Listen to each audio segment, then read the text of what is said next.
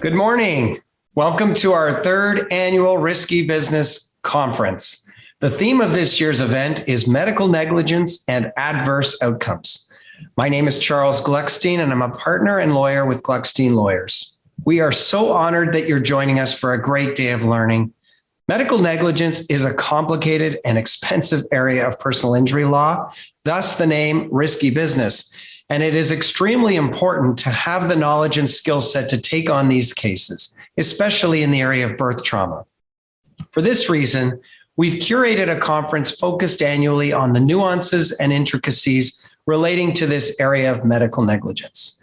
We are confident that everyone will come away from today with something new that they can apply to their practice or add to their list of resources. This event will also be made available via our YouTube channel for viewing after today.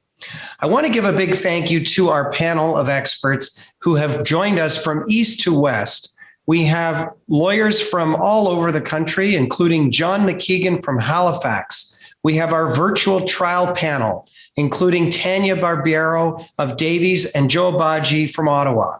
We have our team in-house from Richard HALPERN, JAN MARIN, Janet LEBEAU, BRENDA AGNEW, and myself. We have SHELAGH McGregor from Weir-Bowen in Alberta and Chris ROKOSH, who is a nursing expert from Alberta. And last but not least, we are thrilled to have Dr. Barry SCHIFRIN, an obstetrical expert from Los Angeles, who many of you have likely worked with or know. We also have an audience from all across Canada. And so just so you know, this is a CPD-accredited event, and they are transferable credits throughout the different provinces. Today's topics will be on a variety of topics of medical negligence, and just be sure to check to make sure what the CPD credits are. And we really thank you for spending the day with us. Now, these days don't occur without a lot of work. It's a lot of technical work to get these virtual conferences set up. And I really want to thank Shelley and Brenda from my office for putting this great event together. So thank you for using your magic to make this work so successfully. And please, everyone, sit back and enjoy the day.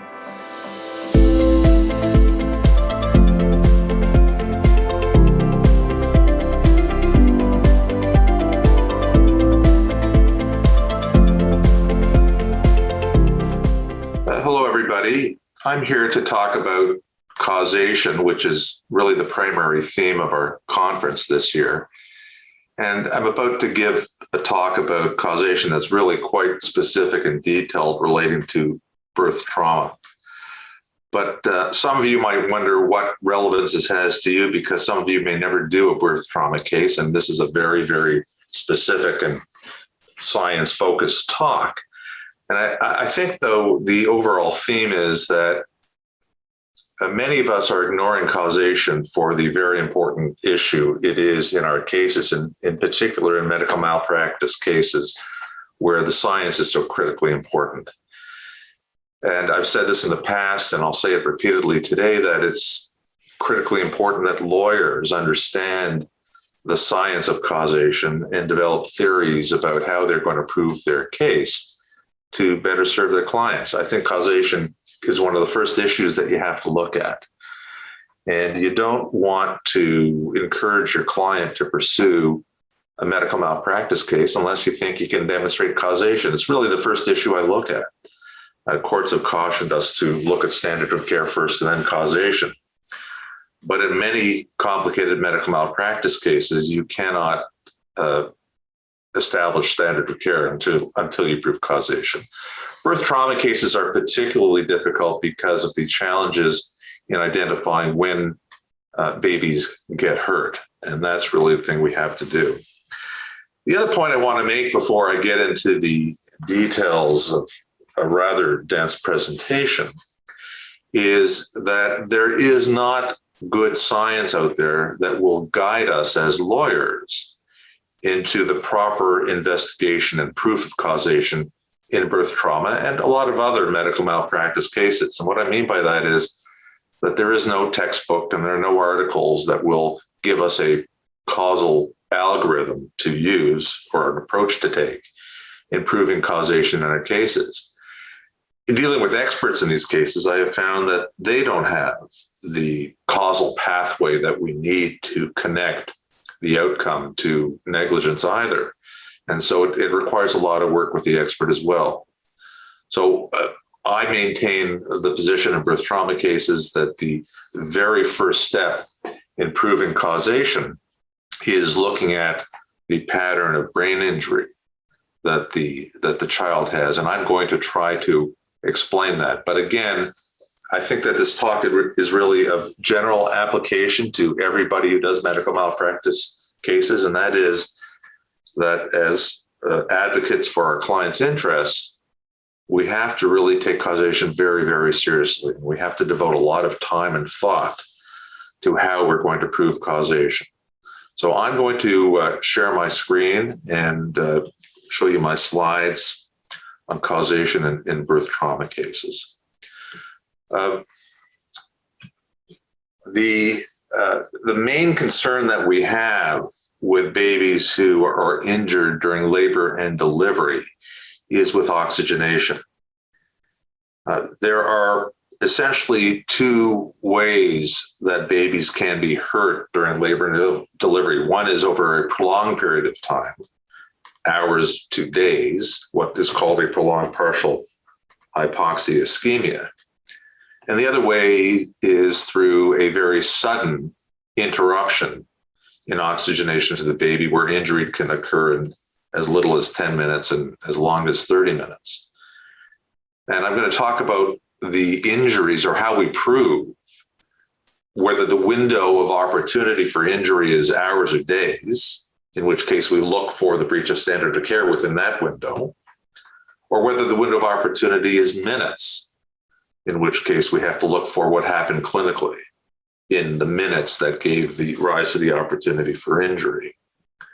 And then sometimes we see a mixed pattern. So the mixed pattern is what happens when babies are exposed to some sort of intermittent interruption in oxygenation over hours or even days. And then that is followed by something more profound, a more profound interruption in oxygenation. And you can imagine how difficult it is to prove these cases because we really don't have precise ways to evaluate fetal well-being in labor. The only thing we have, and I'm not going to be talking about it in too much detail right now, but the most important tool for evaluating fetal well-being in labor is the fetal heart tracing. And that only suggests issues. It doesn't define issues, but that's a subject for another day. Another injury that we see from time to time and can be an injury that is not diagnosed right away is what is called kernicterus. And kernicterus is an injury that arises from jaundice. So babies can turn yellow in the first few days or week of life. That is because bilirubin is elevated and it turns the baby's eyes yellow or skin yellow, and it changes the baby's behavior. And kernicterus also results in an injury to a very specific part of the brain in the deep gray matter. And kernicterus is really a preventable illness, very much preventable. Sometimes we also see hypoglycemia, so low glucose, and hypoglycemic injuries also affect a specific area of the brain. So again, neuroimaging. I'm going to talk about the modalities of neuroimaging, but neuroimaging will tell us where and how babies get hurt. A lot of our cases involve infection. So mother during labor and delivery may develop a fever and evidence of infection during labor and delivery. And the importance of infection is that in defense of these cases, a lot of people will point to infection as a cause of injury, sometimes on the defense side, an unavoidable cause. And really, it is not to be an isolated cause. That is, it works with other things that are happening to the fetus. So if there's hypoxia, ischemia, lack of oxygen, lack of perfusion of blood, oxygenated blood to the tissues, infection will make that worse. So mother's temperature is up. You can bank that baby's temperature is up. And when the baby's temperature is up, it potentiates, it aggravates any hypoxia that might be associated with complications of labor and delivery. And finally, stroke. So newborns may suffer a stroke. Strokes are usually a focal injury, whereas asphyxia is a diffuse injury. Strokes are a focal injury, often involving one side of the brain and a certain distribution of arterial distribution in the brain. And the issue about whether stroke can be the source of a claim against labor and delivery providers is controversial. There is some evidence that complications of labor and delivery are associated with stroke, but there is no reliable scientific connection. And we find that stroke actually may be due to other things like problems with the placenta or fetal cardiac anomalies. So that's stroke. So I caution everybody who does medical malpractice cases, and in particular birth trauma cases, to look at causation first before you start a claim, before you retain experts, is to look and think about the issue of causation. And the first step in birth trauma cases is to look at the pattern of injury. Because if you can't prove causation, you're going to lose the case. And it's important, number one, because you don't want to invest as lawyers in a case that can't be won. Second, you don't want to drag your clients along in a case that can't be won. And you don't want to sue doctors and nurses and hospitals unnecessarily. It's not really a wise thing to do. And finally, the administration of justice requires that we as lawyers be satisfied when we take on a case that it's a case that has merit. So when I talk about imaging, I'm talking about how the injury occurred, what I describe as the mechanism of injury, and that is critically important. We need to determine how these injuries occur. And then we want to know the timing of injury. So when the injury occurred, or the timing. And again, imaging of the baby's brain, so the newborn brain, after the baby is born, imaging of the baby's brain can tell us about what happened before the baby was born in terms of both the mechanism and the timing of injury, the two critical things that will inform our inquiry about the standard of care issue, which would be the next issue.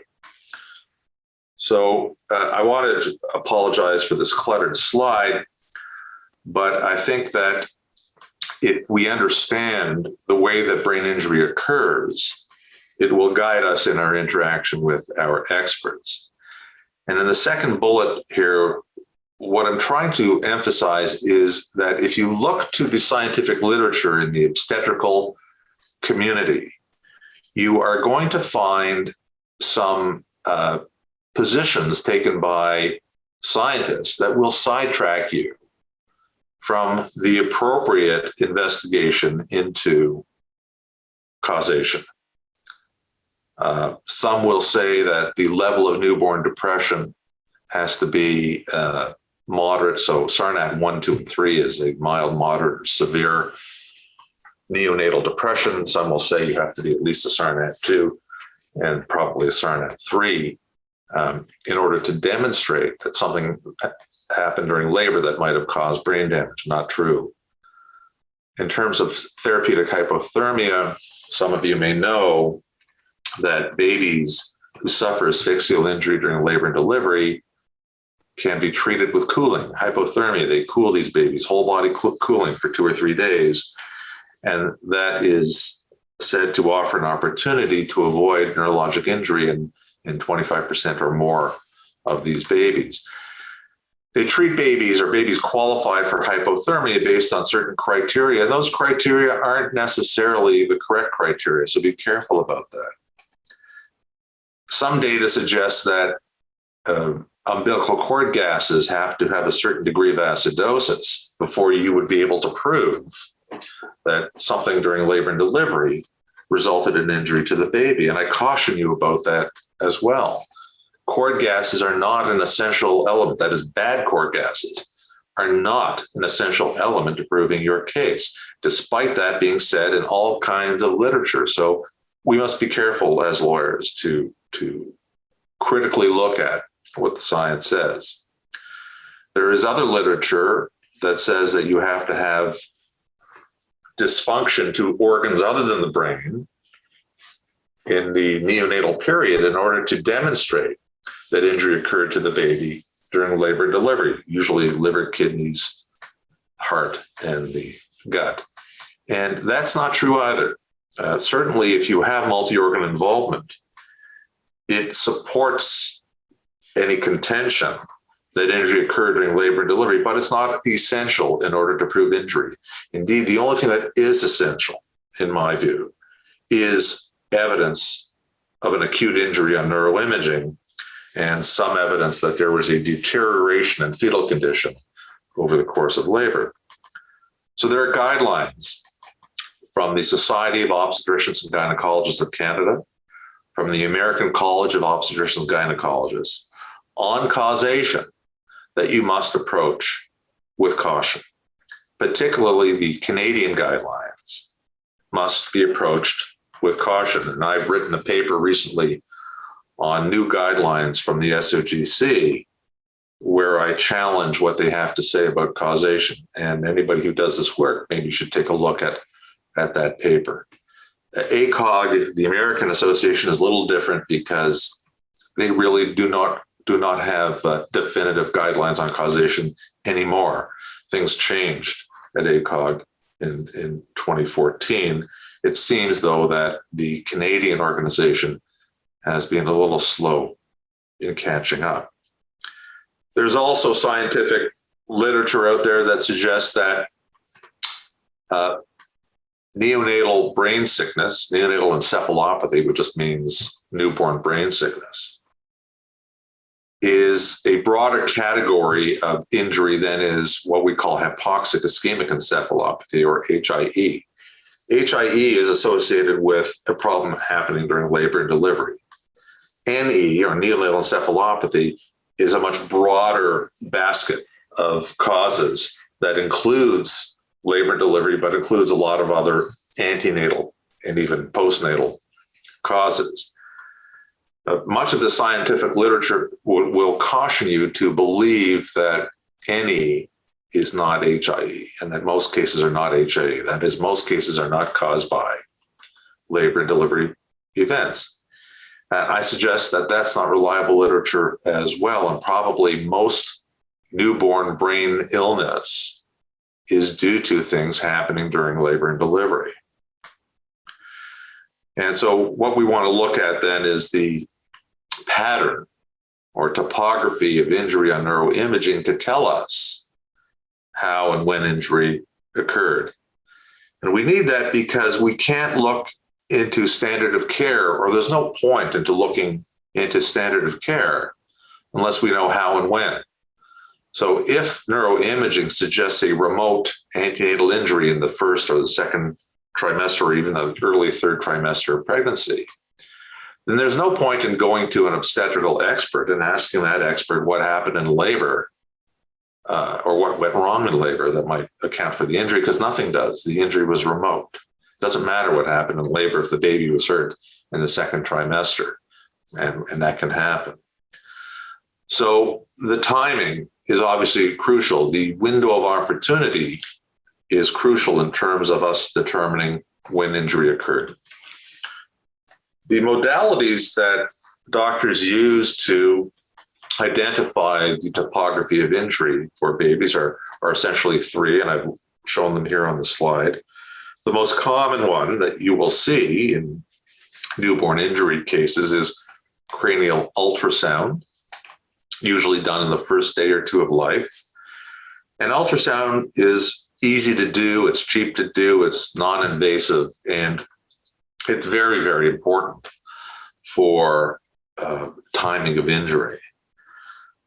If there is a cranial ultrasound that is done on day one of life and it's normal, that will support your case.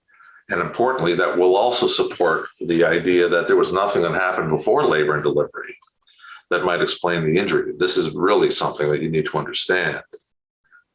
We also see that sometimes these images are not properly interpreted by the reading radiologist. So it's very important to have your own medical legal neuroradiologists look at these films to give you an accurate interpretation of what they show.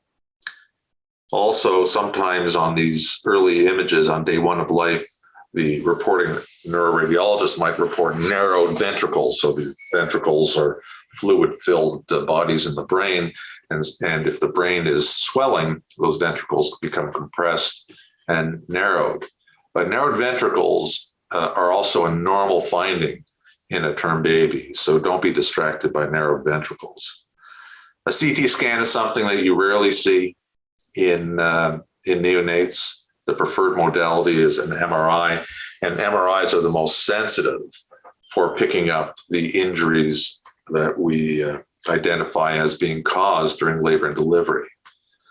You also may get something called MR spectroscopy, which will look at certain features of the brain, including lactate. Lactate is something that is elevated and is a sign of hypoxic-ischemic encephalopathy. So that may be important. Again, apologize for this cluttered slide, but here is what you need to know about the pattern of injury. So babies who suffer HIE, which means an injury that occurs at or around the time of birth, hypoxic-ischemic encephalopathy, where that occurs over a prolonged period of time, hours usually, it involves the major arterial blood supply to the brain. You will see injury in the cerebral hemispheres on both sides, so it's a bilateral injury. This injury is not on one side, it has to be on both sides. And the reason it has to be on both sides is because this is an injury that is associated with fetal hypotension or low blood pressure. So what happens to these babies is over the course of hours, their cardiac output is eventually affected. So the heart isn't pumping as much blood to the brain, and there is a global loss of perfusion to the brain. That is, the blood reaching the brain is not of the volume necessary to maintain oxygenation to the brain, and you will see a global and therefore bilateral injury to the brain. And it's also a diffuse injury as opposed to focal. It's widespread. This injury, in terms of timing, will evolve. So there is an evolution of injury, which you can see in serial imaging of the baby's brain, that will also establish that the timing occurred in labor and delivery. And that evolution takes place over 10 to 14 days. It peaks at day 3. It tends to start to resolve by day 5 or so. And usually by day 10, perhaps even day 14, the injury is declared. It's static after that point. It isn't going to change, and it will remain with the baby forever. So you watch for this evolution of injury. And if you see this evolution of injury, it will tell you that it was a prolonged partial hypoxia-ischemia. And you need to look to events occurring during labor that are consistent with the imaging evidence of topography that your expert has identified. And just, we're not talking about standard of care, but the things that are associated with labor events that result in a watershed injury include too much uterine activity, excessive uterine contractions, or a fetal heart rate pattern that is good and normal at the start of labor and delivery, but deteriorates over time so that by the time the baby is born, that pattern is either atypical or abnormal. Babies who are exposed to prolonged partial hypoxia-ischemia go on to suffer cognitive impairment often, and they may also suffer motor impairment in the form of cerebral palsy. The deep gray matter injury, so to the basal ganglia and thalami, deep in the gray matter of the brain, is a pattern that is associated with an acute total or near total hypoxia-ischemia. And it's this pattern of injury that is most amenable to therapeutic hypothermia. So when we see, and again, this will guide your standard of care inquiry, when we see that these babies have this deep gray matter injury, one that's associated with a total or near total hypoxia-ischemia, you then look to events that occur during labor and delivery that might explain that pattern of injury.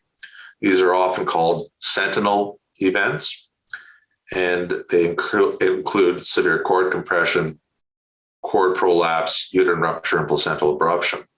So you will look to see on the standard of care issue whether any of those events were preventable. And even though the window of opportunity for injury is very short, in the case of this deep gray matter injury, there are still often clinical signs that show that the injury was avoidable. You may see both evidence of a prolonged partial and an acute total injury, and that is a mixed pattern of injury. In those cases, the baby would be initially exposed to a period of prolonged partial hypoxia-ischemia. The theory of your case on causation and what you're going to need to talk to your expert about is the impact of that initial exposure to hypoxia-ischemia on a prolonged partial basis, and how that might have reserved what we call reduced fetal reserves or fetal tolerance for labor stress, so that by the time the near total episode occurs, the baby's resilience has been diminished so that the baby can't cope with things that happen later on in labor. And that's so we see that in the mixed pattern of injury. It's different for preterm babies, and this is really, really important that you need to understand.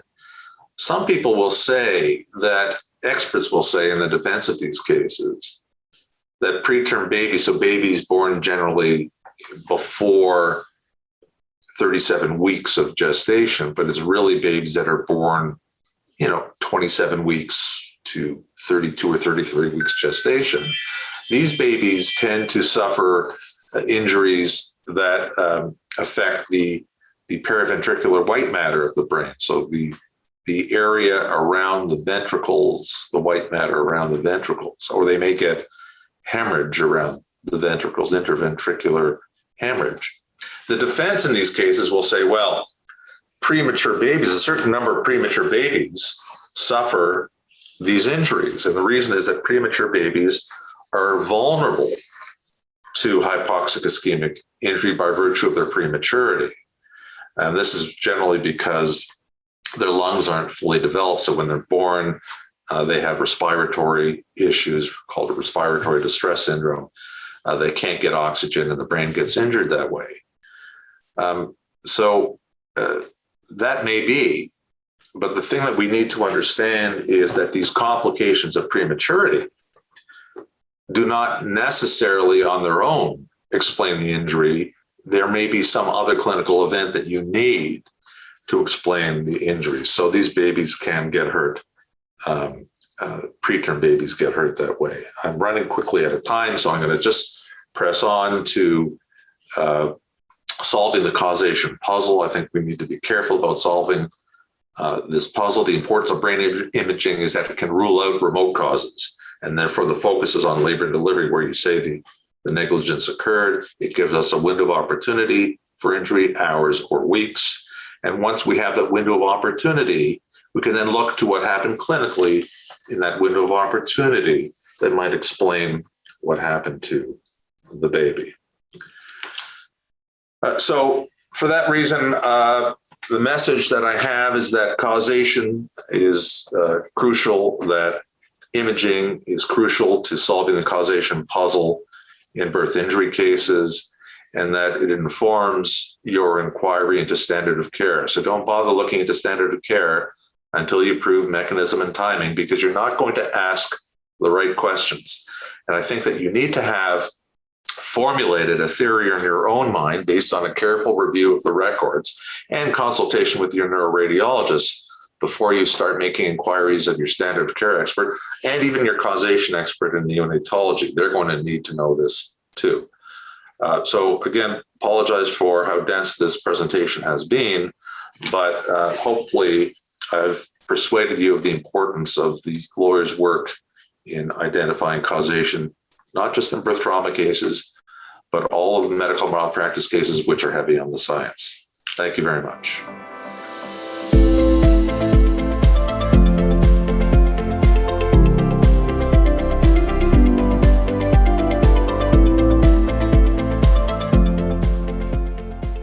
My name is John McKiggan.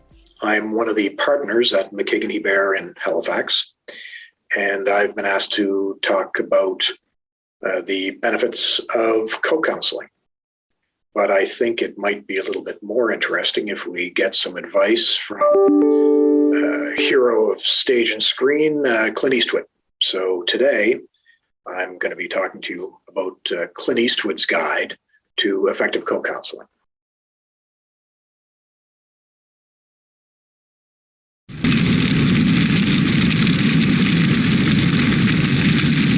Man's got to know his limitations. Classic advice from Dirty Harry.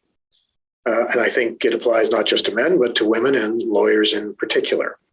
I think many of us have been in the situation where a client has come into our office and the damages, the injuries they've suffered are catastrophic. The damages are going to be significant. And so we think, okay, I'm going to take on that case without giving a lot of thought to whether we have the experience and the skills necessary to effectively prosecute that claim and do the best job for the clients. So I think we all need to consider, first thing we need to do when a client comes into the office is consider Clint's advice, whether or not we know our limitations and whether we have the resources available to prosecute that claim. Now, C.S. Lewis once said that, two heads are better than one, not because either's infallible, but because they're both unlikely to go wrong in the same direction. And I think that's good advice when considering co-counseling. It's not just the fact that you're all going to be pursuing the same claim, but you get different viewpoints, and it provides the advantage to perhaps think outside the box where you may miss an issue or a potential argument if it's just one person prosecuting the claim. So why consider co-counseling? I think it's obvious that I support co-counseling arrangements, and I frequently bring in other counsel when I have cases that I think are more complex or are going to require more resources than my firm has to handle. And I have been asked to co-counsel with other firms when they're looking for local counsel or when it's a firm that doesn't do medical malpractice or institutional abuse cases, which is the two areas that I tend to do most of my work in. We've already talked about one of the advantages, and that's the increased resources that comes when you have two or more firms working together on a case. And so it's not just the increased financial resources. You're sharing the disbursements on the file that may be crippling for a small firm or a single lawyer, but you will have the resources of two firms or three firms working together to prosecute the claim. And of course, I think the most important issue is that you potentially can bring in co-counsel who have far more experience in a niche or specific area of law or a unique fact pattern. So, I do medical malpractice as a significant part of my practice here in Atlantic Canada. And I do most of those cases on my own. But whenever I'm faced with a birth injury claim, given the huge resources that those claims require, I frequently co-counsel with other firms simply to share the load. The other advantage to co-counseling is you have access to the roster of expert witnesses that your co-counsel may have. I know most of us have our go-to experts, that we retain in every case, in every fact pattern that we're familiar with. But if you have a unique claim, a fact pattern that you're not familiar with, you may not have a good idea of what experts you need, or you may have an idea of what type of expert you need, but you don't know which experts are out there willing to work with plaintiffs. And I have been in the past, been in the unenviable position of retaining experts who it turned out later on were frequently more supportive of defense counsel than they were of plaintiff counsel, and they gave me opinions that weren't particularly supportive. So it was a waste of money, a waste of resources. And of course, if you've never done a particular case before, so if you've never done a birth injury case before, co-counseling with a lawyer who has significant experience in doing birth injury cases allows you the opportunity to learn on the job, so to speak. So you can mentor at the side of experienced counsel. I frequently co-counsel either as asking someone to assist me or assisting other lawyers, and there really, in my opinion, isn't any downside to co-counseling in just about any kind of complex, catastrophic, or large claim. So what are the elements of an effective co-counsel arrangement? This is an example, I think, of how most of us enter into co-counsel arrangements. You call up someone that you know, that you may have met at a conference, or you've read their name in a reported decision, and you say, hey, let's work together, and you shake hands and away you go. Or perhaps, I mean, these days in COVID, maybe you're not shaking hands, but maybe you're doing the COVID fist bump. That's not something that I recommend, and I think it's not something that Clint would recommend. Sorry about that Clint would recommend. I don't like your list, Swan. I don't like being on it. Ah, that's what this is really all about, isn't it? Well, if you've got a choice to make... Maybe I'll start my own Deadpool and put you on it. You threatening me? You want to play the game? You better know the rules, love. So, some good advice from Dirty Harry in Deadpool. You want to play the game, you got to know the rules. And I think what that means in terms of a co-counsel arrangement is you should have something in writing specifically outlining the obligations and expectations for each party.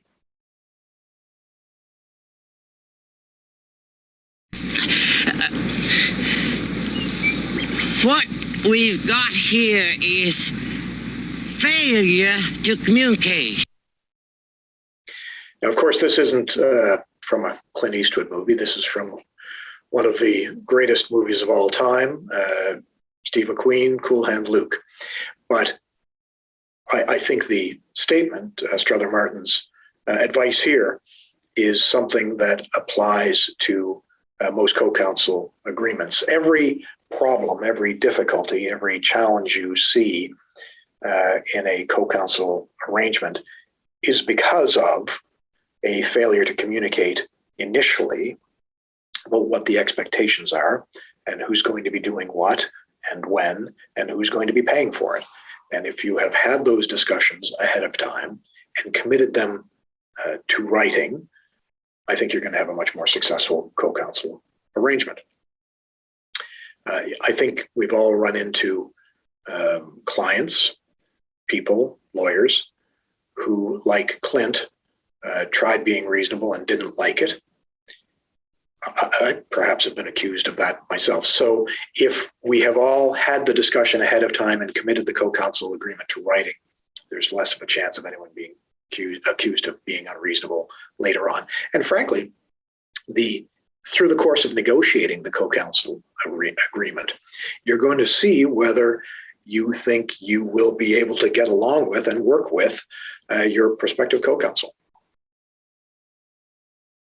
So, as I've said before, put it in writing. What do you want to have in your co-counsel agreement?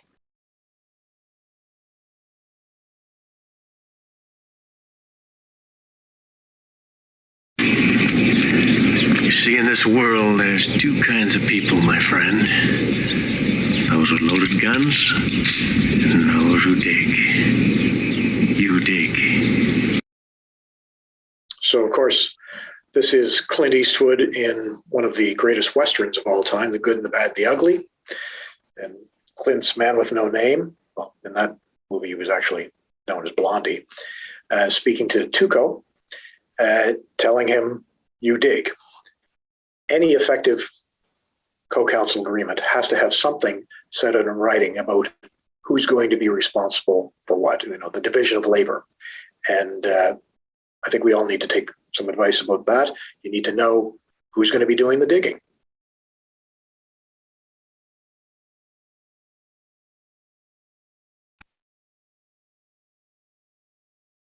You see, that's what I want to talk to you about. He's feeling real bad. Huh? My mule. You see, he got all riled up when you men fired those shots at his feet. Hey, you making some kind of joke? No. You see, I understand you men were just playing around, but the mule, he just doesn't get it. Of course, if you were to all apologize... I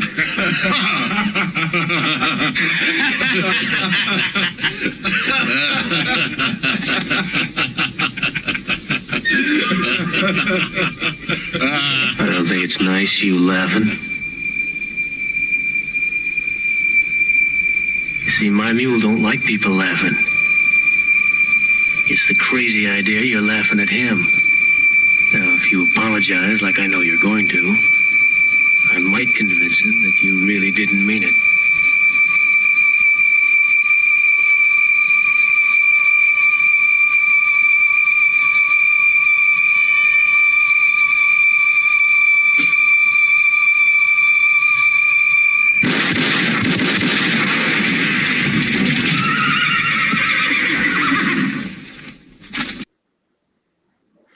So what lesson do we take from Clint as the man with no name and fistful of dollars?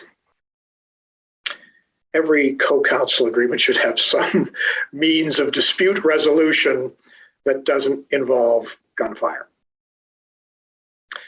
So some other issues to consider in your co-counsel agreement. Look, who's responsible for tracking deadlines? Normally it's going to be local counsel. So if you're bringing in someone from out of the province or out of the city, it's usually local counsel who's going to be familiar with limitation dates, court filing dates, that sort of thing. But it doesn't hurt to specifically outline in the co-counsel agreement who's going to be responsible for that. Because of course, once you sign on as co-counsel, you're assuming liability if something goes wrong in managing that claim. Now, Clint said, you always want to quit when you're ahead. You don't want to be like a fighter who stays too long in the ring until you're not performing at your best. You have to have some indication in the co-counsel agreement, or you should, about what happens if there's a dissolution of the firm, or if the one of the counsel wants to withdraw from the claim or retires. So you should anticipate that in advance, so that there's not a fight at the end as to who's entitled to what, who's going to carry on, what fees are involved, that sort of thing. Another thing you want to look at in your co-counsel agreement is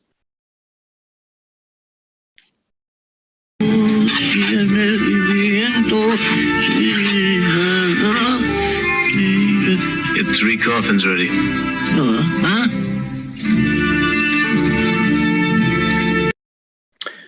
delegation. Here, again, fistful of dollars, Clint went to the expert and delegated the duty of preparing those coffins to the undertaker. Your co-counsel agreement should have some indication of who's going to be responsible for delegation to juniors, whether juniors are going to be involved, at what rate are they going to be compensated, and who's going to be responsible for retaining experts, what costs are going to be involved, who's going to carry those costs. And you want to ensure that up front, everybody's perfectly clear about those aspects so you don't get into an argument halfway through the file.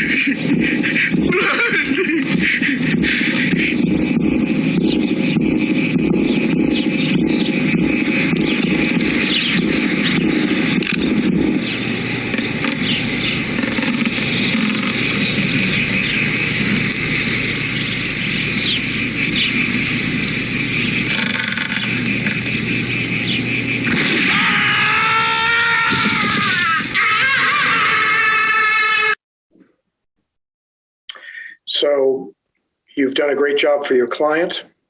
You've successfully prosecuted the claim, and now there's a significant fee, hopefully, to split up. Your co-counsel agreement should have some mechanism, some explanation in advance about how the proceeds of settlement, the fees, are going to be split between co-counsel.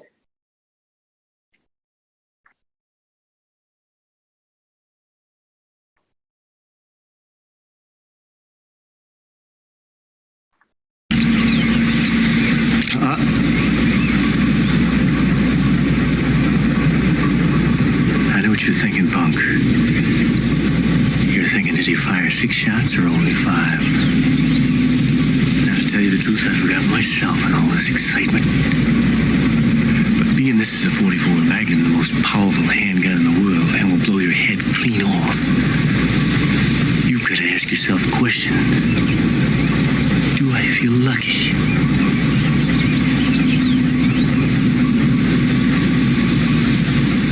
Well, do you, punk?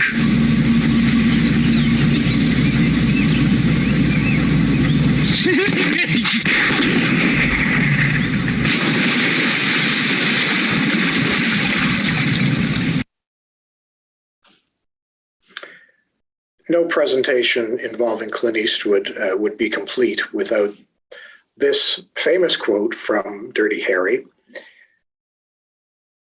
If you have done your research and if you have entered into a written co-counsel agreement, it exponentially increases your chances of success. Otherwise, really, it's just a flip of the coin. You're just hoping to get lucky. So wouldn't you rather be, in this example, Dirty Harry or instead of Scorpio? I think it's pretty clear that successful co-counsel arrangements don't rely on luck. You want to do your research into your prospective co-counsel to ensure that they do have the experience in the area of law that you're looking for assistance, that they've had success in the past in co-counseling with other lawyers. A co-counseling agreement is a lot like a marriage, and it involves give and take, and it involves some concessions and a great deal of cooperation. So, look, I think the message that we're trying to send today is that co-counseling can be a far more effective way of representing your client because the fear is always, well, I don't want to share the fee. But the reality is you get a much better result for your client. You meet your ethical duties to your client because you're able to prosecute the claim better, and you generate a larger settlement, which entails a larger fee. So it's a win-win for everybody. Look, I want to thank you very much. I want to thank the organizer of this conference for inviting me, and look forward to watching the rest of the conference.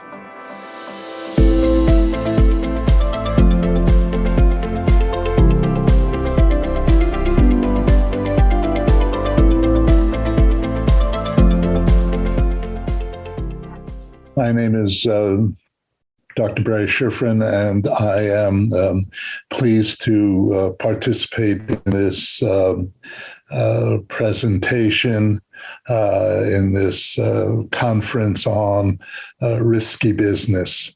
My topic today will be the role of electronic fetal monitoring in assessing the timing of hypoxic-ischemic encephalopathy, stroke, cerebral palsy, epilepsy, and autism.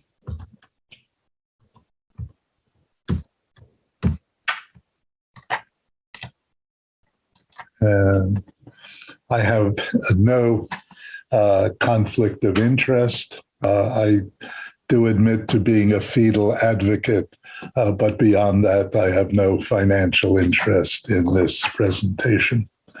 The objectives of my presentation will be to discuss the controversies surrounding the presumed benefits of the fetal monitor and describe in some detail the relationship of various events of labor and delivery and subsequent neurologic handicap in babies with hypoxic-ischemic encephalopathy, neonatal encephalopathy, perinatal stroke, subsequent epilepsy, and subsequent autism spectrum disorder.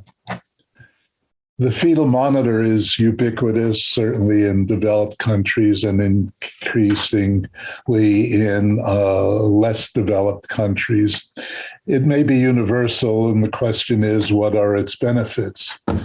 The fetal monitor is premised on the search for sufficient asphyxia to warrant intervention, but insufficient asphyxia to threaten fetal injury.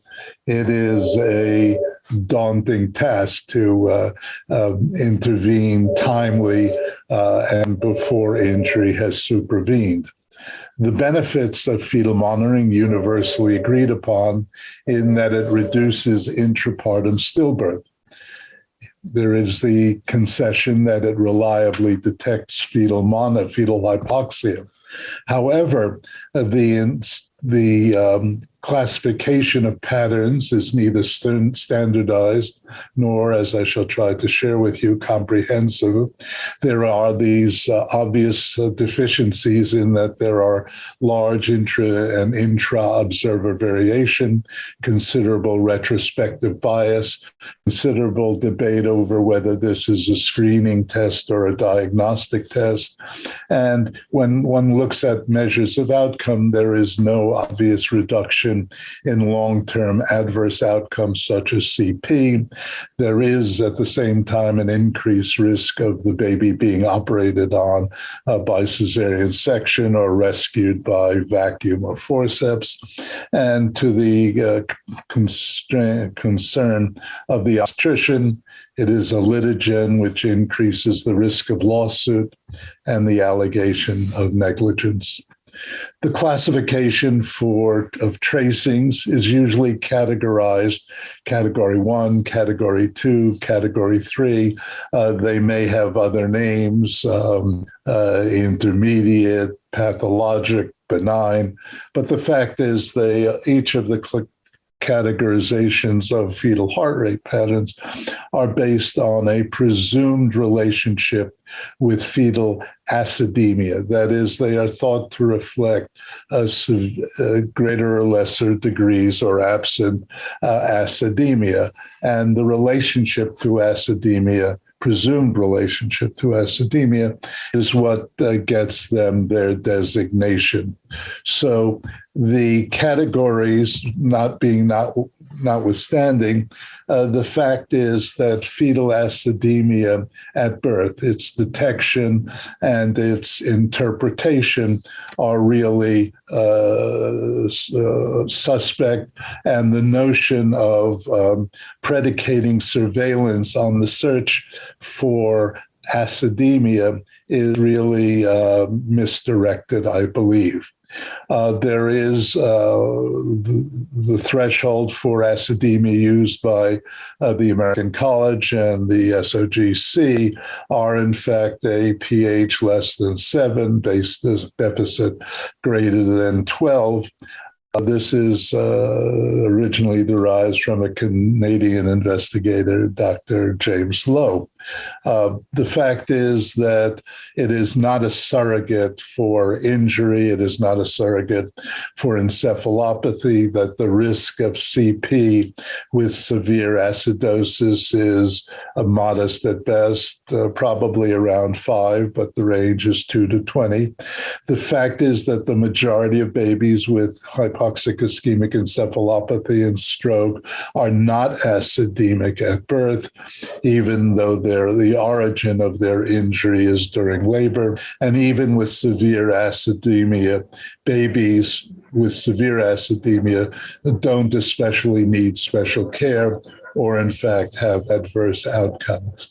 It cannot be used as the gold standard. The presence of acidemia cannot be used as the gold standard for the intrapartum assessment of fetal well-being, the decision to intervene, the diagnosis of neurologic abnormality, and it cannot be used as the basis of neonatal neuroprotection or hypothermia. The fact is that the pH tells us much about what is easily measured, but essentially nothing about blood pressure and perfusion of the brain, which in the final analysis are those factors most critical to intact survival. A case in point is a study by Johnson from Sweden, who took 80 cases of neonatal encephalopathy and first divided them according to whether the tracing, the fetal monitor tracing, was normal on admission, not prior to delivery, but normal on admission. And following this group of babies, she classified babies with encephalopathy as HIE, and that based on a pH less than 7, and rather perversely to my way of thinking, no HIE if the pH was greater than 7 at the time of birth. Notice that the risk of adverse outcome is essentially the same, if not greater, in the babies with a pH greater than 7.0. Those with an abnormal tracing on admission reasonably were unlikely to be related to the events of labor and presumably unrelated.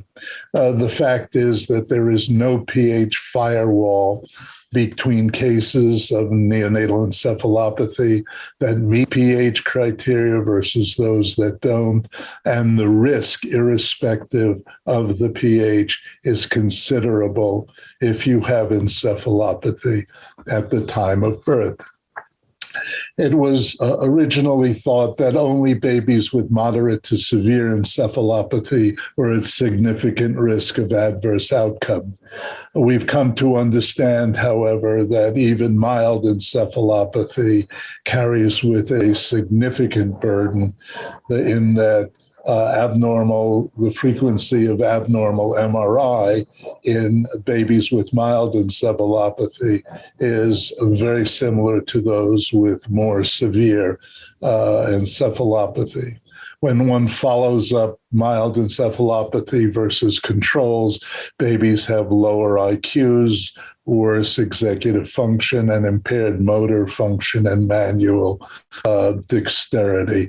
There is movement underfoot to eliminate this distinction of mild, moderate, and severe, and rather consider it a spectrum, a word which we will come to use in a few minutes.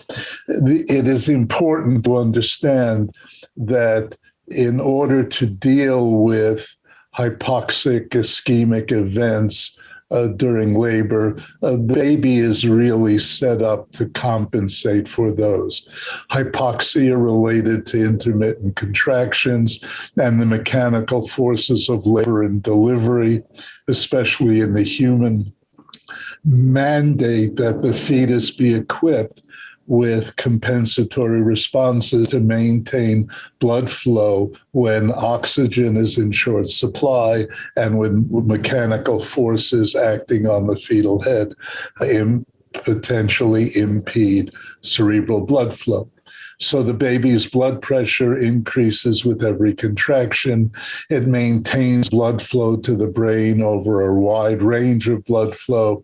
It is able to peripherally vasoconstrict peripheral vessels and diminish at the same time its brain temperature, its metabolic needs, diminish cerebral activity, use alternative sources of energy, and even if it has to divert blood within the brain away from those parts of the brain that control movement to those parts of the brain, such as the medulla and the brainstem, which are involved in the maintenance of vital functions. The fact is there are various models of injury. That injury during labor can result from hypoxia, from diminished blood flow, either as a result of hypoxia or directly from mechanical forces, from infections, from hemorrhage, and from direct trauma. When one is surveying these babies, there are differences in heart rate pattern, in the time course of these injuries, in their impairment of cerebral blood flow and substrate availability, and in fact, where the lesions are located. It is important to emphasize that for fetal injury or death to occur from the effects of labor and delivery, these robust defenses must be overwhelmed. Here's an example of a baby whose initial tracing that you see at the beginning, perfectly normal, about 120 to 130 baseline. And all of a sudden, there is this severe prolonged deceleration, which lasts 2 to 3 minutes. It has a recovery from the deceleration. And the expectation is that if this deceleration is benign, the baby will, after a period of adjustment, return to this previously normal baseline rate and variability, much like a runner who does a short-term sprint will have a change in its heart rate, have a period of recovery, but within a short period of time, recover to its previously normal baseline rate and variability. Here you can see, however, that the recovery is hardly similar to the presenting features before the deceleration. We have a much higher heart rate, this being 150 to 160, the original heart rate being 120, 130.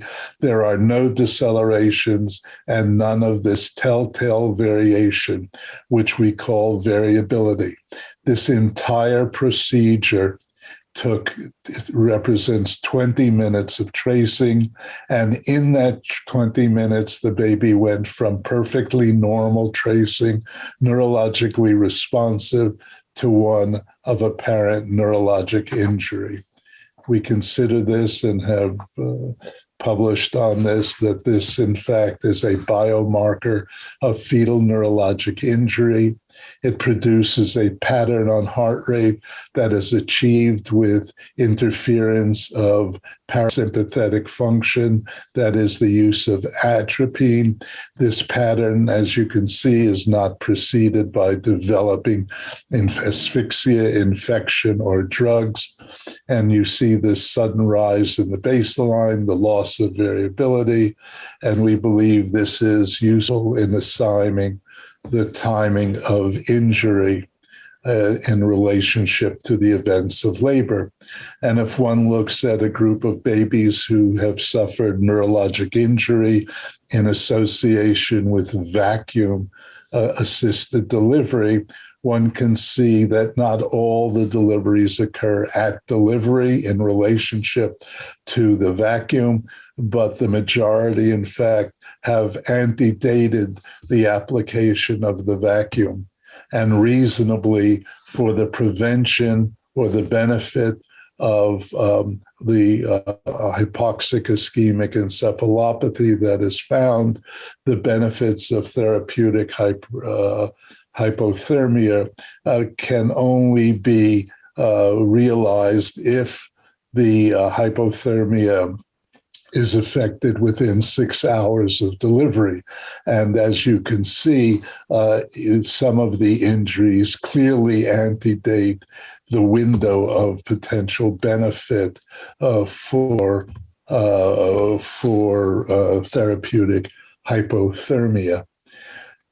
It is important to emphasize that not all injuries are hypoxic, and not all adverse neurologic outcomes can be explained by severe hypoxia and severely abnormal adaptation on the part of the newborn.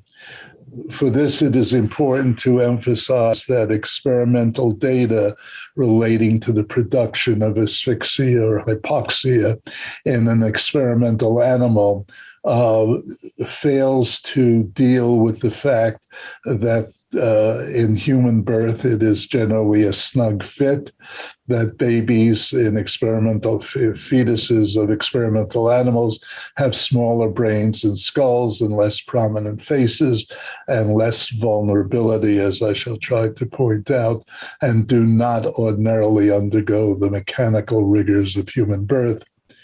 In another, Dr. Jaeger has pertinently described the situation is that experimental animals have significant limitations in simulating the range, accuracy, and physiology of clinical hypoxic-ischemic encephalopathy and the relevant systems and neuropathology that contribute to patterns of human injury.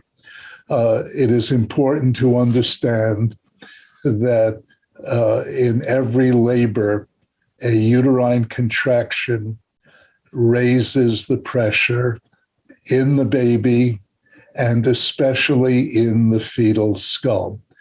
In this graphic, you see the green line is the intrauterine pressure. The pressure in the fetal skull at any time, whether the uterus is contracting or not, is greater than the pressure in the uterus. And the blood pressure, the fetal blood pressure, in order to maintain perfusion during a contraction, must significantly elevate to above the intracranial pressure. The difference between the blue line and the yellow line, the difference between the mean arterial pressure and the intracranial pressure is called the perfusion pressure.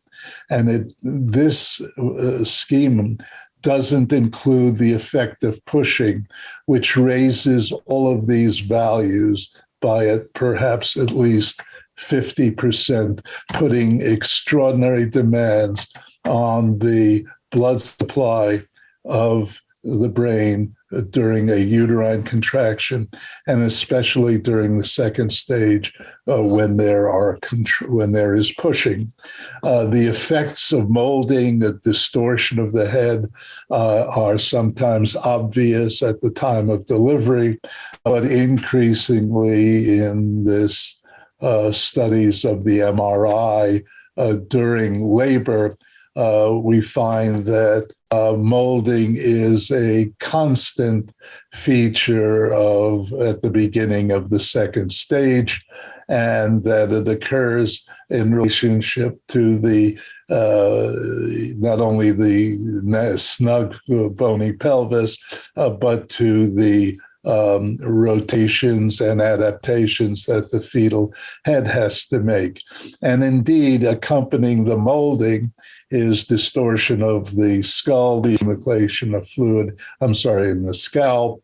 And there is also a diminution in the cerebrospinal fluid in the lateral ventricles. There is an effect of these pressure phenomenon, these mechanical relationships, and the fetus during labor, even when there is a normal outcome. Decelerations, especially in the second stage, are ubiquitous, and decelerations appear when, under experimental conditions, aversion, abdominal squeezing, or squeezing of the posterior fontanelle. Okay, there is obvious transient decrease in cerebral blood flow manifested as a deceleration. And these, as I said, are commonplace. Also commonplace are subdural hemorrhages, which has been estimated to occur in about 25% of vaginal deliveries, and retinal hemorrhages occurring in about 40% of vaginal deliveries, which is why these tracings have, in addition to the outcomes measured, they are important in considerations of abusive head trauma as so-called shaken baby. When one attempts to correlate obstetrical events with adverse outcome, there is clearly a relationship between hypoxic-ischemic encephalopathy, stroke, epilepsy with prolonged labor, malposition of the fetal head, which require greater amounts of molding, excessive uterine activity associated with induction or augmentation, operative delivery, especially emergency operative delivery. In addition, it is mothers having their first pregnancy are at increased risk, and certain patterns, as I have suggested, are clearly associated, if not pathognomonic, for injury. Infection, maternal fever increases the risk of injury, potentiates the effect of hypoxia and ischemia, as does maternal hypotension, fetal hypotension, and fetal growth restriction. If one deals with the etiology of neonatal seizures, far and away, hypoxic-ischemic encephalopathy is the most obvious cause, with cerebral infarction, infection, and hemorrhage following behind. All told, it is reasonable to accept to opine that these seizures are preventable in perhaps 80 to 85% of the cases. The obvious understanding that is required is that the pressure transmitted inside the skull may overcome the blood pressure, causing cerebral ischemia, and that this ischemia, unless abbreviated or when extended, may in fact lead to injury. Let me now direct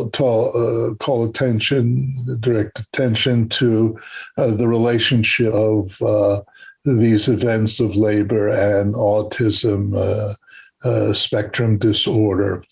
It is considered a developmental condition, neurodevelopmental condition, that presents as a spectrum of usually lifelong problems, communication, as well as social and behavioral chances. It results presumably from a complex interaction between genetics, the environment, the host of maternal risk factors, although, as we shall see, the results in each category are quite inconsistent. Neither the cause of ASD nor the reason for its prohibitively increasing prevalence are known or deemed preventable, and theories on its etiology and initiatives for early detection and treatment abound. just as a perspective, the risk of cerebral palsy is 1.5 to 3.5 per 1,000 live births. Perinatal stroke about 1 in 1,000, but that is surely rising.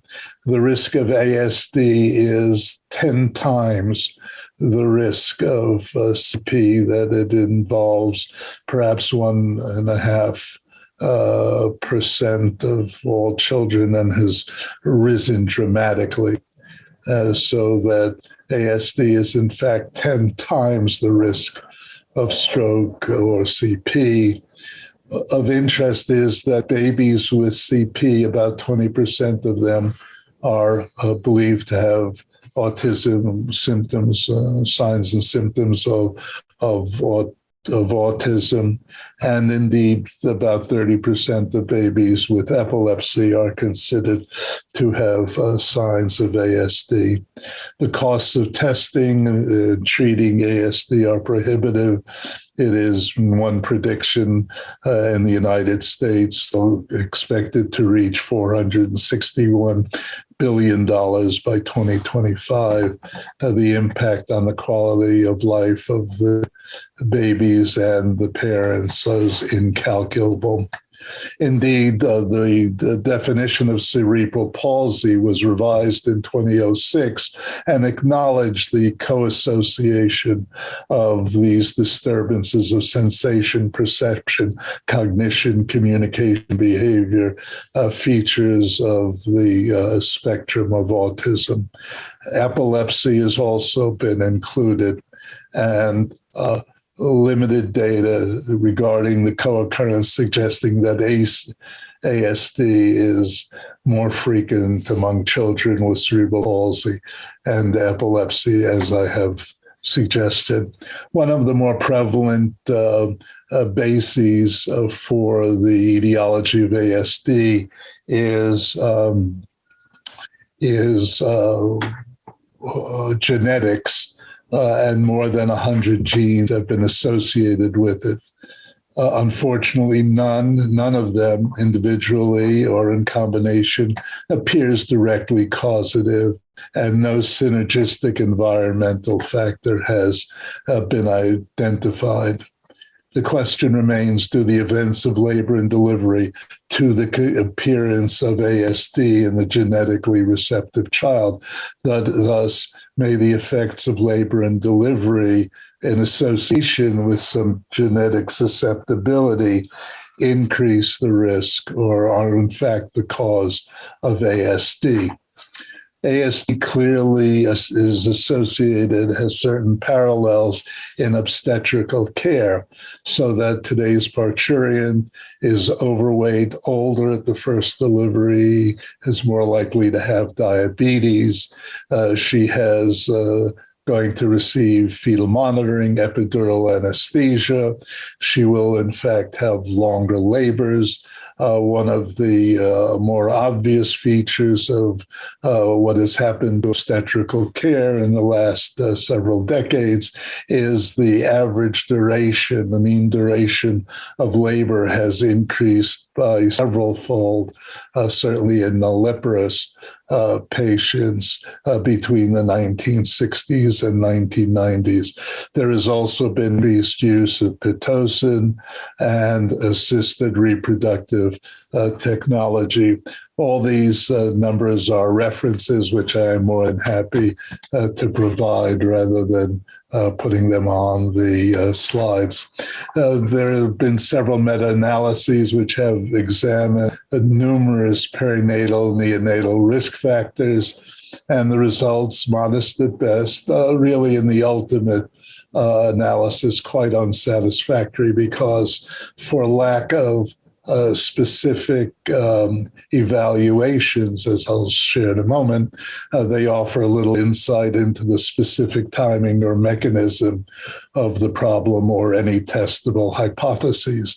Universally, these studies have failed to include the fetus itself They do not include features of fetal behavior.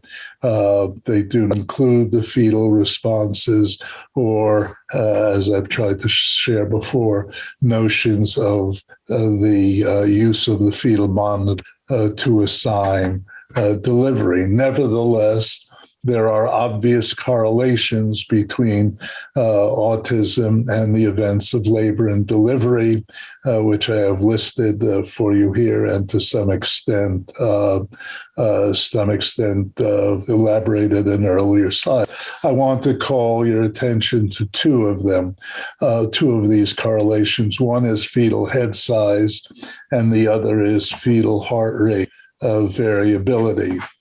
The slide, the graph that you see is a slide from Jensen, who studied the relationship between head circumference versus white matter injury in term newborns, and 4,700 of them.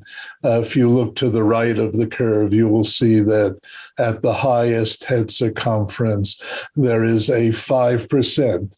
That's not 5 per 1,000, but 5 per 100 risk of demonstrable white matter injury.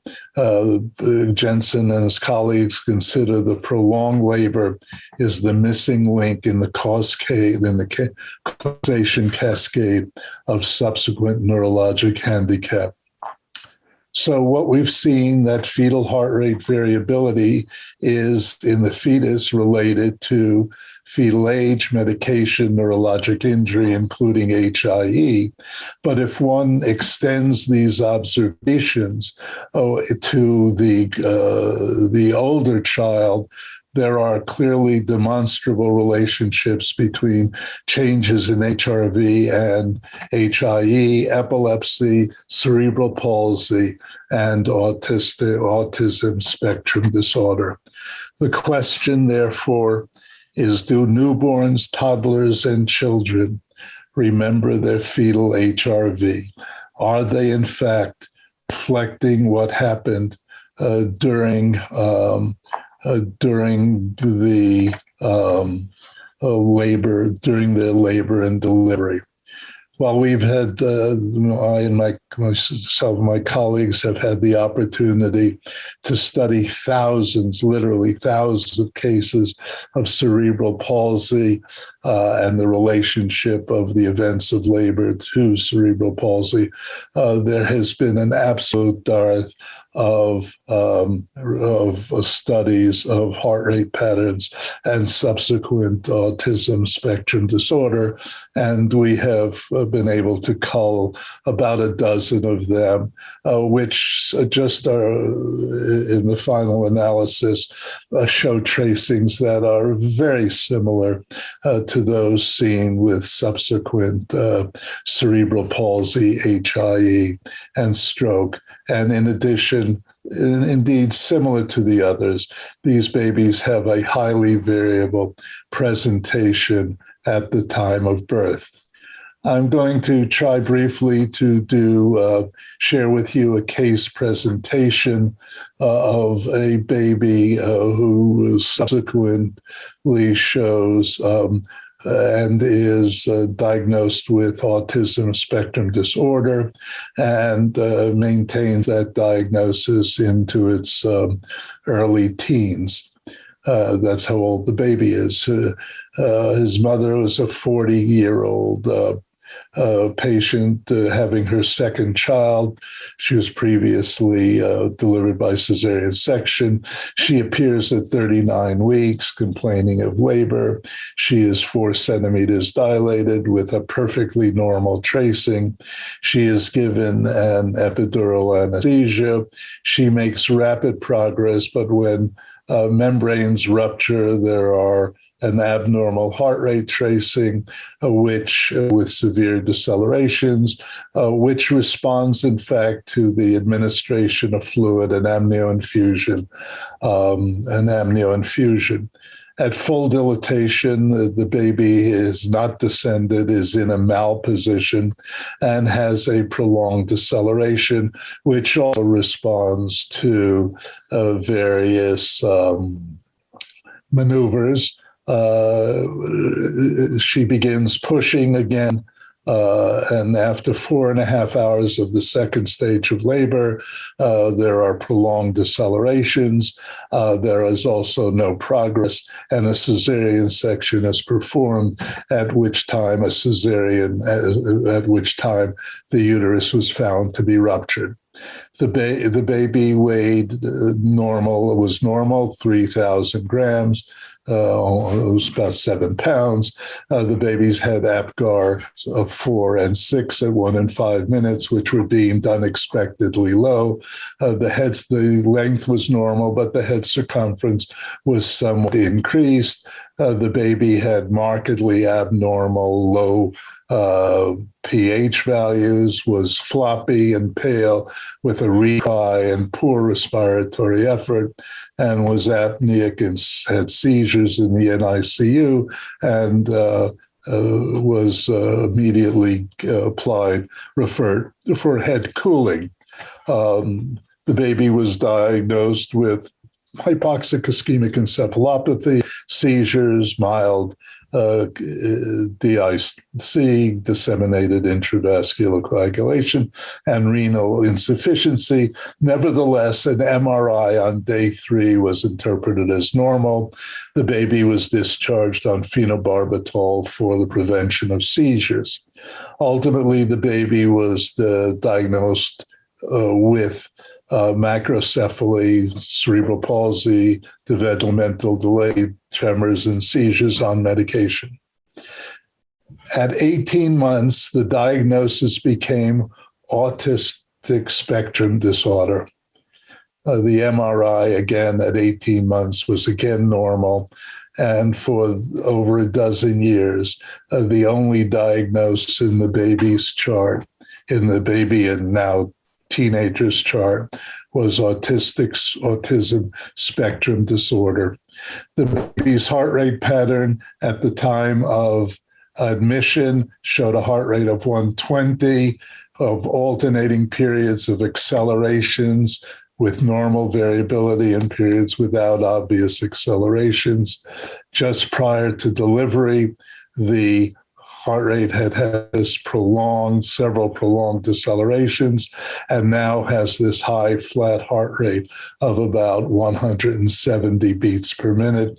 I believe the diagnosis from the fetal monitor tracing suggests cesarean section. I want to share with you an COG initiative, which is nominally directed at reducing the cesarean section.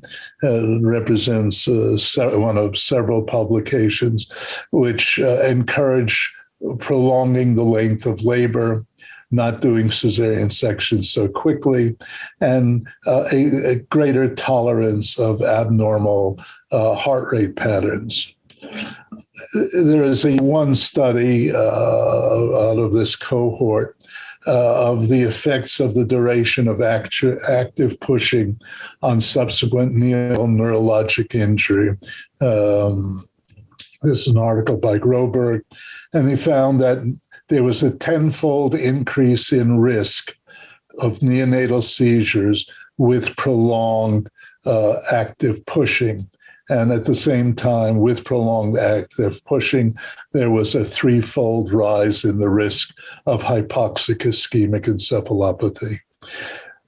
The longer durations of pushings were, as the author said, an increased relative risk, but a small absolute difference in immediate neonatal complications. They did not have long-term follow-up investigations.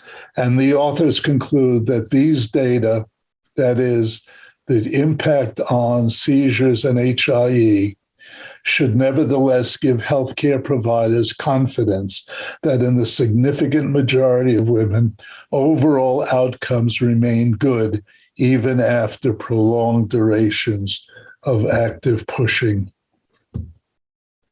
I would like to leave you with a painting from Rene Magritte called The Blank Signature.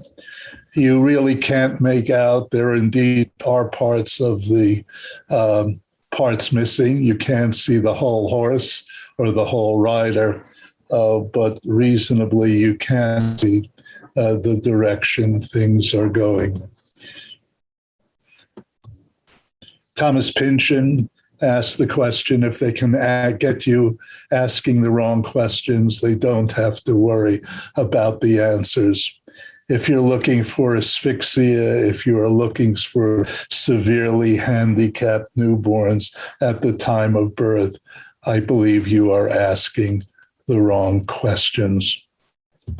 It was Agatha Christie who said, "How much do we know at any time? Much more, or so I believe, than we know we know." I thank you for your attention, and I look forward to answering any questions. Thank you.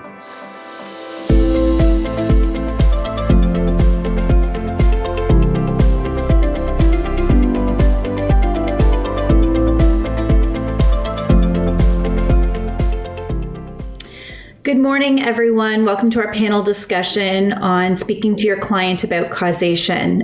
We heard from Richard Halpern this morning, our senior counsel specializing in birth injury claims, but I'd like to introduce our other two speakers this morning. BRENDA AGNEW is our client liaison. She's a former client.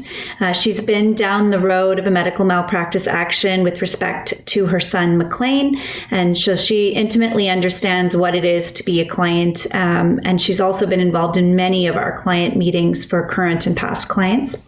Janet LEBEAU is a senior law clerk specializing in medical negligence. She also has been involved in many of the discussions in our office with potential new clients, existing clients, and she knows very well how these discussions went. So welcome, everyone.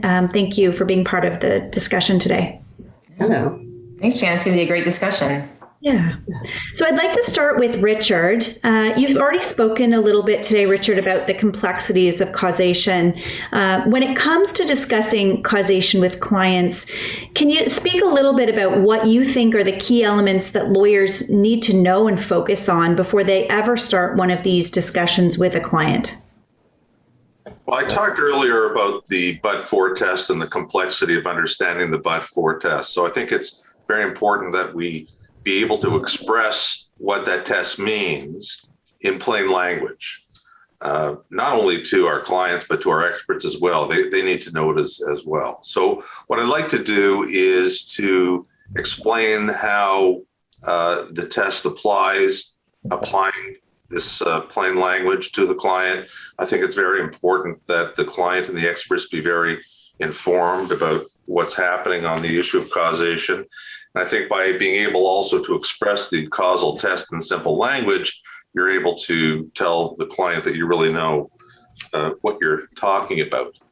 The other thing that we have to think about as lawyers when we think about that test is not only what are we going to do to prove causation in our case, but what do we anticipate the defense is going to do when their experts get their hands on the case and they have to think about causation. So part of what we do is anticipating the defense that might come up and then answering those questions now rather than later in your own mind and of course with your expert as well. And the last thing I think that lawyers need to think about before they speak to their clients about causation is how does their theory of causation match up with the harm that they say was caused by the negligent act? Because in medical malpractice cases, in many of these cases, as I've said earlier, your client comes to your office, comes to hospital, comes to treatment with a pre-existing condition, something that may already result in some sort of disability or ongoing issue. And so causation is very closely connected to damages and to harm. When you prove causation or you have a theory of causation, how far back can you go with causation? Where's the origin of the causal problem? Because that is going to dictate the nature of the harm that was caused to your client and the damages that you might recover in the action. And as we know, these cases are very expensive to pursue. So you want to make sure that you trace the causal event just as far back as possible in the sequence of events in order to maximize the damages. Thank you, Richard, for those comments. I'd like to turn now to talk a little bit about the practicalities of having these discussions. And I think it makes sense to start right at the very beginning. So when we're dealing with a potential new client. So Janet, could you speak for a moment about how you introduce this concept to a potential new client in those initial discussions, and talk a little bit about how, from your perspective, that's best done? So yes, Jan, thank you. We must keep in mind when we're having the initial conversation with a potential client that there's a great deal of information that they have to absorb in that first encounter. I don't mean any disrespect to the people I'm speaking with, but I try to simplify it as much as possible. Often the best way to do this is to offer a couple of examples of cases where the standard of care was breached, but it had no impact on the outcome. There was just no way that we could have a causal link to what the negligence was to the outcome. So for example, cancer cases, while common sense tells us that earlier detection would mean a better outcome, that's not always the case with respect to a legal case. We've had cases where the family doctor did not follow up on test results, resulting in a 1-year delay in the diagnosis. However, this delay had no impact on the treatment or the outcome. Another example are diabetes cases where, for example, someone was being followed by a foot clinic for their diabetes on a regular basis and results were not being communicated to their primary caregiver. And then the patient ended up requiring an amputation due to the diabetic neuropathy. So unfortunately, we were unable to prove in this particular case that anything could have been done to prevent this amputation. So it's just the conversation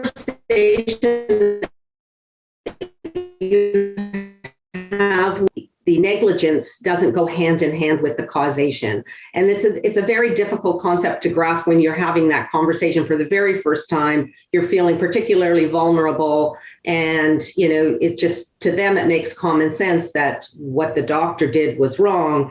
And what the doctor did was cause what happened to them, their particular injury. And so you just have to make sure that you're walking them through this very carefully. And hopefully they have an understanding of it and are able to accept what it is. We will tell them whether or not it's a case worth proceeding or investigating or carrying on with.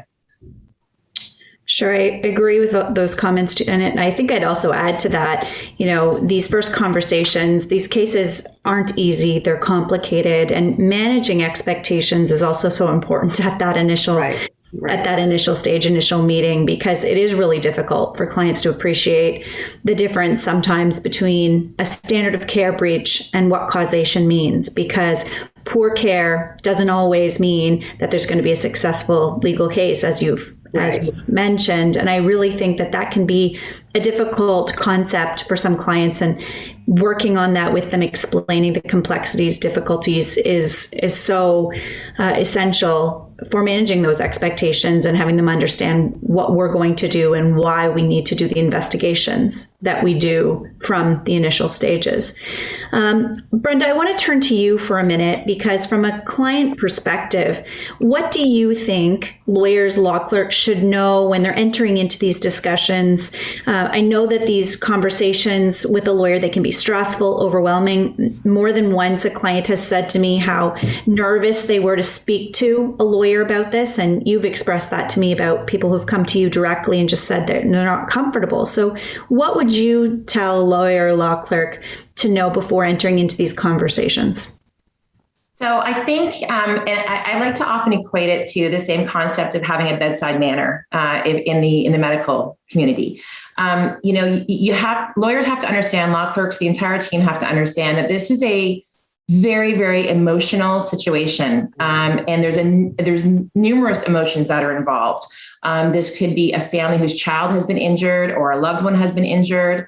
We don't know what they're going through, what kind of financial burdens they're facing, family stressors, mental health issues that might be transpiring.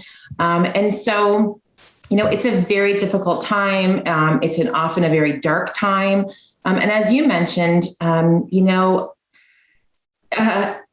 can be nerve-wracking. Speaking to a lawyer can be very nerve-wracking. Medical malpractice can be very nerve-wracking. And for some people, they come right out of the gate. They're confident this is a conversation they want to have, and they have no qualms about it. Others, they're a little more cautious about this approach. And they're a little bit, as you said, they're extremely nervous on what this is going to look like and what this is going to entail. And I think we all need to be very, very mindful of that piece when dealing with clients. And I also think, and I'll talk about it a little bit later too, but I think we have to keep all judgment off the table. We have to come in with a very empathetic, a very open mind, be very strong in what it is that we're saying, but we have to remember that these are people who have been through a very traumatic time, and they're opening up to share their story with us and look for help from us.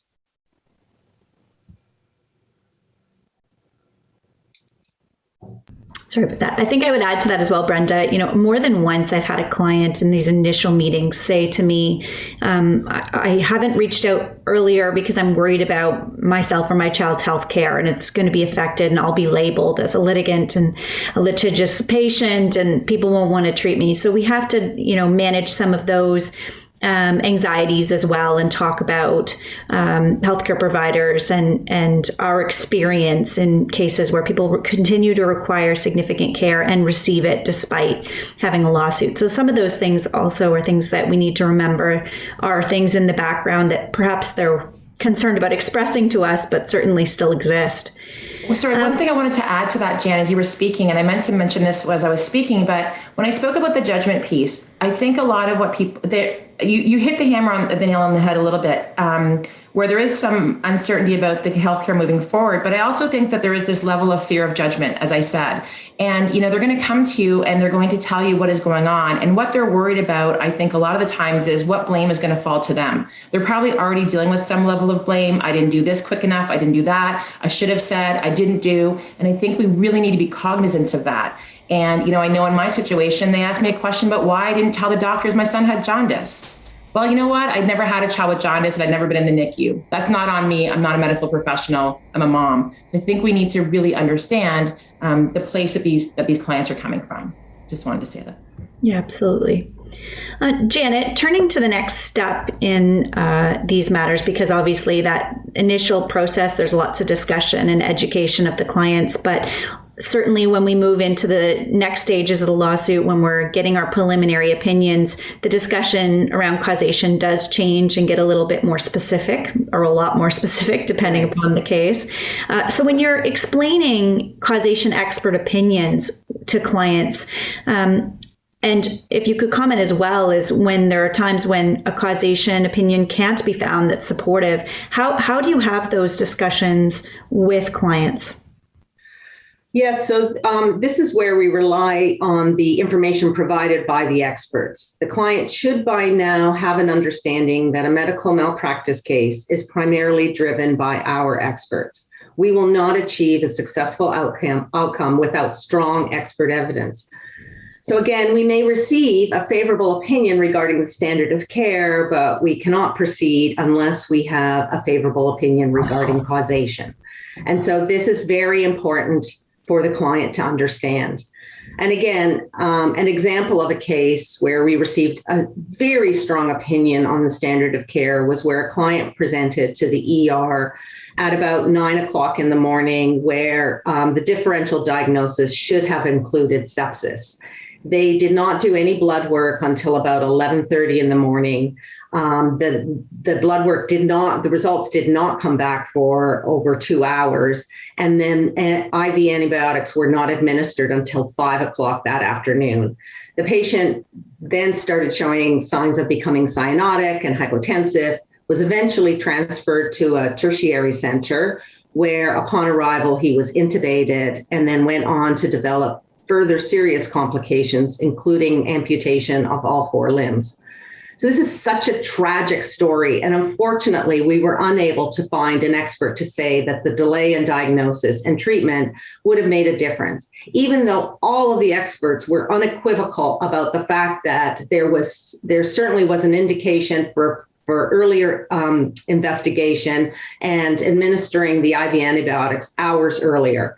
The sepsis, unfortunately, was just far too aggressive, and there was nothing that could have been done. So despite what appeared to be very long delays in the ER, and the clients were incredibly dissatisfied with the care they received, we were unable to move forward.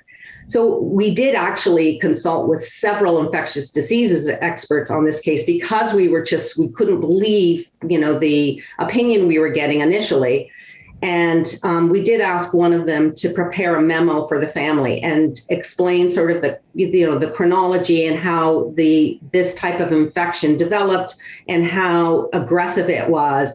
And, it explained it in such a way that they were able to understand it. So while they were, clearly dissatisfied with the fact that they couldn't pursue this from a legal point of view, they were satisfied that we had done everything we possibly could, and they understood why. And that was very important. And that's where the expert, was invaluable in this particular case. It was incredible what a great job they did in providing the answers that they needed about why. And so that's, again, I would say that you rely heavily on what your experts are telling you and then, try to get a way to explain it to the client so that they understand it. Sure.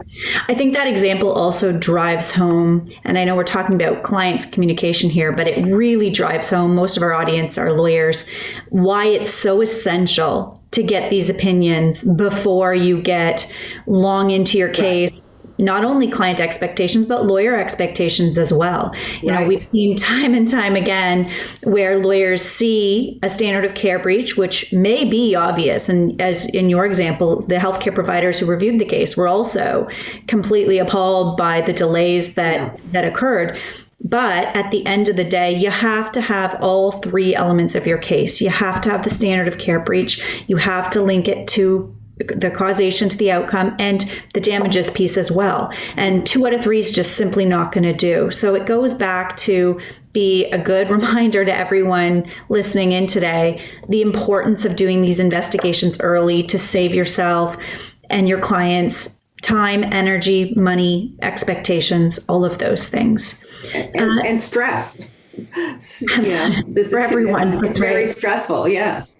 Yeah. To take the conversation one step further, Richard, I was hoping you could comment a little bit about when you have supportive causation opinions, but you've received very different responding expert opinions from the defense. How do you communicate to your client what that means, where things are going to go next in the face of causation opinions from each side, which are not the same and offer different opinions? I'll answer that, Jan. Before I do, I just want to comment on what Brenda and Janet have said, which are so important. With respect to what Janet has said, I think the message sometimes that we have to tell clients about causation is that bad outcomes do not equal negligence, right? Mm-hmm. All of these things carry risk, and it's a concept that a lot of clients don't understand. I came in and I was relatively okay, and when all was said and done, I was disabled. There must be a connection between the treatment or negligent treatment and my outcome, but that's not the case. So we have to understand that bad outcomes do not equal causation. And that's why it's so important to look at causation right at the start. And let's not lose our focus when we see a bad outcome to think that, oh, there must be causation there. That's not the case. Then with respect to what Brenda said, which also I think is so important, she talked about the trauma, which is something we as lawyers really aren't perhaps sensitive enough to. But the other thing that happens is that the clients don't even know what happened to their to their baby and baby cases or Exactly. surgeries, surgical cases, the clients are unconscious and they have absolutely no idea what happened, whether there was misadventure during their surgery. It's the unknown. Causation is unknown to the clients. They know the outcome, but they have no idea about how they got to that outcome. And many of them walk through the door saying, why? What happened? So I think that's the other important piece about Brenda's message. With respect to the question you asked me about competing opinions, one of the things I say to the clients right at the start of every case is that all of the physicians are going to be defended by the Canadian Medical Protective Association, and they're no slouches when it comes to defending these cases. They defend these cases very vigorously. They hire great lawyers to defend these cases, as does the hospital. Right? We see the same lawyers time and time again, and they're all highly competent lawyers who have done many, many cases like this. And if there's a gap in causation, they're going to find it.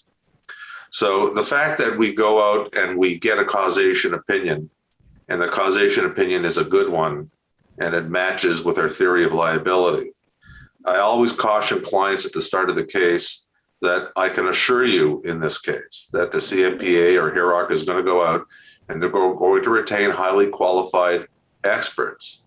And those experts are likely to come to a different conclusion on causation than did our expert. That happens in 99% of the cases. And they need to be prepared for that. And you need to be prepared for that as a lawyer. You need to anticipate that there are going to be competing causation opinions. When they come in, you shouldn't be surprised by them. You should have anticipated them for the most part. We're not doctors, but for the most part, together with the work you do with your expert, you should have anticipated what those causation questions are going to be, because they come very late in the day, right? I get my causation opinions before I issue a statement of claim. Mm-hmm. You go to examinations for discovery.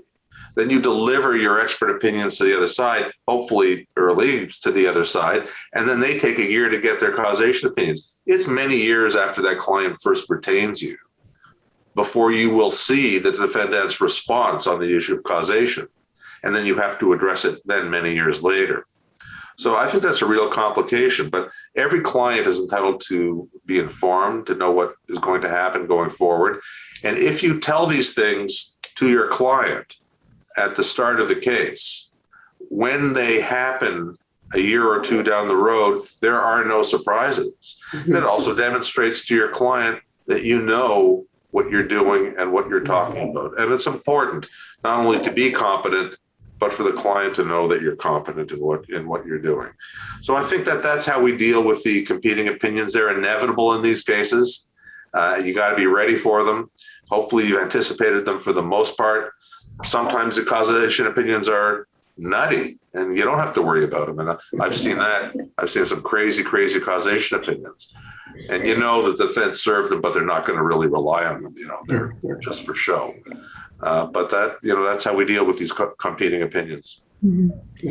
And I think, Richard, just adding to that goes back to doing your own due diligence, right? Because if you've read the literature yourself, if you've had full conversations with your own experts, you probably have already told your clients what, as you've just said, what those opinions might be, which is so important, and going back to best practices and actually doing the work before you get there. Certainly the client is the priority when it comes to due diligence, but let's not forget we have a selfish reason for doing due diligence. The selfish reason is that we don't want to spend hundreds of thousands of dollars on a lawsuit that is easily defended or that we're going to lose. We want to know ahead of time. So before we invest hundreds of thousands of dollars in these cases, we want to know that there is a fairly high probability that the case will succeed. There are no guarantees in any of these cases, as we know. Medical malpractice is always risky litigation. But the more of that preparation you do at the start, the more of the research, as you mentioned, Jen, you do the research, the more preparation you do, the more anticipation you do, the more interaction with your experts on the issue of causation, the understanding about the legal burden of proof and the but-for test. All of these things are things that form the foundation of your case, but you build that foundation very firmly at the start so that you find down the road that you haven't spent a whole lot of time and money on a case that can't be won. You don't want to do that just from a business perspective. Forget about the obligation you owe to your client. Right. Absolutely. All right, Brenda, I want to turn it back to you now for a minute to bring this back to the client, which is the focus of the conversation today. And I mentioned briefly earlier about how it can be so difficult for a client to understand whether it's been a bad outcome or if there is a clear breach of the standard of care. How can we as lawyers bring that discussion to our client to understand the difference between standard of care and causation? What pieces of that do you think for the client really resonate the most with them? So, I mean, Richard did a good job of answering that before I did, which is fine. But, from a layman perspective and as a non-lawyer, non-law clerk, I really think he hit the nail on the head, which is you have to have that conversation early. People have to understand that clients coming in these doors may have watched a lot of Law and Order, may think that they've got a really good understanding of how some things work from a legal perspective, but that's just not necessarily the case. Or some come in so, like we said before, emotional and overwhelmed that it's hard for them to process anything at that time. So I think really starting it off from the very beginning to A, acknowledge what has transpired with them, and then B, to have that exact conversation, to set the stage very early about what that means. What are the different components of that case and what are the things you're going to be looking at, and really looking at your client and asking questions to make sure that they understand that, and using examples.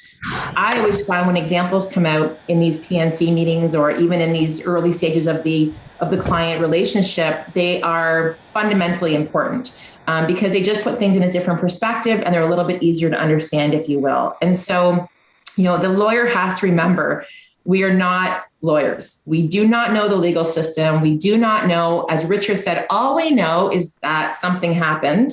We don't know how, we don't know why. We might think we know why, but we're not sure. And so let's help those clients understand from the very beginning the differences between standard of care and causation, why they're important, and how they can make or break a case, and how they really are the crux of what will be the determining factors moving forward with this situation.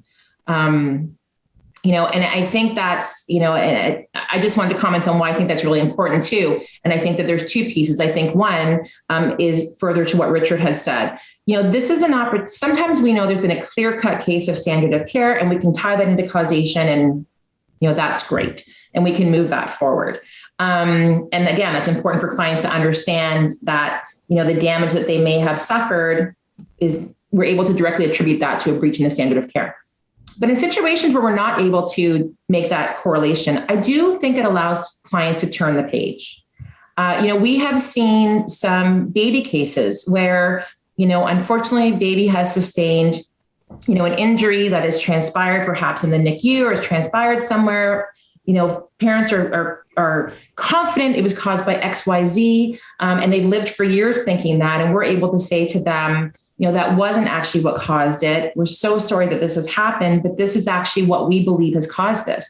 It lets the parents turn that page, in my opinion. Some clients might still argue with that, but maybe for 80% of the clients, we're able to give them an answer that they didn't have, and they've been walking around for years wondering. And we can say to them, fairly confidently, based on our expert opinions, this is what we believe to the best of our knowledge has transpired. So I think it serves two different purposes. One could be this, successful pursuit of a case, and one could just be helping them turn the page. Sure. Janet and I have had, sorry, Richard, go ahead. Jump in because Brenda, you've raised such an important issue about turning the page. We only accept a fraction of the clients that come through the door. We review all of these cases, and baby cases in particular, where we can really help people turn the page, where there isn't causation or there isn't a breach of the standard of care, but they were wondering what happened to their child. And, it usually it can take me 2, 3, sometimes 4 days to review one of those cases. But when I'm done and I sit with the client and I'm able to tell the clients who I'm not going to act for, look, we're not taking your case because this could not have been prevented. There was no negligence. I think it is just as important a service that we do to the people who walk through our door. Absolutely. And tell them that there is not a case. Yeah. And it's just as important to tell people not to pursue lawsuits that don't have merit. Don't sue doctors and don't sue hospitals unless you're going to win the case. It's aggravation for you. It's aggravation for the doctor. It's aggravation for the hospital. It's a waste of money. Yep. That's such an important point, Brenda. Just, thanks for raising that. I think that's crucial. It's part of the service that we do for our clients. Yeah, absolutely. I was going to say something similar and add to that as well. Janet and I have talked multiple times about the emotional piece for clients when they're told, and this is the other side of that coin, which is that it was preventable. And we have to remember also how emotional that can be for a client to hear that this isn't something that just happened and, we can't explain why, or maybe perhaps we can, but it's something that wasn't avoidable. It can be a very emotional thing to hear that their baby could have been healthy, for example. And we really have to remember that when we're having these discussions also, because that is a very impactful conversation. Even if they'd suspected it, it's very different to hear it from the voices of experts that you were correct, that it could have been avoided. And I remember Jan's story to that point. I mean, that was the crux of, our situation. And I remember, having a conversation with our team, and I remember them saying, great news, it's not in a bad way, but great news. You have a case and this was 100% preventable. And we think, we'll be able to tie that in. And, you have this moment where you're like, are you really but it is from the right law team's perspective, it is good news because they want to be able to help you. They feel confident they can help you move this forward, but that's such difficult news. And I have had families say to me, I wish that I actually had heard the opposite. I wish I actually had heard that this was just something that happened. It was unavoidable and I can move forward, because there's, a whole different level of grief and the grieving process that comes with knowing that this could have been prevented. So to your point, we get excited because we can help a client, but to hear that has got to be, it is devastating. I've been there. It's devastating. It's really hard. Yeah, I appreciate your comments on that, because it is something important to consider as the legal team. Janet, so I want to move to you again and talk about the complexity of these causation issues and what lawyers and law clerks can do along the road. If you've got any additional recommendations and comments around processing this information, providing details to clients to tie this all together, and any concluding remarks from you?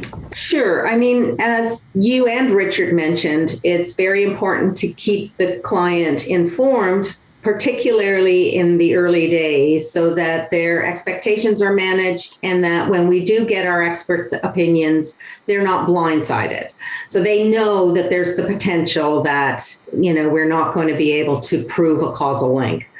So one of the ways to do that is, as we talked about, is making sure they have a full and complete understanding of what is required for us to move forward with this case. As Richard said, we do like to get all of this information before we file a claim. So the client should know before the statement of claim is issued whether or not we've got good, solid expert opinion and has an understanding of it. So then again, after the claim has been issued and we're moving forward and we're, proceeding to examinations for discovery, we're going to be getting the defense experts in. So again, we let them know what the potential is that they're going to tell us and what, try to have an expectation of what their theory of the case will be. That way that they're, again, not blindsided. And then throughout the case, as it's progressing along, I do tell the client, I try to remember to update them, but, we all get very busy. We're involved in cases. I tell them, if you don't hear from me in 3 months or 2 months, call me or email me, and we'll set aside some time and we'll have a conversation about what's going on with your case. Also to send them some updates when we get our experts' opinions. I would never send them the experts' reports in most cases because it can be very complicated and difficult to understand. So perhaps do a summary of, here's where your case is at. Richard always does a very good summary of the initial meeting we have with them and what he, in his investigation, has uncovered. So that gives them a good foundation about what the theory of the case could be and what the potential for, pitfalls are going to be as well. So I just think that the communication is important. It can be easy to sort of, file a claim and then carry on, and the client sort of left wondering where we're at. It's also the timeline. These things are lengthy cases. They take years. So you make sure that they understand, it's a year from now, issue the claim, another year's, examinations for discovery. We try to move them along as quickly as we can, but we can't anticipate some of the problems. So as long as they know all of these things that are going on, they have these expectations, particularly with the experts' opinions and the, causation issue about it, because that's where I have found in the past that if the client's not informed, they're completely blindsided. So just, as Richard and you have said, manage their expectations and make sure that they have an understanding, early on about what to expect. Yeah, you mentioned those letters to the client, and it's not just an initial letter. We often provide reporting letters to the clients periodically when something big happens. Yeah. When we have these discussions. These updates, regular updates, written updates are good for them. A lot of people like to have it in, black and white, because sometimes they, when you give them the information over the phone, and that's why with the initial meetings that we have with the client after Richard's done an investigation or we've done our investigation, to give them that memo so that they've got it. It's a lot of information to absorb. So they've got it and they go back to it. And if they have any questions, they can come back to us. But, again, it's just keeping the communication going, whether it's through memos or telephone calls or emails, things like that. I think that that's important. Absolutely. Any final comments, Brenda or Richard, that you'd like to add to the discussion? All right. Well, thank you all for being part of this. I really appreciate you being on the panel. If anyone has any questions, please reach out to any one of the four of us. We're happy to answer any questions someone might have. Thank you. Thanks, everybody. Thanks, guys. Bye.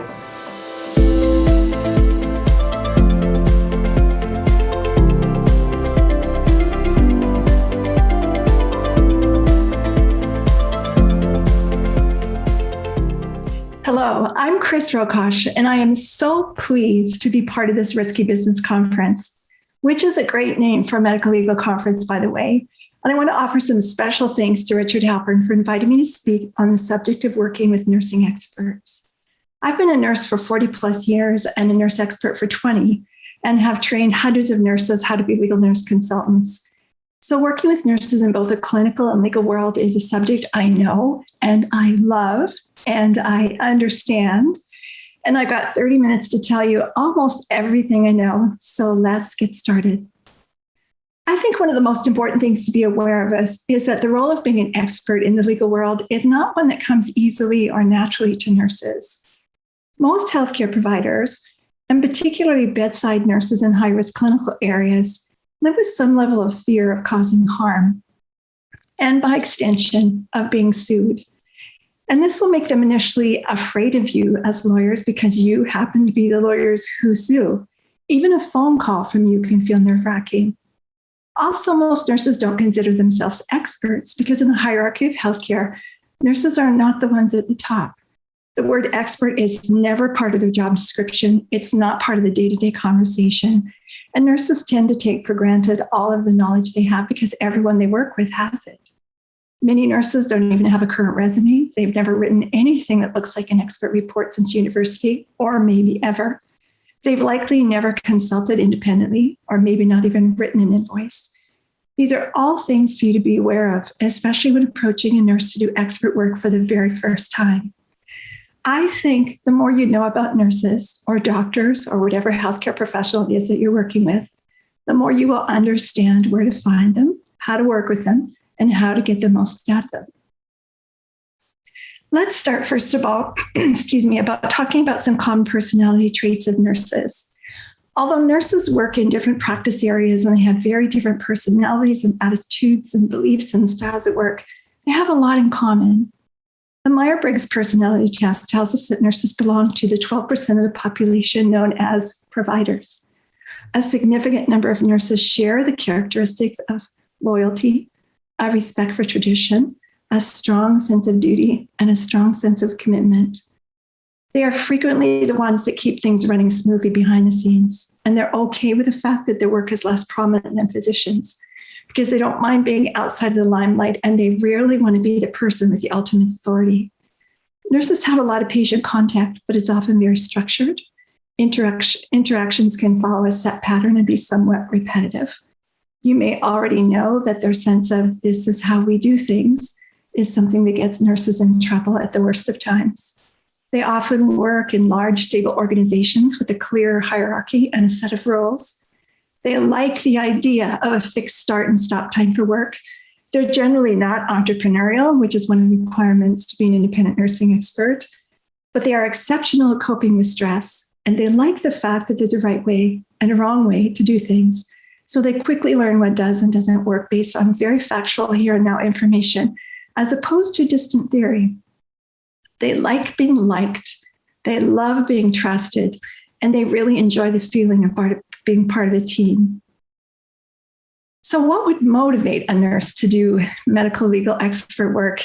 It's a tough shift for many nurses to make, but what does motivate many healthcare providers to do expert work is they often have a very clear moral code that guides both their own behavior and their expectations for the behavior of others. Nurses and doctors believe that their jobs are important, and they often believe that the work they do is more valuable than other people's work. I know this is arrogant, and it can make us seem a little holier than thou, and it can seem judgmental. I know you've all experienced people with those qualities, and I have to admit I have some myself. But it is very important for healthcare providers and nurses in particular to work in accordance with their values and with people who support and cooperate in a team environment. So there's one little great piece of advice for you right there. Nurses love to work as part of a team environment. Nurses are frequently involved in advocacy roles, both inside and outside the hospital. They highly value the ability to be of service, and the motivation to act as an expert often stems from their desire to maintain order and excellence within healthcare. Nurses also love the fact, and they're very proud of the fact, that they can be trusted with very important private information and at times and events in people's lives. And there's no doubt that a medical malpractice lawsuit is one of those times. So it may be helpful for you to appeal to that side of their nature, to help out someone who's really in trouble. Nurses are interested in people. They love to share the knowledge and the intimate details of other people's lives. We're very curious and we're very snoopy. We're often the ones who will walk up to a stranger in a store and ask them how they lost their leg, or I've done that in the past anyway. It may also be helpful for you to understand what most nurses know and don't know about the law. From my own experience and talking to thousands of nurses across the country about the legal aspects of their job, it's pretty safe to assume that a brand new nursing expert will approach this role with both a fear of the law, as we talked about a few minutes ago, and very little knowledge about it. Many nurses have spent years trying to cover their ass without actually knowing how to do that, because no one has ever talked to them or taught them anything about the difficult task you have in proving a medical malpractice case. Many, like me, when I first started, will never have been in a courtroom. There'll be no concept of duty breach, and certainly not the issue of causation. They may not even truly understand the standards of care that have guided their nursing, and they might have a difficult time differentiating what parts of their practice are governed by law. It's not uncommon in conferences for someone to ask me something like, is it legal to chart in the medical record at the end of the day, and not be able to separate legalities from practice guidelines, hospital policy, and standards of care. And there's certainly no understanding that the goals of a successful malpractice case are separate and apart from an investigation by a hospital professional association. I think also it's important to appreciate how advocacy is understood in healthcare, because there's differences in the concept of advocacy in healthcare and law. Your role to advocate for your client, the nurse's role to advocate for patients, and the court's instructions not to advocate for any party can create significant confusion and conflict. Although it's somewhat difficult to articulate, a nurse's understanding of advocacy is generally defined as an effort to support patients. And you know exactly what your advocacy role is. Doctors and nurses quickly learn, or at least learn to be, or at least appear to be, impartial in all situations, often by adjusting their own moral code. You have to accept a lot of behaviors that you would, in any other situation, consider immoral and difficult and wrong. And so you have to minimize your own behaviors, attitudes, and bias that interfere in any way with your ability to deliver objective care. But at the same time, nurses are always advocating for patients, for changes in healthcare, for everything from safer sex to playground safety. They also advocate for peers, but sometimes avoid conflict in an effort to provide a united team approach to patient care, because that is important as a role in advocacy. Advocacy in the face of impartiality is a part of the everyday for healthcare professionals. It remains central to a nurse's work and is key to the provider personality. That said, there can certainly be a conflict and misunderstanding between your understanding of advocacy, your role to advocate for your client, and for experts as instructed by the courts to advocate for no one. Although it's sometimes addressed in letters of instructions to experts, as you know, those letters aren't always read. The directions that healthcare professionals get from the professional associations is limited. Existing resources are under-accessed and underused. And some experts report that their unbiased opinions are met with criticism from lawyers. On a personal level, there are a couple things that eventually brought clarity to this issue of advocacy, and I share this with as many nurses who will listen. The first was simply time to understand your role as a lawyer, to develop confidence in the role of an expert, and to really experience and understand the importance of the work that you do and the importance of the work of an expert, realizing the potential for the expert opinion to have far-reaching effects on patients, on families, on colleagues, on public funding, on the healthcare system. It was also the rules for the expert report that rolled out across Canada several years ago when that form was signed and those words are written that I will comply with the directions of the court and use independent judgment in both my oral and written opinions. There was a deeper understanding and a greater sense of accountability that settled in. And lastly, and this is what I talk to nurses about all the time who are frightened to stand up for the standard of care, it was not to advocate for the patient or the doctor or the nurse or the lawyer that you're working for, but from a broader application and a greater purpose, truly in defense of the standard of care. This not only made sense to me, it's an idea that rings true with doctors and nurses across the country, and it certainly suits the provider's personality moral code and fulfills the need to be of service. Some of the biggest concerns that nurses have with expert witness work, one of the biggest is fear. I've polled hundreds of nurses on the subject of how lawyers can help them in their expert work. And as stated earlier, nurses are generally nervous when they're approached about expert work. Understand that nurses are generally at the top of the game when they start doing expert work. And this is like going back to kindergarten. They are also very used to being knowledgeable and the authoritative voice in the room. And so their lack of knowledge about the law, their fear of asking questions, a sense of feeling dumb, for a lack of a better word, can feel like the first day on the job all over again. I was so nervous the first time I met with a lawyer to discuss a case. I swear I changed my clothes 14 times. But he was so gracious when I walked in and he said, "No, listen, I don't need you to know anything about the law. I just need you to know about nursing. That's your job." And that calmed me down considerably and still reassures me today.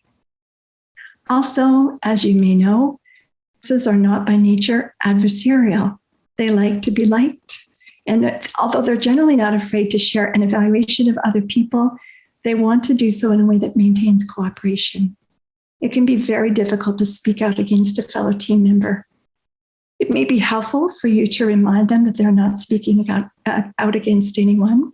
but rather speaking up for excellence in care.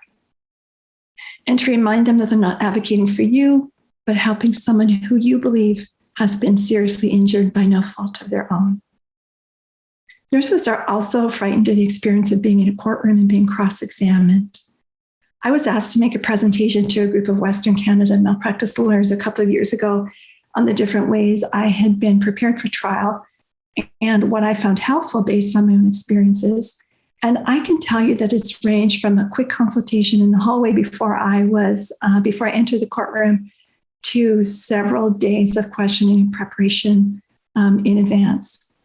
And no doubt I'm going to hear about this later, but I once went to trial with Richard HALPERN, and there was an evening and an early morning in a hotel room before the trial that I have often described to a lot of people and to him as the seventh circle of hell.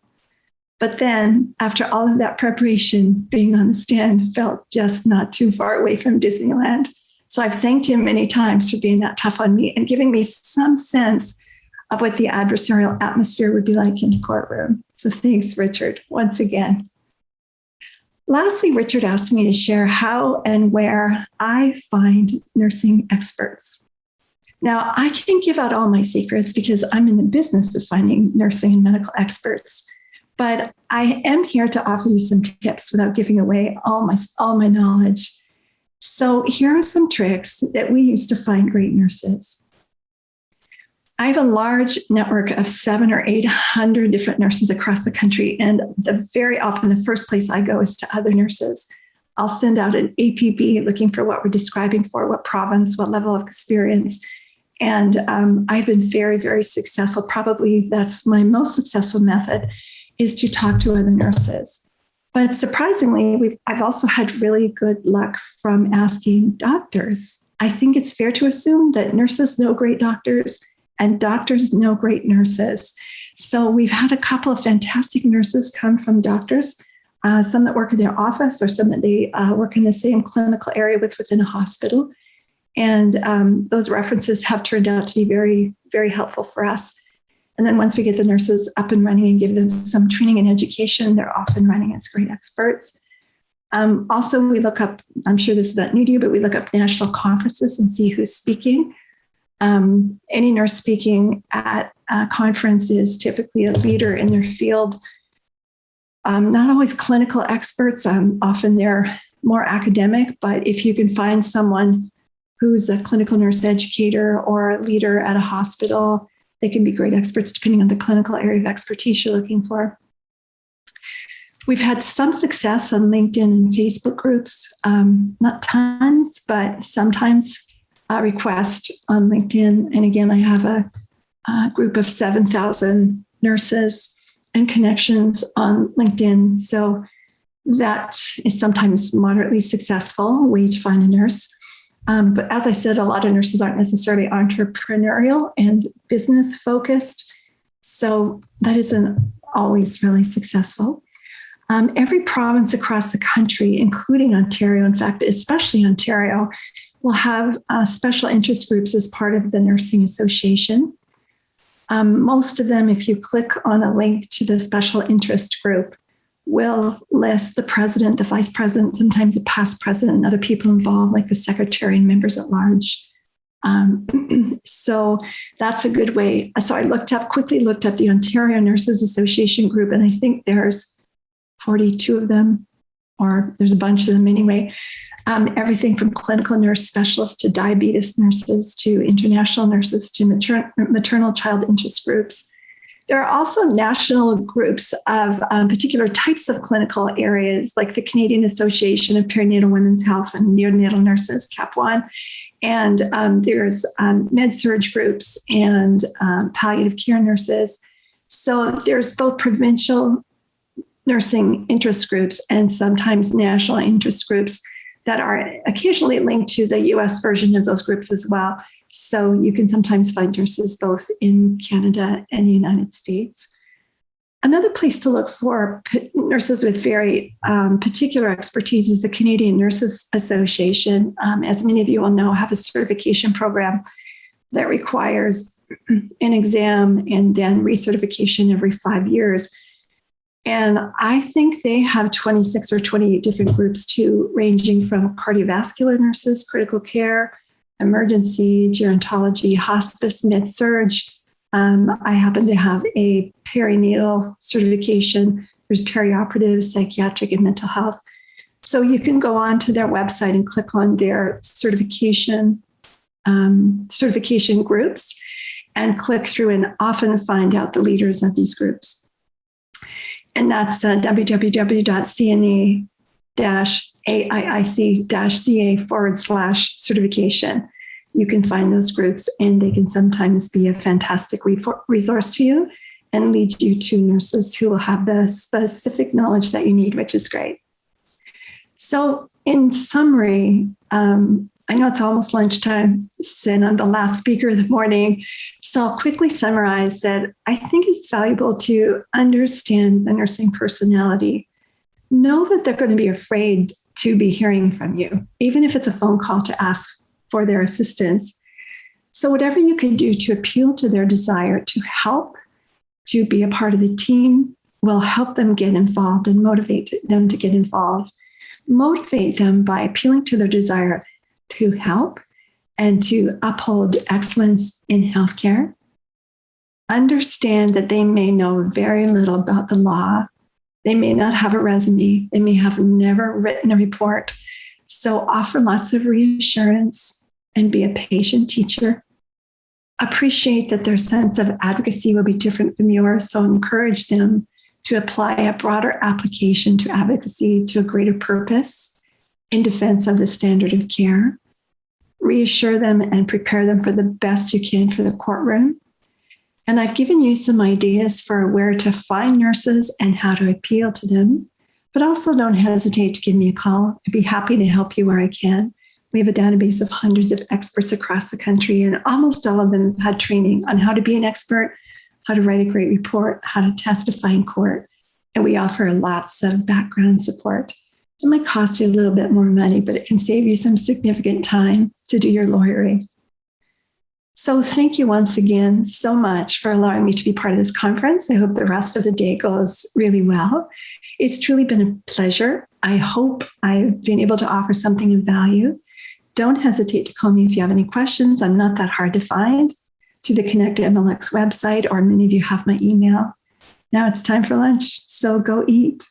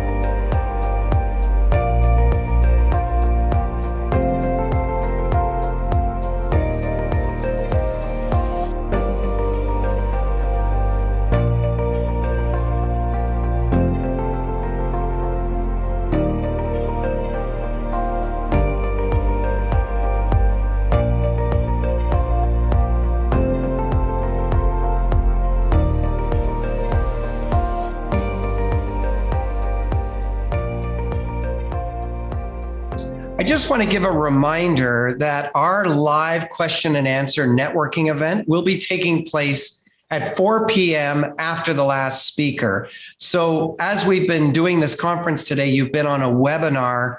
We will convert it to a meeting where you'll be able to click and join all the speakers live for a question and answer. In order to do that, you're going to need the link, and the link is going to be available in the chat box of this webinar. So a separate link will be provided in the chat box for those of you wishing to attend. We really hope that you can join us to connect with everyone and get a chance to interact and ask questions of our experts and give us some feedback. So we hope you can stay and join that. And if you're having any technical issues about finding the link, etc., please just ask us for help and we'll get you that link properly. Thank you.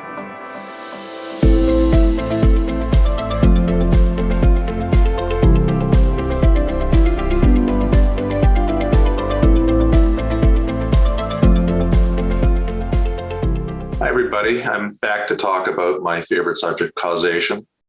This time, though, I'm going to talk about causation from a lawyer's perspective and how we communicate causation issues with our experts. So that's obviously very important. Our experts are scientists. I'm going to share my screen so I can show you my slides. Let me start by talking about causation and tort. So all of you will be familiar with what is called the but-for test. It's the test for causation in tort. And before we develop any theory about causation, either as lawyers or together with our experts, we have to understand what the but-for test means. I have written a recent paper about what I consider as the problems in the case law about but-for. I'm going to talk a little bit about that paper, but what makes the test so important in the medical malpractice context is that these cases involve complicated matters of science when it comes to causation. We need to be able to deal with the complicated matters of science. So let's talk about the but-for test. The but-for test is concerned with what I call factual causation. Now, factual causation is to be distinguished from legal causation. When we talk about establishing liability in tort, we first have to establish that the defendants owed a duty of care to the defendant, to the plaintiff, that the defendants breached that duty of care. And once we establish that they have breached the duty of care, we then enter into the causal analysis to find out whether there was a connection between the breach of the standard of care and the harm that was caused to the plaintiff. And this is a factual question, not a legal question. In other words, is the harm avoided if the duty of care was met? And this requires the trier of fact, so that would be the judge or the jury, to imagine a world that doesn't exist. This is called a counterfactual. So factual causation is a counterfactual analysis. It asks the trier of fact to assume a set of facts that runs counter to what really happened. So it is an imagined world. Imagine a world where the wrongful act of the defendant did not occur. What would have happened? It's not the real world. It's an imagined world. That is but-for, and we have to think about it in that context. So one of the things that some plaintiffs' lawyers might not like is that I argue that there is only one test for causation, and it's the but-for test. No other test exists. There is no such thing as material contribution test for proving factual causation. Some of you may say, well, what about the Supreme Court of Canada decision starting way back with Athy and Leonati and then continuing up to Clements and Clements? And I would say that there has been no case in the Supreme Court of Canada ever where they have found the factual scenario to which a material contribution test would apply to find factual causation. We need to absolutely wipe out any notion of mere material contribution, focus entirely on but for. And the reason we must do that is because if we don't, we're going to fail to prove causation in our cases. And I suggest that many of the medical malpractice cases that have been lost by plaintiffs in the last 20 years have been lost because they didn't pay enough attention to causation, or they really didn't understand the causal test. Some have believed that where even judges, it's not just plaintiffs' lawyers or defense lawyers, but even judges have believed that where there are multiple wrongdoers, one applies a different test than but for. That's just simply not the case. Okay? It's always but for. Whether there's one wrongdoer or there are 40 wrongdoers, the test is but for. I'd like lawyers and experts to understand the importance of inference in proving factual causation. You don't have to prove causation directly. Triers of fact are allowed to infer causation from the available evidence. The other important thing about causation is when we interact with our scientific experts, we must get them to think about the legal test for causation and not the test that scientists use when they do what they do. So the legal test is a balance of probabilities. Scientists are used to a more difficult threshold to get over, and that is a high confidence interval of 95% confidence interval. So that is not what applies to us. So causation in medical malpractice cases is often very difficult for the patient to prove. The fact that the science is complicated and that the plaintiff himself or herself has no scientific training makes it that much more difficult for them to find the causal issue. And indeed, many clients who come to us have no idea what caused their bad outcome. It's also complicated by the fact, as I said, that there are often multiple players involved, multiple defendants. In fact, there may be multiple wrongful causes to an outcome, and there may be innocent causes that work together with wrongful causes that result in a bad outcome. So, and sometimes these wrongful causes have to align in order for the injury to occur. That is, somebody may have made a mistake and on its own didn't cause the injury, but a subsequent mistake may be needed in order for it to cause the injury. And this is really a big problem for us as plaintiffs' lawyers in tort, because tort liability is individualized. And what I mean by that is that once you find that defendant A has breached a duty of care to the plaintiff, you then ask with respect to individual A alone whether that breach of duty caused the outcome.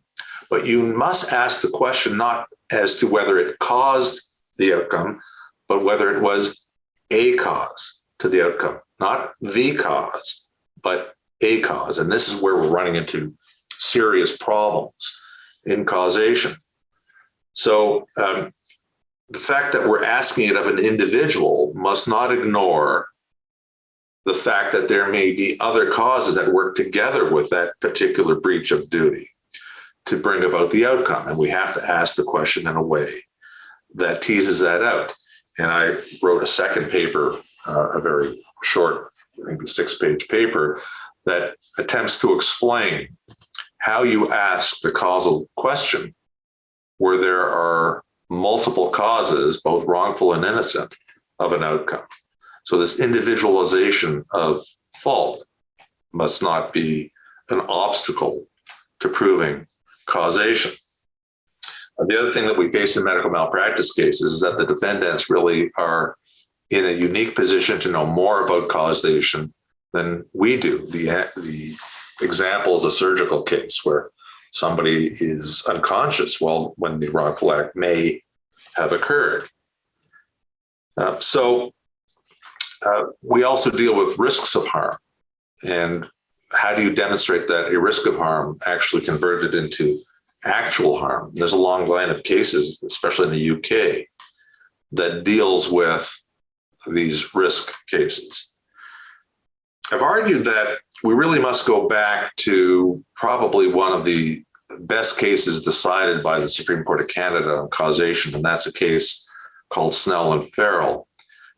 It's a case that's decades old, a decision by Mr. Justice Sapinka, and that case is as good law today as it was when it was written. It really is quite a brilliant decision by Justice Sapinka, and we need to use that case in looking at causation today.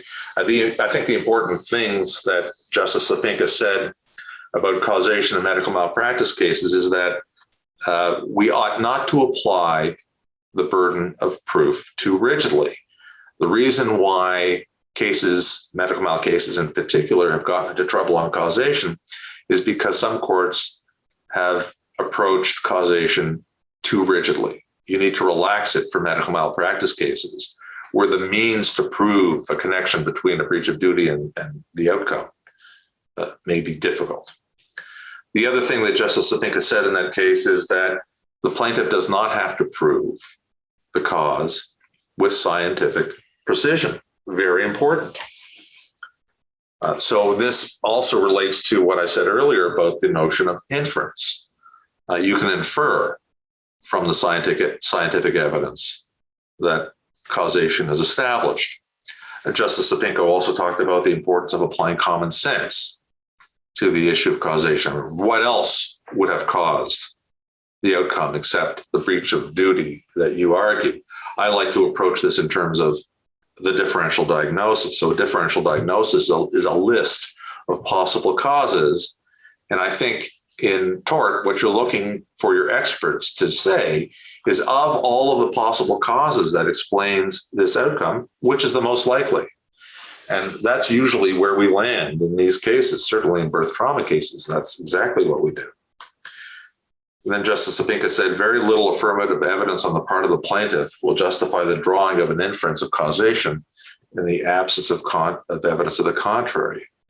This is something I really want to emphasize. Once you, as the plaintiff,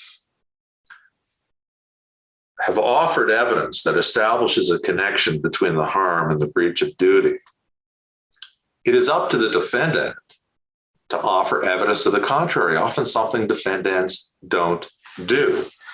You win if the defendant doesn't offer evidence to the contrary. So the defense has to offer a reason for the harm other than the one that is offered by your experts. And if they fail to do so, then the trier of fact is entitled to infer causation and you win the case. It is not a shift of the burden of proof. Some people think of this as a shifting of the burden of proof. It is not that. The burden of proof does not shift to the defendant. And you'll see Justice Sapinka and Snell and Farrell talks about whether or not it is open to shift the burden of proof. He didn't find that it was necessary to do so in that case, and that is a bit of a controversial issue.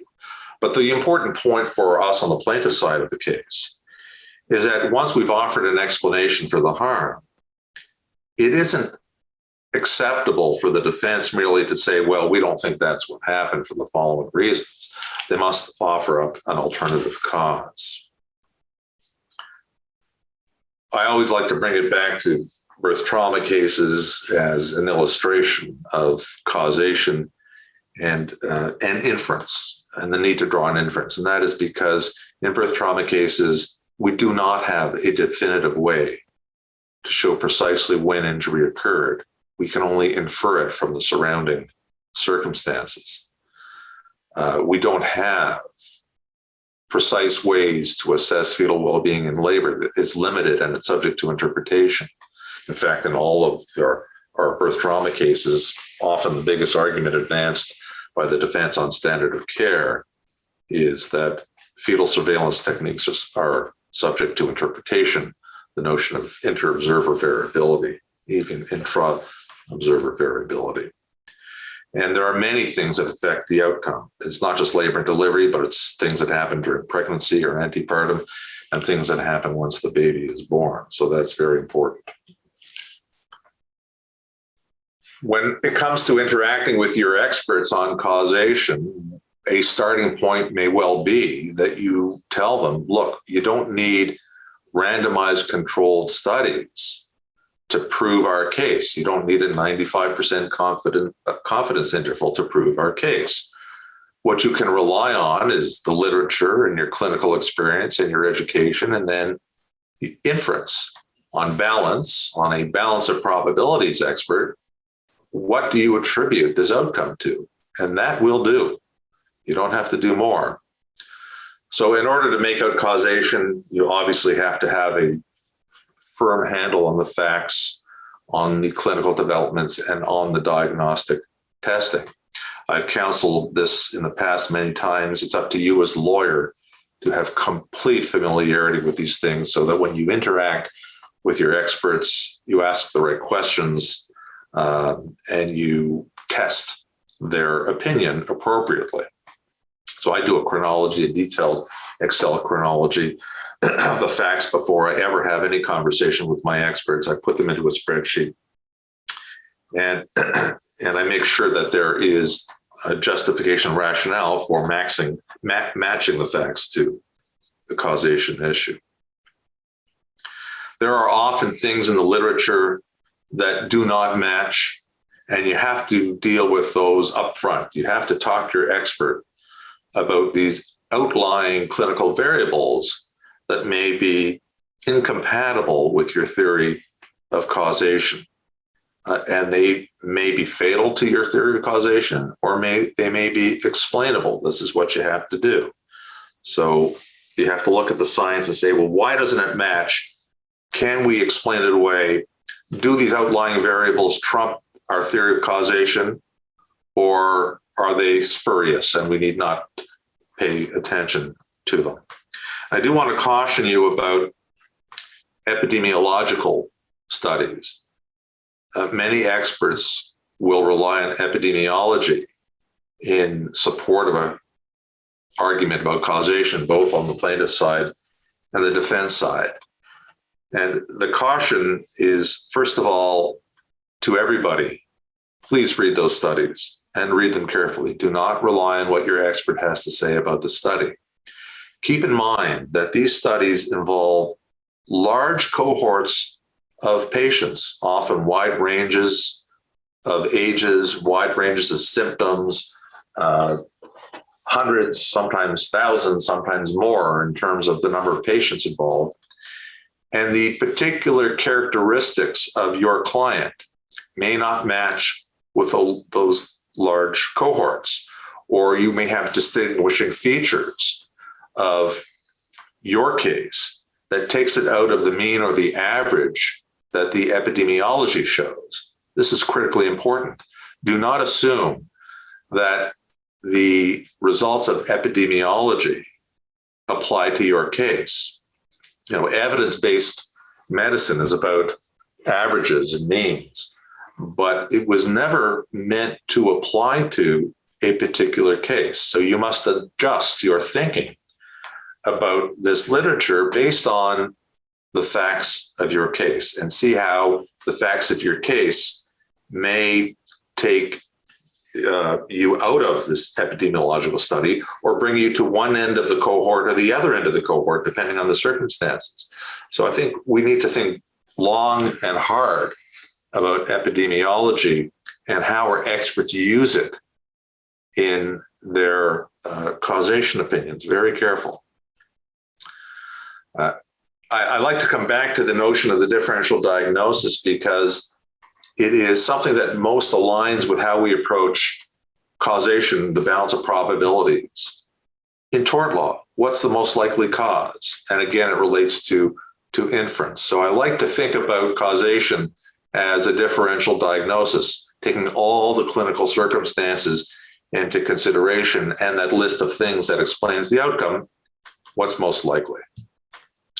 It has to be based on solid research. So collect the scientific literature and read it and understand it, be very adept at discussing it when you talk to your experts about causation. I have long, detailed discussions with my experts about the literature before they write an opinion.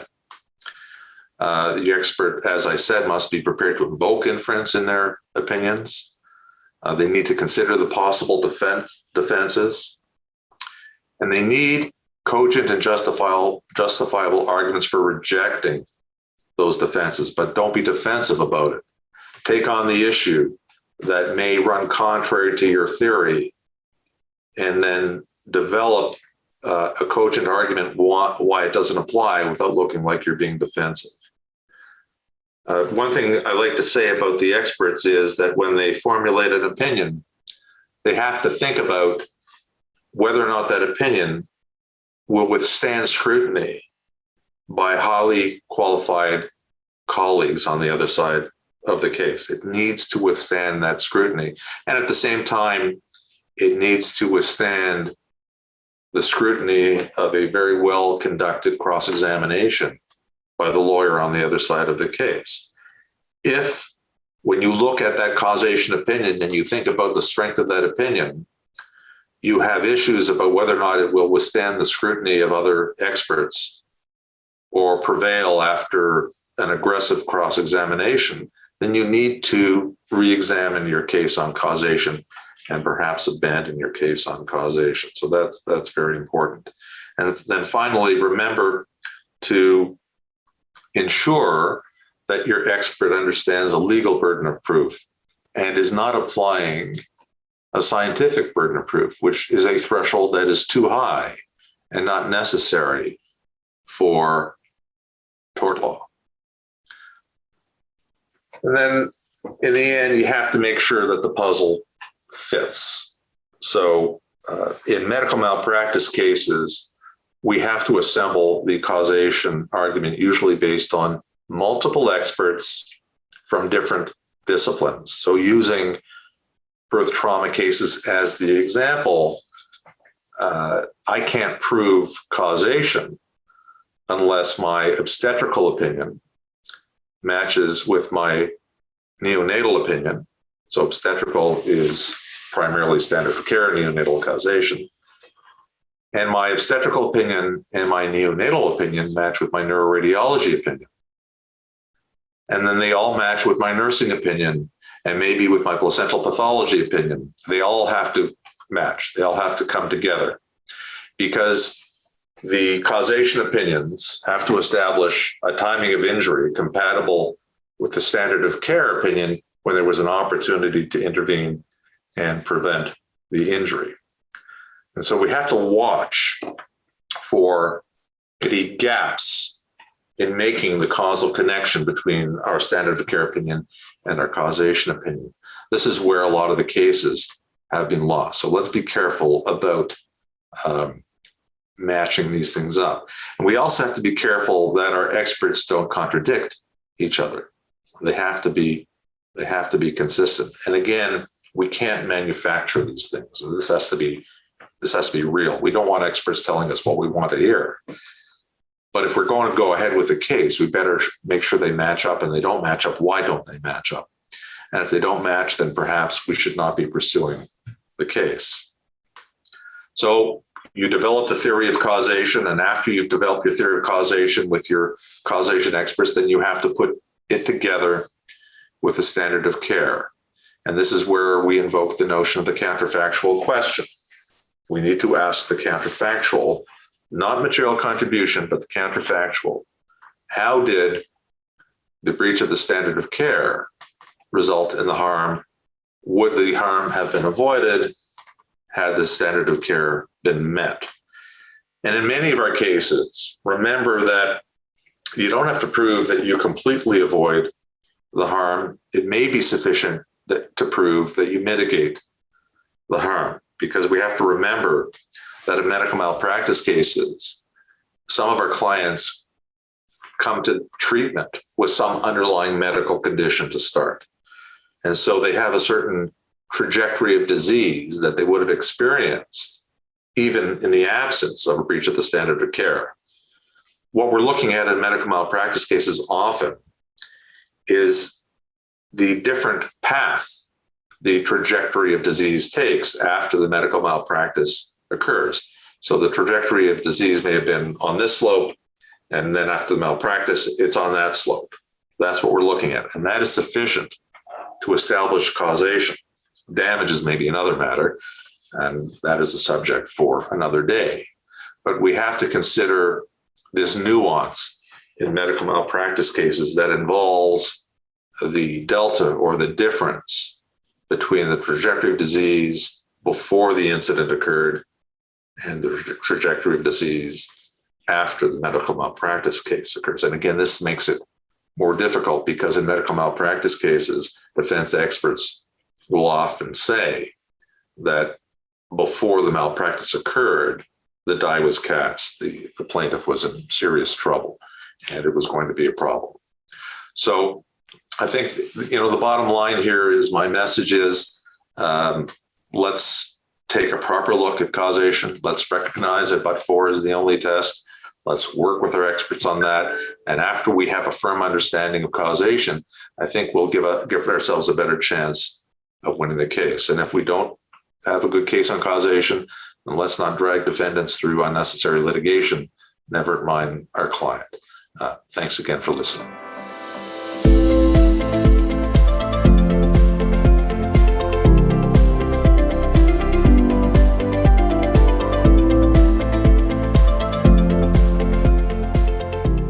Our next presentation is going to focus on Armstrong and Ward.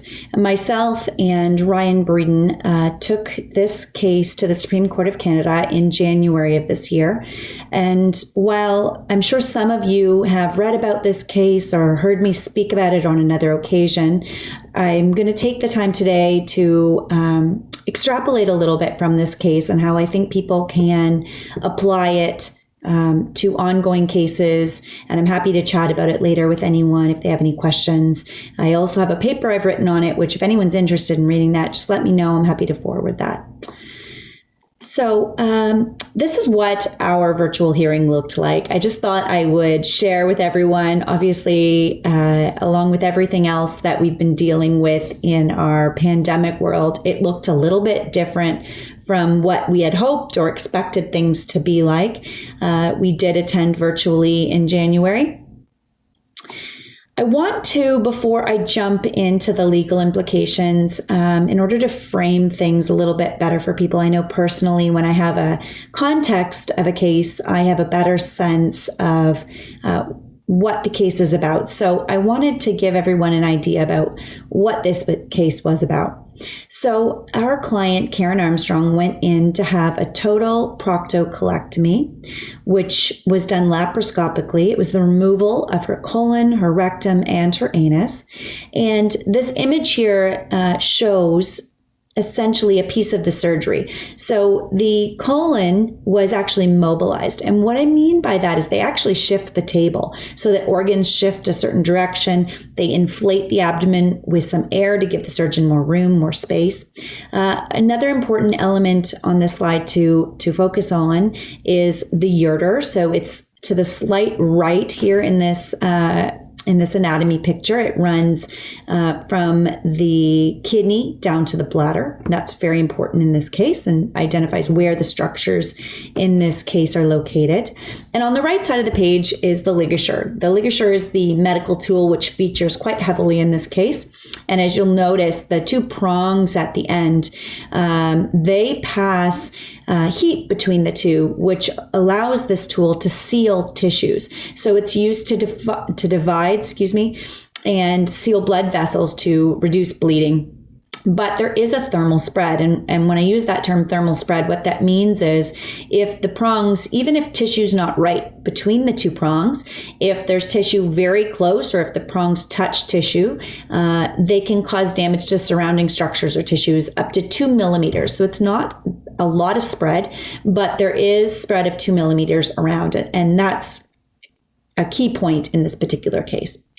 Before taking this case to the Supreme Court, the last time the Supreme Court of Canada considered a case, particularly on standard of care in a medical malpractice case, was 26 years ago. It's 27 now, in Terneuzen and Quorn. And the elements of standard of care in that case and before have been well established. But in this particular case, the Court of Appeal decision, which I'll talk about in a moment, stood to substantially increase the burdens placed upon plaintiffs, particularly in medical malpractice cases, but also potentially in other types of negligence cases.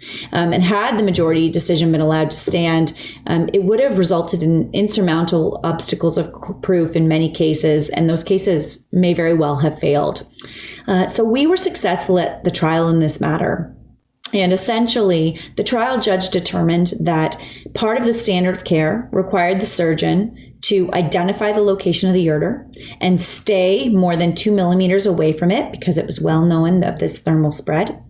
And the fact of the matter was that the evidence demonstrated that there was a thermal injury to the ureter. And as a result, the conclusion was that the surgeon did not stay 2 millimeters away and therefore breached the standard of care, which caused all of the injuries and damage that Karen then suffered moving forward. Now, I'm not going to spend a ton of time today going through the facts of the case in any more detail or the trial decision or Court of Appeal decision. I want to talk more about how this case and why this case is important moving forward. All right.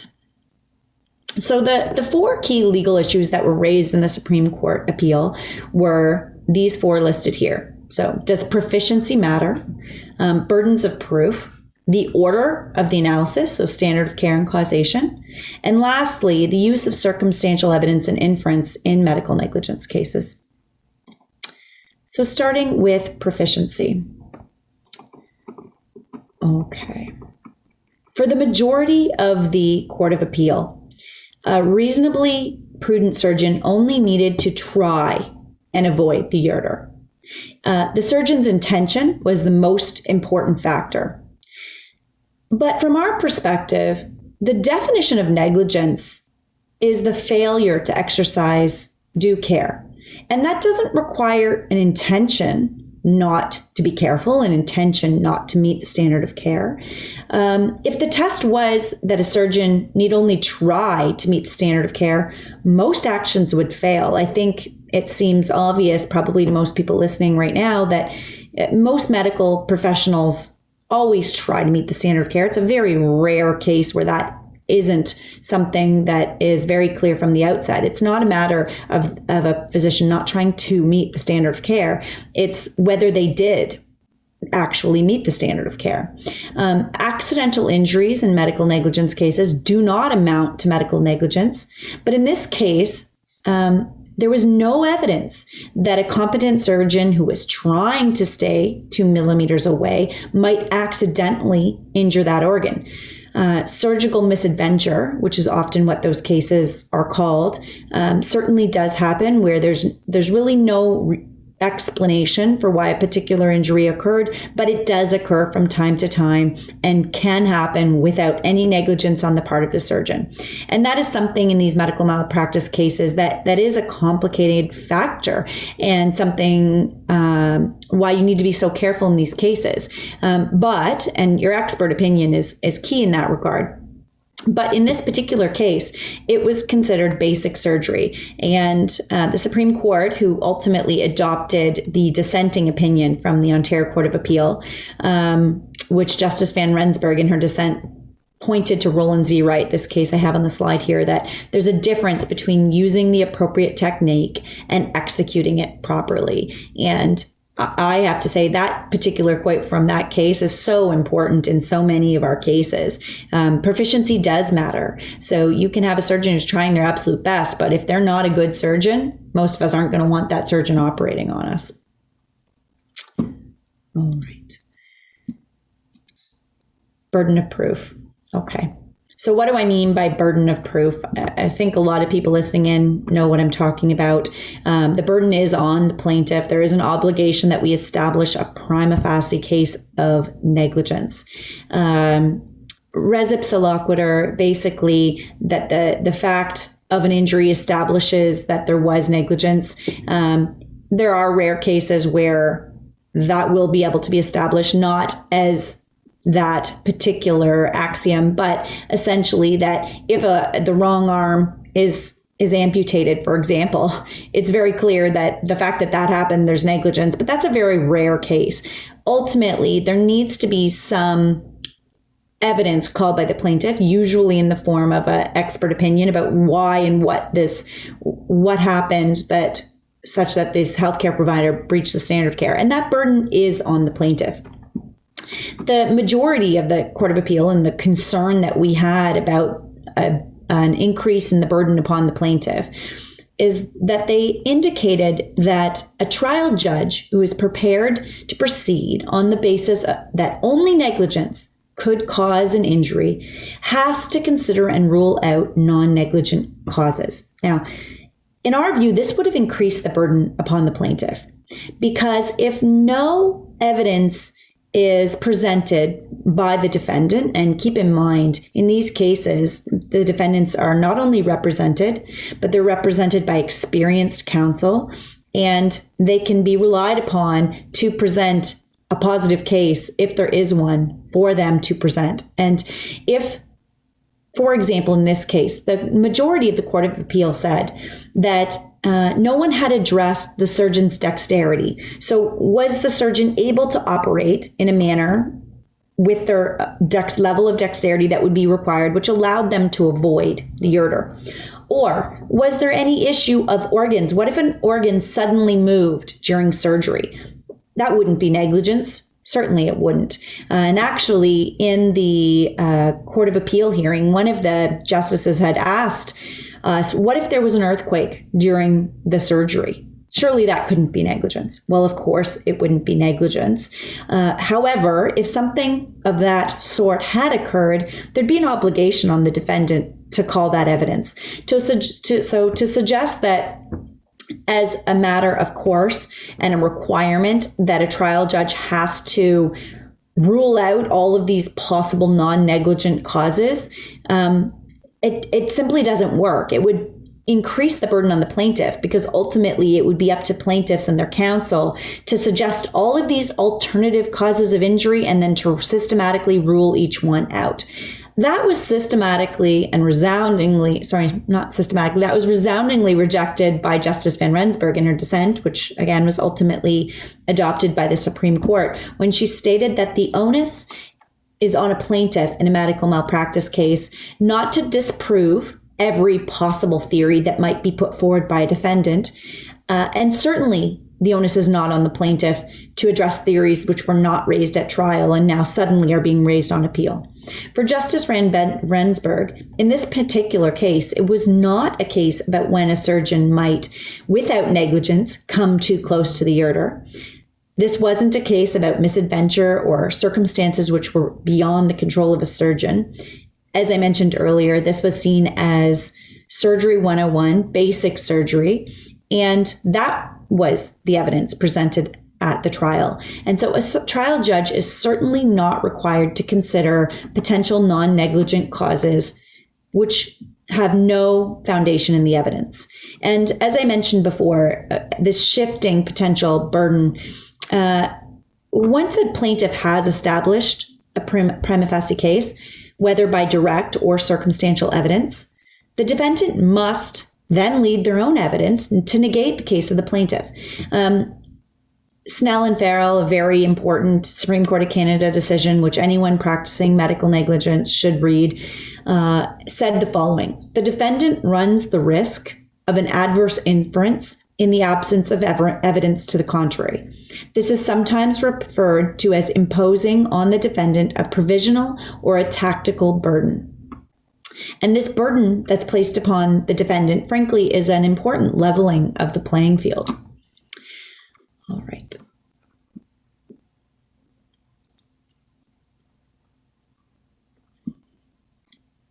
Okay, order of analysis.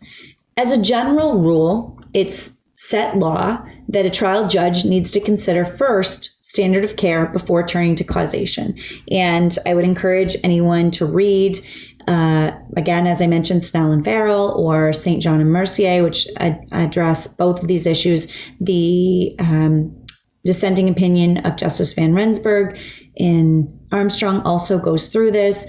There are lots of cases which establish that usually standard of care needs to be established before the trial judge or the triers of fact turn to causation. However, there are a subset of cases which do require an analysis of what happened, factual causation, before standard of care can actually be determined.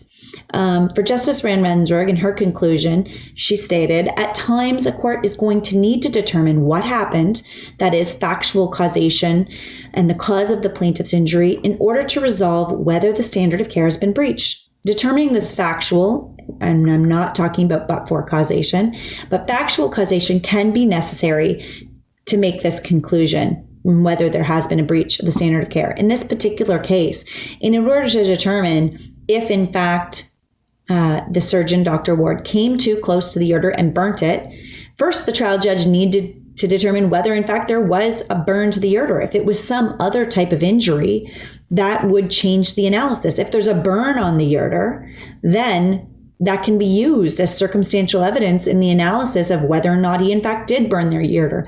While all of that sounds fairly common sense, if you read the majority decision, it's confounded. And again, this is why this was so important that this case established that the Supreme Court does endorse the fact that there is an opportunity for triers of fact to, in some cases, look at what actually happened.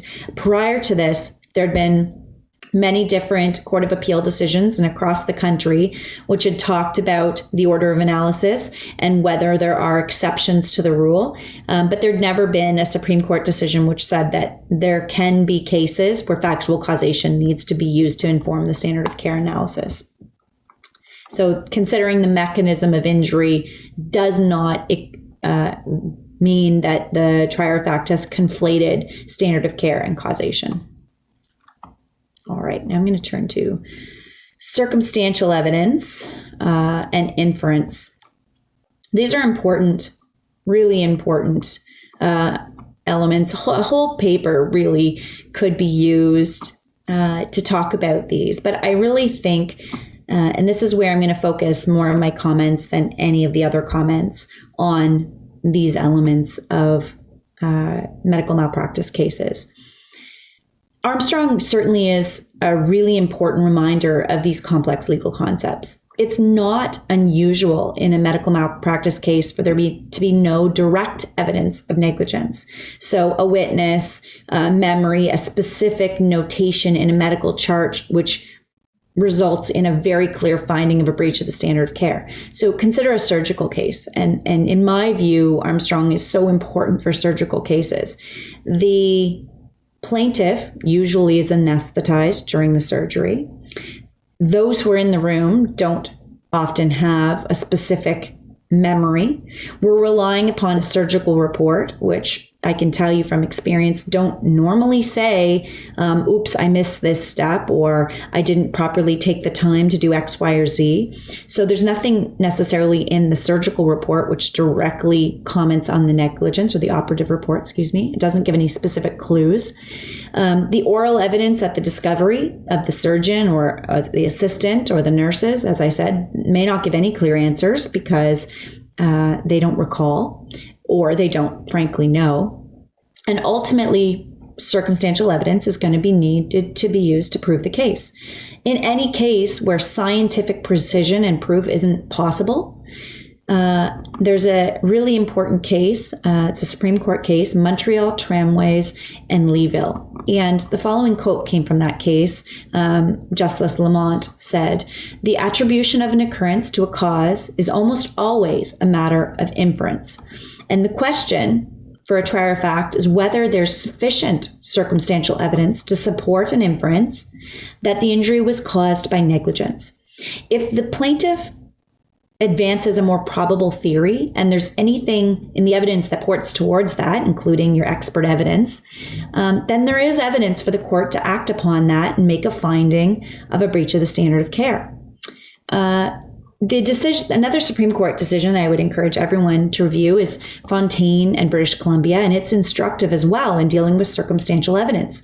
And it supports how the trial judge came to his conclusion in Armstrong. The Supreme Court in Fontaine held that triers of fact should weigh circumstantial evidence with the direct evidence and to determine if the plaintiff has established on a balance of probabilities a case of negligence against the defendant. And once they've done so, again, and this goes back to the shifting potential burden of proof, the defendant then must present evidence negating that. And going back to Snell, it's instructive when Justice Sapinka said, the legal burden does remain with the plaintiff, but in the absence of evidence to the contrary from the defendant, an inference of causation may be drawn even when positive or scientific proof of causation has not been presented. If there's some evidence by the defendant, of course, the trial judge needs to take all of that into account. And this is when the trier of fact, whether it's judge or jury, is going to take that robust and pragmatic approach with the facts. The trial judge in Armstrong certainly used circumstantial evidence and inference, in my view, exactly as he should have. He found that Dr. Ward had breached the standard of care based on an inference from the evidence. He included inferential reasoning resulting from the likely cause of the injury, together with expert evidence, and determined that the result was unlikely to have occurred without negligence on the part of the surgeon. So I say this is so important because take another type of surgical potential negligence cases. I had a case where there was a surgery where, again, the surgical report, the records, the surgeon's evidence are all that she followed the normal course. She didn't do anything out of the norm. There was nothing unusual that happened. But the surgery that my client required immediately after the procedure, the surgeon's report was absolutely instrumental and talked about how, in this case, it was a DNC, and that her internal organs were absolutely destroyed. And that was her language, not mine. There were multiple injuries in multiple different locations. It wasn't simply a small perforation, which can happen. Even 2 perforations theoretically could happen. And the treating surgeon who performed a laparotomy after the case had said she will never forget this case because it was so unusual. She'd never seen anything like this before. And in that case, without the conclusions of the Supreme Court in Armstrong, how would this case ever succeed? In my view, it couldn't have, because the evidence of the outcome and what was present after the fact is instrumental to determine what exactly happened during the first instance procedure.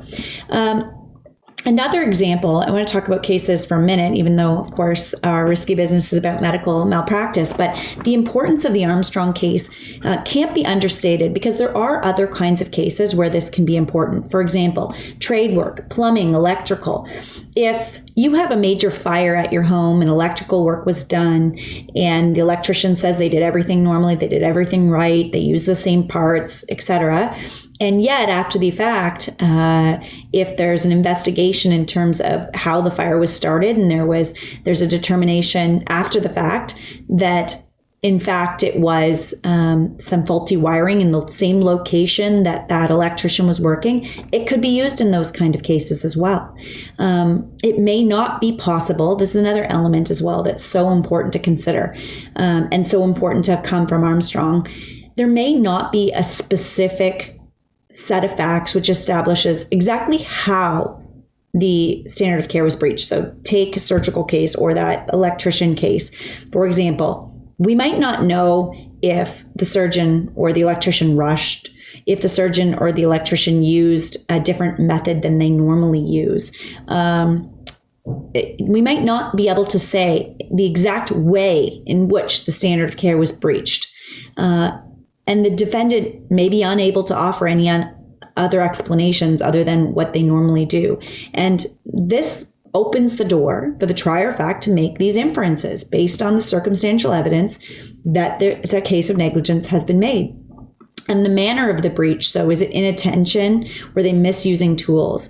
In this case in Armstrong, did Dr. Ward misidentify the anatomy? So did he think, in fact, that the ureter was some other structure, and therefore he didn't think he was close to the ureter?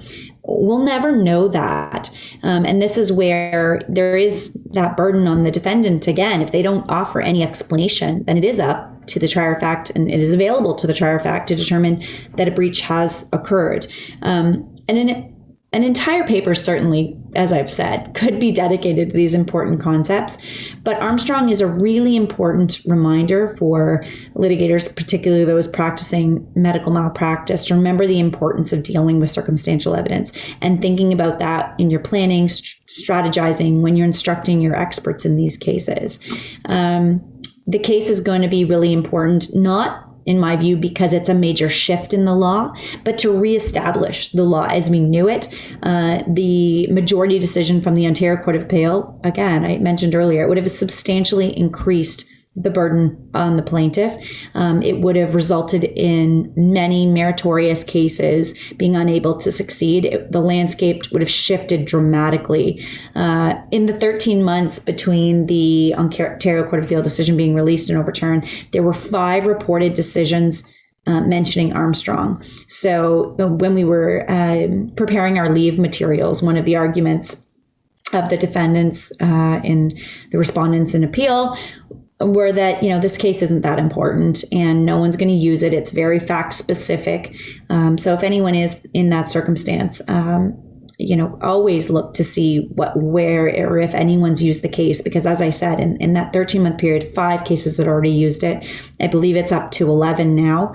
And so it certainly is an important decision. As I mentioned earlier, certainly if anyone would like access to the paper I wrote on this topic, please contact me. Our firm details are here. My email address is there as well. And I'd be happy to chat with anybody about Armstrong at any point in the future. Thank you very much.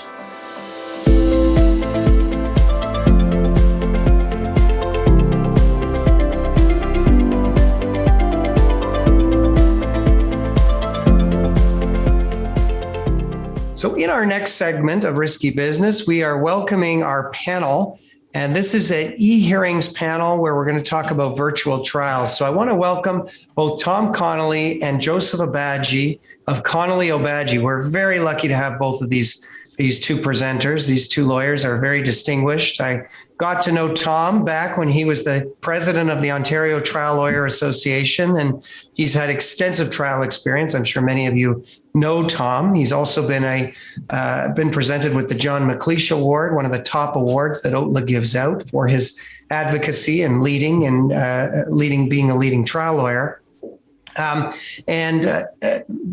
has been a speaker on e-trials. And in fact, one of the times, I think Tom is one of the first people I met who actually did an iPad jury trial. So really, really excited to have Tom Connolly with us. Joseph OBAGI also works with Tom and has a pretty distinguished practice of his own.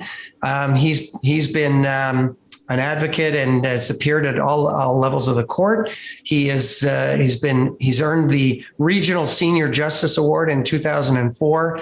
I got to know Joseph by working on the e-hearings committee for the Advocate Society and the Law Society. Joe it's very hard to get because Joe is usually at trial. He has done more virtual trials than anyone I know. And so really happy to have both of Joe and Tom here to share their expertise, and welcome to the panel, both of you. Thanks, Charles. So let's just kick things off, get things started right away. The purpose of our committee here, or our panel here, is to get people familiar with how to do virtual trials. And I know that both of you have done so many over COVID. Maybe we can just start by talking about what you need to know if you are doing a virtual trial or planning a virtual trial. Thanks for the introduction, Charles. I think I'll probably assist in getting this thing rolling. The first thing, and there's a lot out there, as you and I both know, there's the practice guide out there for remote hearings, and there's a lot of good material out there. I'm just going to do a quick overview. I can't get into the details, the minutia of it, but generally speaking, and you've probably heard this before, but if you're doing a virtual trial, you got to know your technology. That's the very first step, is you got to know your technology. You got to have your internet set up. You've got to have your cameras, your screens, whether you're using iPads or double screens or whatever it is you're using. Know that technology like the back of your hand, just like we know the courtroom. When we step into a courtroom, we know the setup. We know where we're supposed to be. We know where the witnesses are supposed to be. We have a sense of comfort in that area. In the virtual courtroom, it's the same idea, except that the comfort is really in the technology. And if you don't have if you haven't mastered the technology, you're gonna trip up in the courtroom in a virtual hearing. So that's important. The second thing that we've learned in the process is be mindful that there are two different kinds of Zoom platforms. There's the webinar platform, and then there's the one that most of us are using on a day-to-day basis for mediations, discoveries, and that sort of thing. The court has access to the webinar version of Zoom, and it's important that you contact your trial coordinator's office and that you request specifically to get the webinar version for your trial. And I'll just take a moment to explain the reason for that. The webinar version allows you to have the key players in the main virtual courtroom. And all of the spectators, if you will, are outside of the courtroom. So you're not taking up valuable real estate on the screen. And you might say, well, who are all these people that don't need to be in the courtroom? Well, they're your clients, for one. They're students that you may have at your office that you want to participate in the trial, but you don't want to take up important real estate on the screen. It may be experts. In a lot of the work that we do, we sometimes invite experts to watch the testimony of other witnesses. As you know, that's usually exempted. Experts are exempt from the rule excluding witnesses. How do you get the experts in the room without actually taking up a spot on the screen? You got to use the webinar version. And then what happens is the lawyers and the witness come in as participants. Everybody else is outside. And that also includes members of the public, other lawyers. In many of the trials that we did, a number of associates wanted to not participate, but watch certain cross-examinations which were critical. And so they joined. And they were able to sit in the courtroom, if you will, and watch the proceeding without affecting what's going on the screen and the people that are there. If you don't ask for the webinar version of Zoom, you're likely not going to get it. The other thing you got to, now that we're using case lines, the case lines is, it's an excellent system, but it has its limitations. And one thing that I've learned about case lines is number one, anyone who's used it knows that right now the system is such that you lose all of your tabs. If you upload a document on case lines, your tabs are gone. Now, I understand that they're working on that to try and fix that problem. If it's a problem, I don't know, but it is an issue that you've got to contend with right now. The other thing is that in case lines, it creates what's called a master pagination, which is great because then you can start referring to the master page number and you don't have to necessarily refer to exhibit 34, tab 6, page 29. You just go to the master number. Having said that, when you're actually running a trial virtually and your documents are up there on case lines, you want to be able to navigate those documents quickly. And sometimes case lines is not the fastest way to get around things, especially if you're looking for something as opposed to being directed to a page. One of the tricks that we've learned is that when you upload a document to case lines, you should download it back to your office. Because when you download the document back from case lines, you get the pagination numbers. And then your office could reinsert the tabs so that if you're using an iPad to navigate your documents or you're using some other screen to navigate your documents, you can still navigate things by tab numbers for yourself, and you still have the master page number. So when you need the judge to get to somewhere, you know it's at tab 24, and you can get to tab 24 like that. And then you got your pagination number and you can tell the judge exactly where you are. We're at master page A 4,322. So that's an important little trick. And if you don't do it, you're going to find you're frustrated, because what happens then is you're trying to get the judge to the same place you are, and the judge is frustrated because you can't tell them exactly where it goes. So the solution we found very easily is you upload and then you download it again. And then you use that document to work with. It also works with witnesses. If you're going to send an exhibit book to a witness, make sure the exhibit book is uploaded and then downloaded, and it's the downloaded version that you send to your witness. So once again, your witness ends up with the pagination papers, the numbers. With regards to case lines, one thing that we also found was important was to enter into an agreement with opposing counsel. Anybody can upload to case lines. And the problem with it is once you've uploaded to case lines, the pagination runs and you can't reverse that. So we found the best way to do it, and I entered into these agreements early on with counsel, is to say, listen, let's both agree nothing gets uploaded to case lines until we both consent to it. You're not consenting to the document in the sense of admitting the document for any purpose. You're just giving your opponent an opportunity to say, look, here's the trial exhibit 13 I want to upload. Do I have your consent to do so? And it gives the opposite party an opportunity to say, whoa, you can't upload that. You're including this document or that. I won't consent to that. And so before you mess up the master pagination, you get in front of the judge and you have the conversation. And then when the judge makes a ruling and says, yeah, exhibit 19 or whatever can go in, just as Mr. OBAGI has proposed it, you got your office ready to upload it immediately. And so you don't end up with a problem with things uploaded that you then have to try to take out of the system. So that's another little thing you should be mindful of.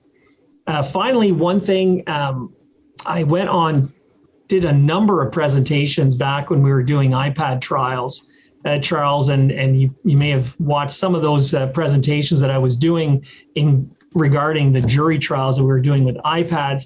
And one of the things I was talking about is the ability to record the proceeding using your iPad or any other electronic device that you've got. We used a program called Notability because it lines up the recording with your notes. What we found in the virtual trial is that this particular piece of technology became that much more critical. And it's because in the virtual world, asking the court reporter to replay a part of the evidence is problematic because the court reporter is effectively recording those proceedings. You're not in the courtroom, and everything that goes on Zoom is supposed to be recorded. So how do you do that? So one way we managed to do that is because we had our own recordings, we were able to, with permission from the judge, of course, because the recordings are only intended to supplement our notes, but with the judge's permission and opposing counsel's permission, we would replay a part of the evidence. Very effective in cross-examination, especially if you've got a witness who's denying that they said what you believe they said, and you've got the recording and you want to play it back to them. So that's something that is pretty critical as well. The other thing that's important about being able to record the proceeding, this applies to virtual or non-virtual hearings, is there were occasions, and Tom will remember in our Boone trial, where we had 3 lawyers on this trial. And we got off the call at one point, or off the Zoom, and Tom was convinced that a witness had said something. And both myself and our associate lawyer didn't think he said that. And so we were able to, while we were off, listen to the recording again, make sure that we got captured exactly what was said. As it turns out, Tom was right. We were wrong. The witness did say exactly what Tom had thought the witness had said. So those are some of the technical issues that you need to think about when you're doing a virtual trial. And as I said, it's an overview, some of the key areas that you got to think about. It certainly doesn't cover all of them, but I'll turn maybe over to Tom and talk a little bit about some of the lessons we learned, in particular on the Boone trial that he and I did together, and how cross-examinations necessarily played out in the virtual world. Tom? Well, thanks, Joseph. Yeah, I can speak to some of those issues, bearing in mind that when we did this Boone trial, it was last October and November. of 2020. And case lines had not yet been implemented in Ottawa. So we didn't have the benefit of case lines. So we were using iPads similar to how we had used them in the physical courtroom and on jury trials in the past, where we provided an iPad to the judge, to our opposition, to the counsel, to the registrar, so that each one of them had an iPad. And, we at the outset would give a little lesson as to how to use the iPad. We were using a program called Goodreader in order to upload our documents. And we were able to, of course, enter those exhibits in the fashion that Joseph has spoken to, in terms of getting permission from the judge to upload something onto the iPad. But we were able to upload documents instantaneously without taking the iPads back, which was the old method of doing things, where we took the iPads back to the office at night and recharged the iPads for all the jury and the judge, and then uploaded documents at that time. We had instantaneous upload by uploading the documents to the cloud and down to the iPad. This worked extremely well. I think we entered 37 or 38 exhibits in that trial. Some of them very, extensive documentation. And the beauty of Goodreader, and we're still using Goodreader even in the case lines world, as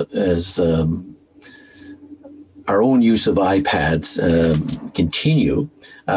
The advantage of Goodreader, one of the great advantages, it has a scroll feature that's just magnificent in terms of being able to find documents quickly, and that is something that we don't want to give up even in the virtual world. But let me just move for a moment to some comments about the cross-examinations in Boone. Boone is somewhat unique in the sense that this is an example where a cross-examination of the defense expert witness took place entirely over Zoom and was, in my view, as effective as if we were examining that particular doctor in the courtroom. In some ways, there may have been some advantages over Zoom that we wouldn't have otherwise had if we were in the courtroom. One of them was we went into this examination, a cross-examination, not knowing exactly what the doctor had been given by our opposition. They refused to provide us with the details of the Schedule A of records that had been given to the doctor, basically taking the position that we had them already, and so why do we have to give them to you again? But they just basically refused to give them. Because we're in a virtual world, we were able to identify that problem with the trial judge. He quickly ordered a defense counsel to send us electronically exactly what they had sent to this defense doctor. So we instantaneously had that information, and including we got an order that they produce their letter of instructions. So we had a very detailed letter of instructions that we may not have gotten the advantage of those documents if we'd been in a courtroom in the same fashion. And of course, we got them in the middle of the cross-examination, which went on for more than a day and allowed us to examine those documents and prepare for the ongoing cross-examination. So there are advantages.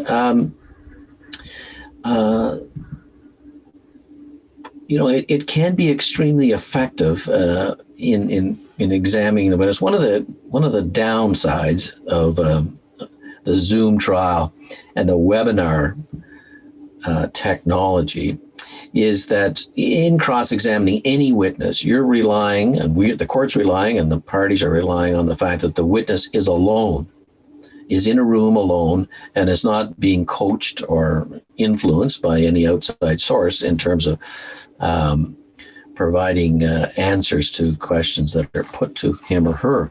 And if there's an objection in the middle of the cross-examination, or even in chief.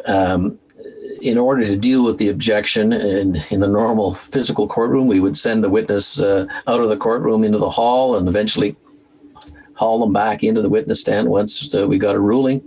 In the webinar world, using Zoom, the witness had to leave the room they're in. So if they were in an office or they're in their own office, which typically was a situation with medical professionals, they had to physically leave the office so they wouldn't overhear the objection and ultimately the ruling. So there's an element of trust that, you know, we're dealing with witnesses that appreciate these rules and abide by the rules. And at the moment with the webinar technology, there is no answer to this question in terms of, you know, particularly putting the witness into a separate room where they can't hear what's going on in the other room, which of course, you know, the meeting technology of webinars or of Zoom will allow that to happen. And I'm sure most of you may have experienced that in dealing with mediations. So that's a little disadvantage, and it is concerning. But I think with the proper explanation to the witness and an admonition from the trial judge, we can get over that disadvantage.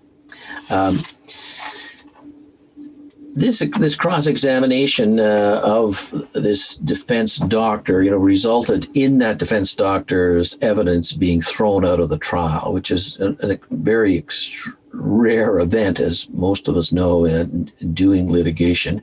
We're always faced with the argument that evidence goes to the weight to be given to it by the trial judge at the end of the day, but the evidence is actually in the record. Here, the witness evidence was determined to be not impartial, and in fact, the witness crossed that whole line and really became somewhat of an advocate for the other side, and was caught up in a series of misstatements that resulted in the evidence being tossed out. There's a reported decision on that cross-examination, and it's well worth reading. Joseph, do you want to add something else to that cross-examination? I should mention that I should mention, Charles, Joseph did that cross-examination, and it was very skillfully done. Are you able to spell the name of the case just so people looking it up will know how to spell Sure. it? Yeah. So the first name is Boone, Boone. That's the plaintiff, and it's the second name that appears in the citation is O'Kelly. So O''Kelly. There are a series of, if you check it out on CONNOLLY, of course, you'll see all the various rulings in that file. Some of them are under the name Boone, and Smythe, who was another co-defendant. But the bulk of them are under Boone and O'Kelly, and then the trial decision and the separate decision on the motion to strike the defense witness is under the name Boone versus O'Kelly. Well, that was a great overview, both of you. I really appreciate that. I have some specific questions that come out of these comments, and maybe we can handle some of your other comments through that. Let's turn to the technical side first. In terms of your witness preparation and calling evidence, and not just the Boone trial, but you both have been involved in a number of cases. Have you had occasion where either you or the other side has the witness in your boardroom with you, and you participate where you're sharing the screen or doing something in the office technically so that witness's evidence is there and they can participate in the trial that way? Have you come across that situation, or is it always isolated where the witness is logging in remotely? We've always had them isolated. All the trials that I've done, we've had that. The trials that Tom and I have done together, we've done the same thing, and they're always isolated. So we've. And have you noticed the defense do that as well every time they're all isolated? I've never had the defense counsel be in the room with the witness. No, okay. It's always been. I've had that. The only time I've seen that, Charles, is in discoveries. I know that I was on one, actually it was a cross-examination for a motion for summary judgment, but where defense counsel was in the room with their client. And the reason they did that is their client wasn't comfortable with the technology. And so they thought they would do that. I can tell you, I didn't think it was very effective either way. I wouldn't want to do that if I was the cross-examiner, and I wouldn't want it if I were if that was my witness either. Has your office considered whether you're going to set up some kind of a virtual court boardroom where you would have multiple cameras, or the camera would be movable so that it could get more than one person? Have you got any comments for anyone trying to set up those kinds of setups in their office? I don't know if Tom wants to jump on that. Have we considered it? We've considered it for maybe 1 second. Yeah, exactly. Because we've Tom seen, tell you why. Well, we've seen it in operation by defense counsel, in the defense counsel being all in a big boardroom and sitting around a boardroom table, some of them having a podium to speak from, and with this movable camera. And it's been very, very inefficient. And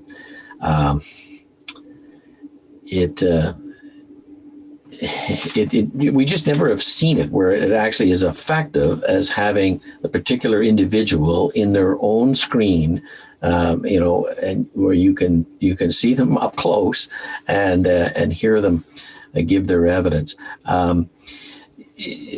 In one of the particular trials we had, it resulted in counsel speaking to each other across the table as if the rest of us couldn't hear it, but of course we could hear it, and it resulted in the documents being passed back and forth that were not explained. Like, how do you deal with a co-counsel? So the two of you are on the trial. You're both in your separate locations. Mm-hmm. I was told that having that boardroom set up, the camera could be focused on the speaker and you could sort of write notes. I mean, you wouldn't be talking to the person's ear, but you could write notes as you're going along. I presume you have some sort of texting app that's open, so you could do the same thing. Maybe you can help us in that regard. Sure. So we started doing that in real trials with the texting app because there's nothing more disruptive than when co-counsel is trying to get your attention and they're putting sliding pieces of paper over to the podium, right? And so years ago, we started a system where co-counsel would communicate. We would communicate with each other through texting. And that wasn't only when I was at the podium. Or Tom was at the podium, was also when we were sitting next to each other and the evidence was going, because again, it's disruptive to be leaning over and whispering in each other's ear. So we would be sitting there and from the court's perspective, we were just listening to the evidence and typing. Meanwhile, we were texting each other saying, did you just hear what he just said? We're going to have to cross-examine on that point or what have you. And does it come up on your computer, the texting app, or do you have to open up your phone? So we generally use it on the iPad, and because the iPad now has the ability to have sort of split screens, so I'd have a split screen where I'd have a quarter of my screen would be my texting app, and that's where my notes were coming up, and we would have a group text. So if we were doing a trial with 3 lawyers and an articling student, everybody would be on that one thread. That was the thread where you exchange text. And what I found was with the virtual, it's even easier. It's even better because now there's really nothing that anyone can see was what's going on, and you're able to communicate. So there was lots of communication going on as witnesses were being examined or cross-examined. And as far as everyone else was concerned, nothing was happening. Whereas if you do the juxtaposition of this idea of having everyone in the same room, you're hearing things. You're hearing shuffling of paper. You're hearing whispering. That's what was happening in the trials where there were setups like that. The other trial that I had that set up as well, the 2 lawyers had their own cameras. So they weren't one camera kind of zooming into the room, but they each had one camera, but they were in the same room. And it created the same kind of problem where there were interruptions. And there were times when somebody would start talking and they wouldn't realize that their mic was on. And all of a sudden you said, oh, well, we can hear what you're saying. And then it's troubling. When I said we considered it for 1 second, being somewhat facetious about it, but really at the end of the day, based on my experiences, I can tell you that I think the best way to do a virtual trial is all of the participants have their own camera, their own location, and their own room. And so let's talk about your setup briefly. You both have you're in your offices, and I'm in my office. I've got my 2 monitors up. I've got a camera that's right above my Zoom app, but I shrink the Zoom app so I can put other things on my screen, notes and other programs, et cetera. So presumably during the trial, you've got the Case Lines app open, you've got the texting app open, the Zoom app open, your camera on. Is there any other programs that you find are essential? You presumably have your own document management program, and anything else that you have up that helps you go through the witnesses? Well, the way I have it set up, I have my 2 screens, which gives me the Zoom screen right now, which is the one that I have that almost at full screen all the time, because I want to be able to see everybody and I don't want to shrink anyone unless I've got to use a share screen, which I try to avoid, frankly. I'll tell you, Charles, in my mind, the share screen is not very effective. If I'm going to cross-examine a witness, I do not want to have a share screen taking up 3/4 of the screen, and all of a sudden the witness I'm cross-examining turns into a little corner piece. And that's the one I want the judge to focus on. So I try as much as I can to avoid that. And the way I do that is to make sure the witness has whatever it is we're going to refer to, and I ask them to use their own. I can tell you in the cross-examination that Tom was talking about, there were times when the witness, and it's happened to me in another trial as well, where the witness said, "Can you just put it up on the share screen during a cross?" And I said, "No." I said, no, you know, Dr. So-and-so, you have the document. Just pull up your version of the document and let's just keep going. And they're like, "Oh, okay, I thought it'd be easier to put up on the share screen." No. The other thing is I also have 2 iPads running at the same time. So I've got one iPad where I'm keeping notes and I'm texting, and I have another iPad, which is my document management iPad. And that's the one that's got all the case line documents in what Tom was talking about in Goodreader that I can navigate very quickly because I know that program. I can navigate wherever I want to go. It's searchable. I can get to where I want to be very quickly. As long as I've downloaded the case line version, I can give the judge and the witness the exact page reference. So that's what I've got. That's a lot of screens, and one might think it's a little too much. But what I find is that if every screen has its role, it actually comes up pretty organized, and you don't lose yourself, which I saw other counsel do quite often, where they're losing themselves in the screens. They don't know where their document is, and it upsets the flow of a cross-examination or an examination in chief. How important is it, Tom, if you're making submissions to, make sure you're looking into the camera, and, if you have notes, to sort of position it in a way where you don't have to look like you're reading? Do you try to set up your camera in a way where, your picture on Zoom is at the top of the screen? How do you set it up that way? Well, I think it is important to look at the screen and like we would in a physical courtroom, trying to look at the trial judge as much as you can. And really, I've got no magic in terms of the notes. Joseph has explained, and I have the same setup, with the iPads. We position the iPads in such a way that, you're using it sort of as a teleprompter to a certain extent, but it's off to the side of the main screen.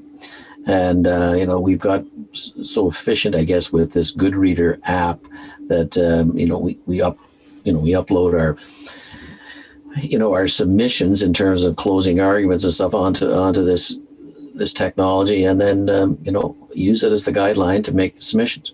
And so let's turn to what things can go wrong. Using technology is great when it works. We all know that. And tell us sort of the most problematic things that happen when you're relying on a computer to sort of transmit everything. Well, of course, one thing is you got to have the right Wi-Fi connection, that you don't end up freezing or disappearing from the screen. And as much as I have like to spend time at the cottage over these COVID months and years. My technology or Wi-Fi up at the cottage is just not reliable that you could actually conduct a hearing. I have conducted discoveries where you're not so concerned about the fact that you may go down for a minute or two, but that's a starting point. And you really got to have the proper Wi-Fi connection so you're always on screen. And actually, amazingly, in these trials we've done, we really had no downtime from our perspective. We've had some witnesses that have frozen on the screen on a few occasions, and that's disconcerting. But it usually works itself out. I can't think of an example in these various trials we've done since COVID started that we've really lost a witness completely. We educate the witness in advance as to what is needed, and we have to our own clients that have had to testify and people that are lay witnesses and stuff. We have provided iPads to them and given them lessons how to use the Zoom technology on an iPad in advance, if they, especially if they don't have a computer of their own, or that you don't have a camera. These are some of the problems. In the Boone trial, the parents of our disabled main plaintiff were 82 years old. They never used an iPad or Zoom technology before. Mrs. Boone testified for about 5 days, and she had no difficulty using the technology and being heard, and it went really smooth. And as Joseph said, it's so important that you use the webinar version of Zoom now, because the clients want to hear what's going on. They want to see every witness, and they want to know how we are advancing the case, in particular in cross-examining or leading evidence from treating doctors or specialists that they've seen, and especially if there's some dispute as to what the specialist has put in the notes as opposed to what the witness recalls happened in that particular meeting, and they got to be there. So even though that trial went on for over a 2-month period of time, and there was a number of breaks in it, the clients were there every day. And the witnesses that had testified earlier, testified, it was an order, of course, excluding witnesses, but a number of the occupational therapists and other health professionals that had testified, of course, were entitled to watch the trial after their evidence was over, and they were there. At one time, and I mentioned this to Joseph just the other day, that one time there was 29 people in the waiting room, if we call it that, watching the trial. Many of them we didn't even recognize who their names were. They were other lawyers from around the province, or they were other people that had an interest in the trial. But just it's a public courtroom, and they're entitled to be there, and they were there watching the trial as it went on. So it fluctuated up and down the number of people who were there, but the technology is wonderful to that extent. There's lots of advantages to having the virtual trial that you've alluded to, and obviously cost savings and travel costs, and the fact that you can do it from the comfort of your office and have the support that you need. There's a lot of good things that we've heard from you and we've learned on our own. But after doing so many of these remote hearings, Joseph, Tom, what do you see, in the future? What have you heard from the judges and the other lawyers in terms of your preference once, we're allowed to have everything in person again? What do you think is going to be the norm? Well, likely the norm is we're going to be into a hybrid type of trial. There are real advantages, and of course, we were trained in the physical courtroom, and I spent my career in the courtroom. And I'd like to get back to the courtroom, and because there are advantages of being there. But I think the reality is that we're going to have hybrid trials. The medical profession in particular just love this technology, the fact that they don't have to leave the hospital or their office, and they can be called upon between, their busy schedules, and then they don't have to come to the courthouse, and of course, your example about travel, we called witnesses from the United States or outside of the province, and they're there to participate, and we avoided all those costs of and delays and circumstances of interrupting people's lives to get them to the physical courtroom. It all disappears with the Zoom technology. Joseph, lastly, you and I participated in the e-hearings committee, and we came up with a book of etiquette. What kind of things have you noticed in your hearings that have been maybe, lessons learned and things that you'd pass on, and maybe reference the e-hearings guide if you have an issue? Do these things come up where counsel aren't agreeing on types of documents to file, or the way the Zoom videos look and the backgrounds and things like that we've dealt with in this committee? We haven't had any of those kinds of issues. With all of the counsel that we've dealt with, we've been able to reach amicable agreements. And I mean, that's a credit to our bar, really. Now in Ottawa, we have a much smaller bar, and we tend to all know each other quite well. And so we've never run into that problem. As I said, reaching an agreement early on with counsel that nothing gets uploaded until both sides consent resolves a lot of issues. It's not that we didn't have issues in one of the other trials that I did. Defense counsel, Mr. Santini, and I didn't agree on a lot of things. What we agreed upon was the procedure. And so he and I would constantly butt heads about, well, I think this document should go in. No, I don't think so. But we had the procedure lined up. And so we go in front of the trial judge and say, look, this is what I want to file. This is the objection. No objection. Go ahead and file it. So we didn't have to turn to the best practices to try and convince the other side. But that's because we are dealing with two groups of counsel that were already aware of those best practices.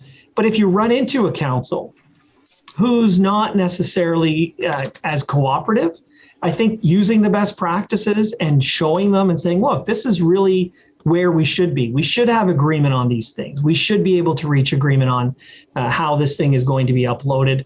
It might be able to persuade counsel. And if that fails, the good thing about having a best practices is it's a great guide for you to deal with the trial judge. Because keep in mind, these trial judges are being thrown into these virtual trials just like we are.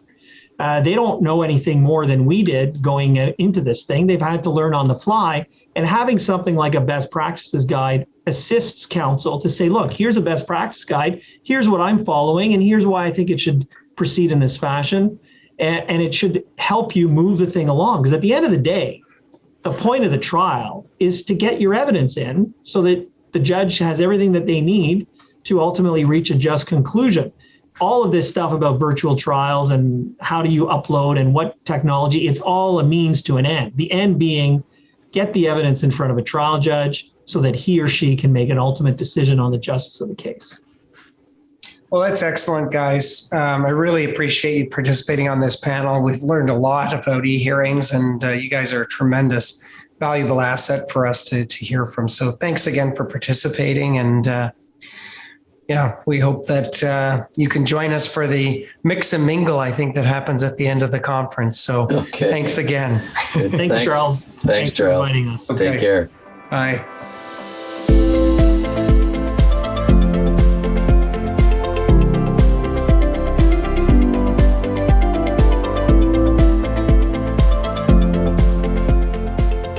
Hi, I'm TANYA BERBIERO, and today I'm going to be talking to you about virtual hearings and the fact that the future is, in fact, paperless hearings. Litigation technology and workflow in the pre- and post-pandemic legal environments has kind of been a passion project for me. So the first thing that I'm going to talk to you about is why go paperless? Firstly, even prior to the pandemic, we were frequently being called upon by the courts and clients to be more tech savvy. We actually did the first trial conducted exclusively on iPads in the Toronto commercial list in 2015. And I feel that due to our well-established workflows for conducting electronic hearings, we were able to seamlessly transition to remote work and more specifically to doing electronic virtual hearings. Clients are also becoming more sophisticated in their own technology usage, and this is shaping clients' expectations of competence of counsel. A number of Ontario judges were mandating the use of electronic trials in their courtrooms even before the pandemic. And now they have become the only way to advance cases in the Ontario courts due to the closure of public spaces, including courts and arbitration chambers. Professionals, including practitioners and witnesses, are declining to travel, or the ability to travel has been severely restricted. Many individuals find themselves forced to stay home and work remotely. In addition, the sheer volume of documents and the mere fact that most evidence relied upon is already in electronic format, it makes little sense to conduct a paperless electronic discovery process only to print a large part of those documents for trial.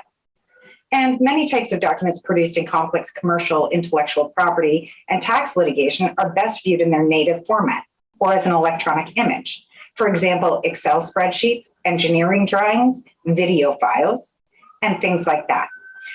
Some of the great benefits to developing and implementing an electronic workflow, and in particular, the use of tablet technology, is that for all files, for all cases are on one portable device, which is perfect for lawyers who travel for work or who just don't want to be tethered to their desks.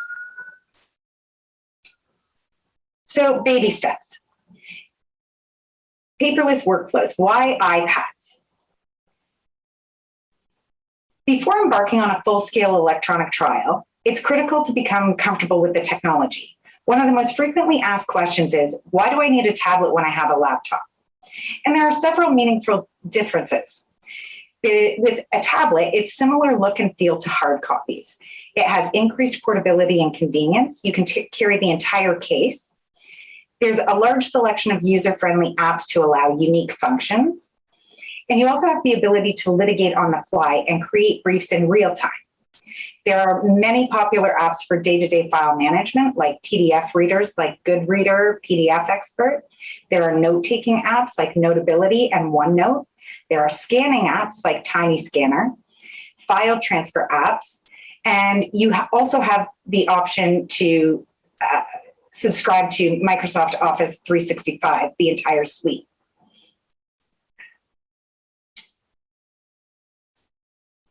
So, paperless workflows. It can be challenging, but not impossible, to transfer over existing matters. But it is easiest to start with a relatively new matter or a matter where all files are already in electronic format. So how do you get your files on the tablet? You can save documents directly from your email as long as your email is on your iPad.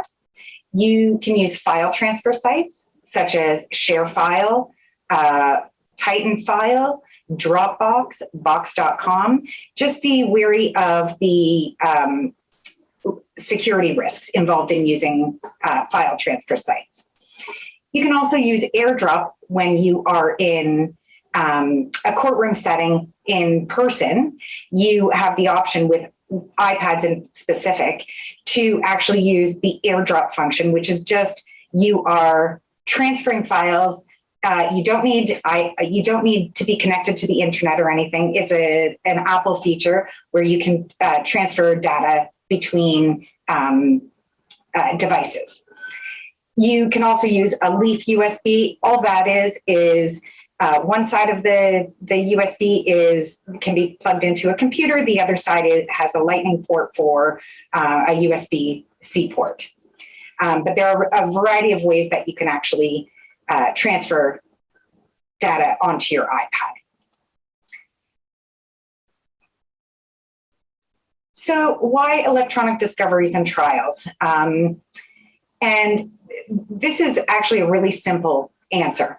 There's no need for printing, which saves enormous amounts of time and money. You can prepare for examination briefs on a real-time basis.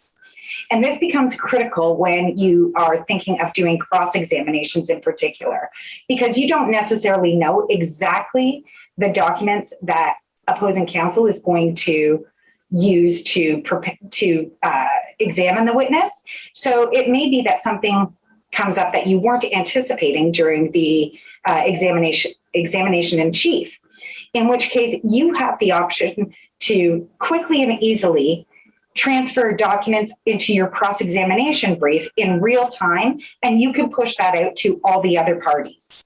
The other thing is it supports a variety of different file types. Examinations using an Excel spreadsheet provide the ability to show formulas. It also integrates well with existing e-discovery and digital workspaces. Okay, before the trial, choosing hardware and software. When it comes to hardware and software, consistency is key. There are several software options available in the market. You can use specialized trial software such as TrialPad, Trial Director, and there are several others.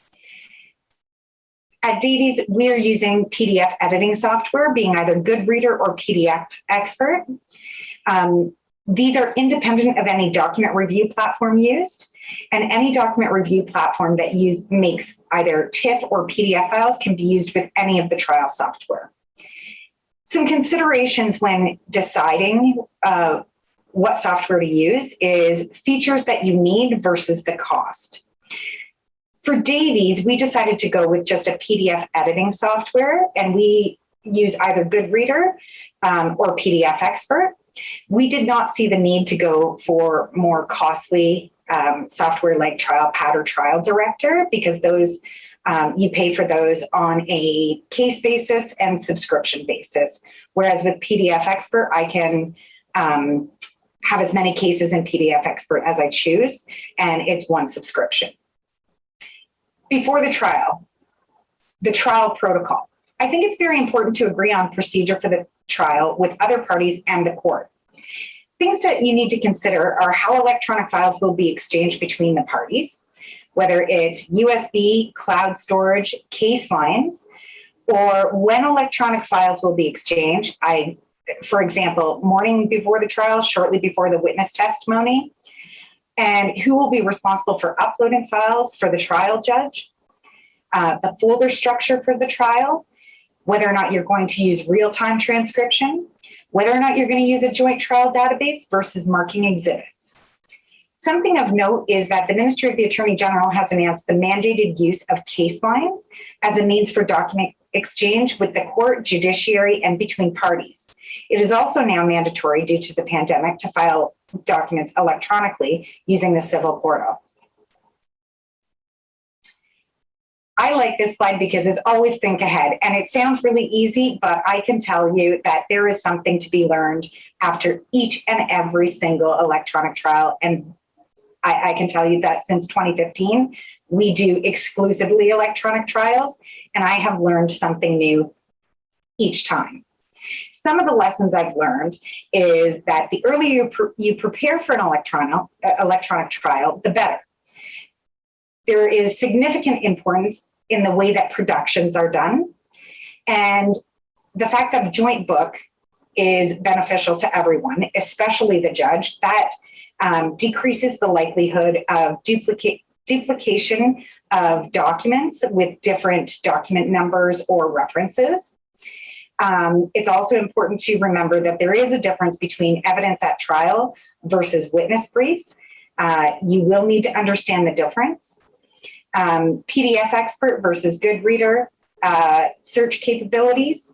You'll also need to be able to navigate and explain to the judge and all counsel how to navigate through your electronic briefs if you decide to do it on an iPad.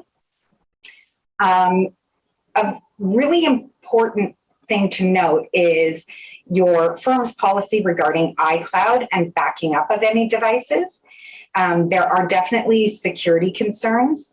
So just know your firm's policy, and I would be happy to have that discussion with you or your firm if something comes up and you're just unsure of how to negotiate a proper policy for your firm. During the trial, the first thing I'm going to do is explain to you or describe to you that an in-person electronic trial and how that would work. And then I'm going to explain how easily transferable those skills are to the virtual electronic hearing. So in an in-person courtroom setting, The courtroom looks like the judge and counsel have iPads loaded with the day's documents. And in hybrid hearings, and I call it a hybrid just to differentiate from solely iPad use, a clerk or counsel on behalf of the party has a laptop or iPad connected to screens in the courtroom, and they would actually drive the documents being displayed on all of those monitors. I actually like that setup because it actually makes it easier for all counsel and the judge to know that they're on their correct document without much fuss or delay. There's a screen or an iPad in front of the witness displaying the projected documents. And then for exhibits, you can either mark exhibits on the fly using a custom stamp that can be set up in advance of the examination. And you can do that right within PDF Expert or Goodreader. Now, I say that this is really easy to transition to a virtual remote electronic hearing because documents would be, rather than on an iPad, the documents would be delivered to parties via case lines. But essentially all of the same steps are otherwise followed. And the courts have adopted Zoom technology for virtual hearings. So we now also to include in our planning a document that sets out other requirements and general etiquette to be followed in virtual court settings. And personally, I always believe that it's best to come to an agreement with all parties and the judge before starting the trial.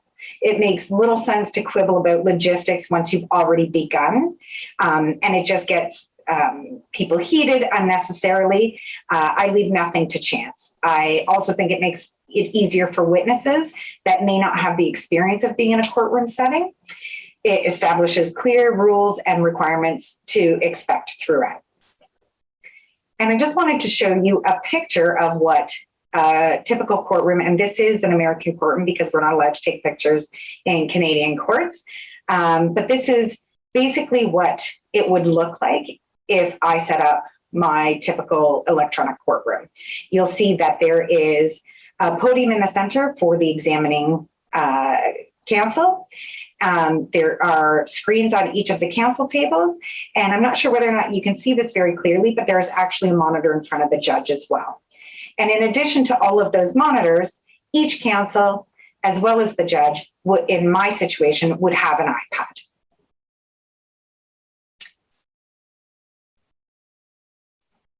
So after the trial, now this is where things have changed a bit because of the pandemic. Requirements for filing will depend on the court rules, the court and the rules and the practice directions that are in place. Before the pandemic, Ontario courts had already started accepting USB keys with trial documents to be filed with the court. I think it's going to be really interesting to see how the court handles the requirement for paper filings after things return to normal. I personally believe that we will keep our new procedures as they seem to be working quite well.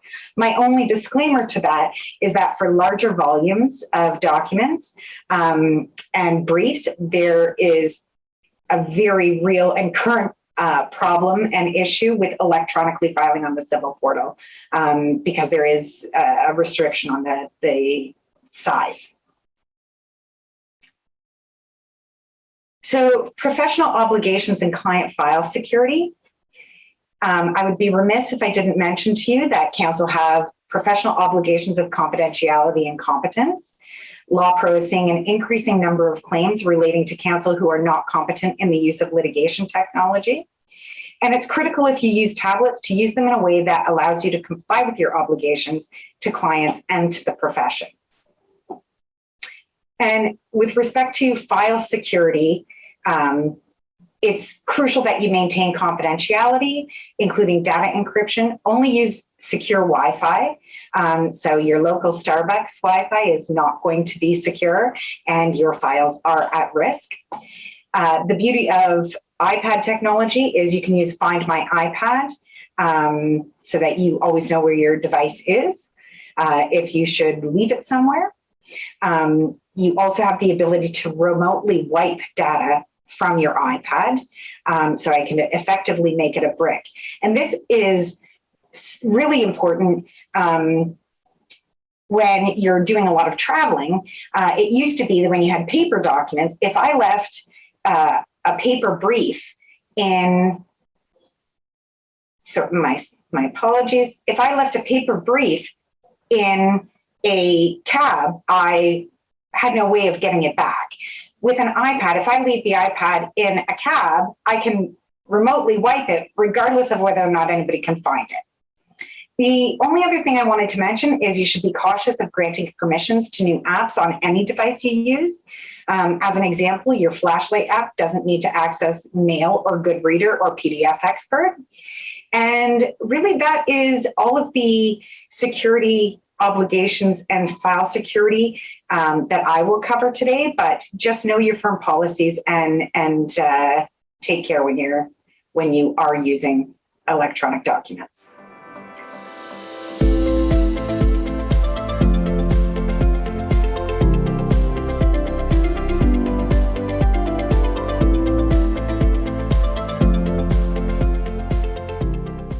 Today I'm going to discuss things I've learned over the years about what is often buried in the medical records that we get in these medical malpractice actions. We all know that a little detail here or there can make or break a medical malpractice case. It is important to know where to look for hidden treasures, and where to look has changed rapidly over the years in the ever-evolving world of electronic medical records. Today, I'm going to go through some of the categories of hidden treasures that aren't just in the chart, the paper chart. Those include audit trails, home care records, hospital training manuals, policies and procedures, screenshots of electronic hospital computer systems, and recordings of telephone calls, whether it's consults or 911 calls. So first, I want to address audit trails. So audit trails outline the data about the data, or what is called metadata. There's a lot of metadata out there. In the context of electronic medical records, an audit trail is the data about the data in a patient's chart. It tells us things like who made the entry, when it was made, when it has been viewed, what was entered at the time that the entry was made, whether it was printed, edited, deleted. So it's like real-time data about when information was put into a patient's chart. It gives you a very detailed timeline that you would not be able to create just from looking at the face of the electronic medical record. And we've found that it even helps identify proper defendants. We've learned to request these audit trails, especially with respect to the provincial health records. In Alberta, it's called NetCare. We've learned to request these early and pretty routinely. In the past, we've used what the Alberta Statement of Benefits Paid. There's a different version in every province. So the document that lists every doctor that the patient has seen to document who saw this patient at the relevant time. But now audit trails that show who accessed the patient's records during the relevant time are much more accurate to determine who was involved in the patient's care and when. In Alberta, the Statement of Benefits Paid outlines just the attending physicians who saw the patient. It doesn't include residents or nurse practitioners. Rather than trying to deduce the names of residents from their handwriting on the chart, you can use the audit trail to see who was involved in the patient's care and what they knew and when. Very useful information.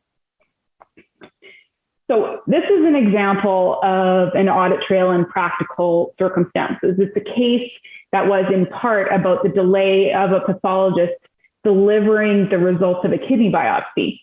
The defendant pathologist did not have a good explanation for the 8-week delay in reporting the biopsy. This is a case that we took to trial, and we had inherited about 10 years after the litigation started.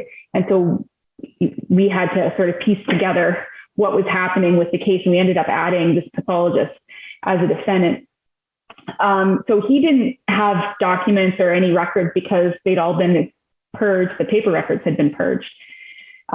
He surmised that he likely actually advised the referring nephrologist about the results 6 weeks prior to when he signed the report. And the defendant hospital produced an audit trail of the biopsy report 2 weeks prior to trial. And that showed that the report had been in progress for many weeks, but the diagnosis had only been entered just prior to signing off. So 6 weeks after the defendant pathologist suggested that he had given the results to the nephrologist. So we called the hospital's IT person as a witness. He was the one that ran the audit trail to verify what the biopsy report said at various times. And the audit trail actually kept a record of keystrokes down to the 1/1000th of the second. So it's a very detailed and accurate timeline. So this is the snapshot side by side of the audit trail report that we received that showed that the diagnosis was empty before October 26th, 2000 at 13:36 hours. And then the diagnosis was entered, the mixed membranous and proliferative glomerulonephritis consistent with lupus. That's when that diagnosis was entered. And that was an important detail that the case turned on. And if we didn't have this audit trail, we wouldn't have had information about when that pathologist actually came to his diagnosis. Audit trails also allow you to verify whether what a physician is saying is accurate. I don't think I can even count on two hands how many times I've had a physician be adamant about something in discovery only to have the audit trail disprove what they're saying. So this is an example here about a case where there was a delay in the diagnosis of a spinal epidural abscess, actually over many years. The patient had an MRI done, which showed the beginnings of a spinal epidural abscess in March of 2013. Nothing was done about it despite having seen a spine surgeon within 2 weeks of the MRI. Then the patient a few years later deteriorates rapidly and ends up with a permanent injury from it. We sued the spine surgeon, and in discovery, he blamed the GP for not sending him the MRI report. It says he would have administered antibiotics, and if it didn't resolve, then he would have performed surgery had he had the MRI report. At the time of the discovery, we didn't have the audit trail. Then we requested the audit trail as an undertaking in the questioning process. And this is what we got. And you can see here, so there's the date and time and what happened. And then I blocked out the names of the physician. But then you can see over on the under column K, what he looked at and when. And so the audit trail confirmed that he had looked at all of the imaging that had been done prior to his seeing the patient. And he'd not just reviewed the reports, but he'd also reviewed the imaging itself. So that helped us focus on the spine surgeon instead of the GP who the spine surgeon was trying to blame. Another area of records that can be forgotten about, at least in my experience, is the home care and public health records. These records are particularly important in neonatal cases, hypoglycemia cases, metabolic screening, kernicterus cases, as well as wound care cases or allegations regarding improper follow-up by the patient. So it's one of those situations where I'm seeing more and more where the CMPA is blaming my clients for not doing the proper follow-up if they're having issues. And well, maybe they have seen the home care nurse, or called the home care nurse, but there's not a lot of documentation about that, but it is in the home care records. So in Alberta, the home care records are entirely electronic. And the only way to get the whole record is to request all of the screenshots of the system. It's very cumbersome. So we have to be very specific about wanting every single page and screenshot in the system. Another area that we want to consider is hospital training manuals and policies and procedures. I find that this often isn't produced as part of an affidavit of records prior to questioning in our practice. It's not produced by defense counsel. Our practice is to ask for a table of contents of policies and procedures in the area of medicine that your case is regarding. And you never know what you're going to find. So it's good to get that, and then you request everything that you feel is relevant. And this is particularly important when you're looking at the angle of hospital direct liability. In my experience, that can often be an afterthought, but it shouldn't be, because there are some cases where it really does make a difference. So here's some examples of where hospital training and policies and procedures have played a factor in a case. So for example, all of these examples are real cases where we've had an argument against the hospital for direct liability. This first example of administration leaving procedure decisions to ER department heads, it was a case where a chest x-ray result was missed in part as a result of the transition from paper to electronic medical records. And the decision on to whom the x-ray results were to be communicated was left to the physician in a rural hospital, instead of the hospital administration coming to a policy and procedure about how those results are communicated. So it was a patchwork. So that was an area where we thought the hospital would have some direct responsibility. The second example was a case where the nurses in a rural hospital didn't have good training on fetal heart monitoring. So they didn't understand that when they were looking at the patient's fetal heart tracings, that it was concerning. And then the final case example is the one where we actually have going to trial quite soon, where the mother was a known breech presentation who planned to have a C-section, but went into labor before her planned C-section. And when she presented to the hospital, the doctors let her labor for a couple of hours while they determined what to do. And in that process, the baby suffered hypoxic-ischemic encephalopathy. Moving on now to screenshots of hospital computer systems. Almost every hospital department has a corresponding computer tracking system. Examples include the emergency department. They track who is where and what room. Are they in triage? Where are they? And the tests that the patient is undergoing, when that is. The lab tracks the handling of samples and how and when hospital staff are advised of results. Endoscopy may keep the pictures from the procedures.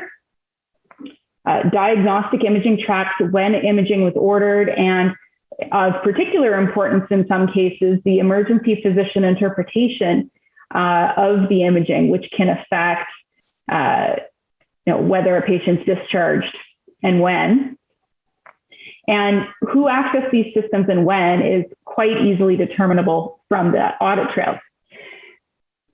So going back to the emergency physician interpretation of diagnostic imaging as an example, that can be important because it is the job of the radiologist to contact the ER physician if their interpretation is different from the ER doctor. So if the radiologist is doing the report and they see that the ER physician had a different interpretation about what the imaging showed than they do, then they are responsible to flag that for the physician so the physician can follow up.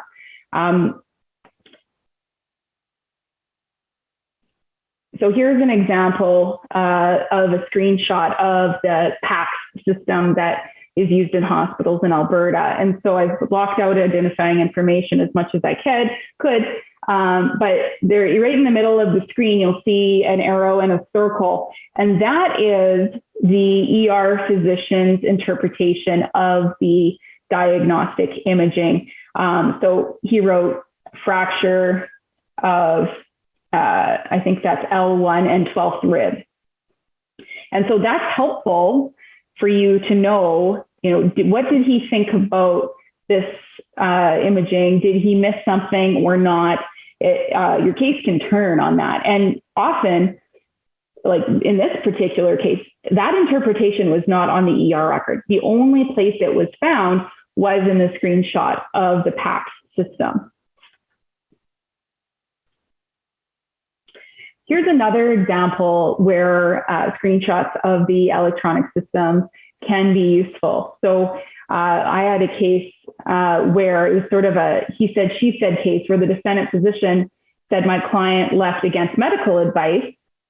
And my client said the defendant physician was very rude to her, rude and dismissive to her. And he discharged her with just a prescription for physio, and he didn't think she had any fracture.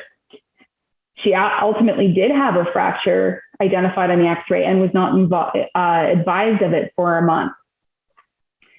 So the defendant physician wrote on the ER record, left AMA against medical advice. I feel like my client's credible, but when something's written like that in the chart, you do always have an uphill battle. So in his handwriting, he wrote left AMA in the chart. If we had not requested all of the screenshots of the emergency room system, we wouldn't have the nursing entries in that system that show that the plaintiff was discharged with approval. So here, the nurse entered discharged with approval, which is contrary to what the physician wrote, discharged against medical advice. This actually appeared 3 times in the electronic ER system, and it was nowhere in the paper record. So that is really, really crucial evidence that we wouldn't have if we hadn't requested the electronic record of the screenshots of the electronic record of the ER record. And the final category that I wanted to address is recordings of telephone consultations. Most provinces have telehealth services of some kind. There's telehealth in BC, RAPID is the acronym in Alberta.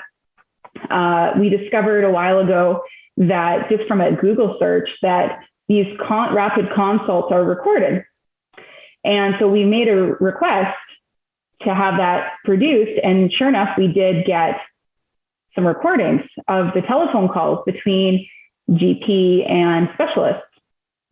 So these consults are often done in emergency departments or rural hospitals, and the documentation isn't necessarily the greatest. So emergency physicians often don't write detailed information about these consults, and liability issues can turn on this. I had a case where telestroke was consulted by an ER, small city ER, and there was an anonymous stroke neurologist advised that TPA was an option for the stroke symptoms. TPA was given, and the woman died of a hemorrhagic stroke after being given TPA.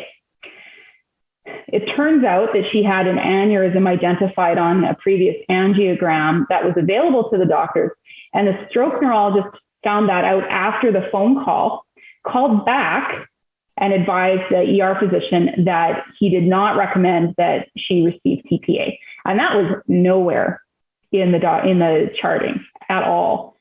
So that was obviously very useful information to have. Unfortunately, that phone call was made after the TPA was administered. There's also unspoken factors.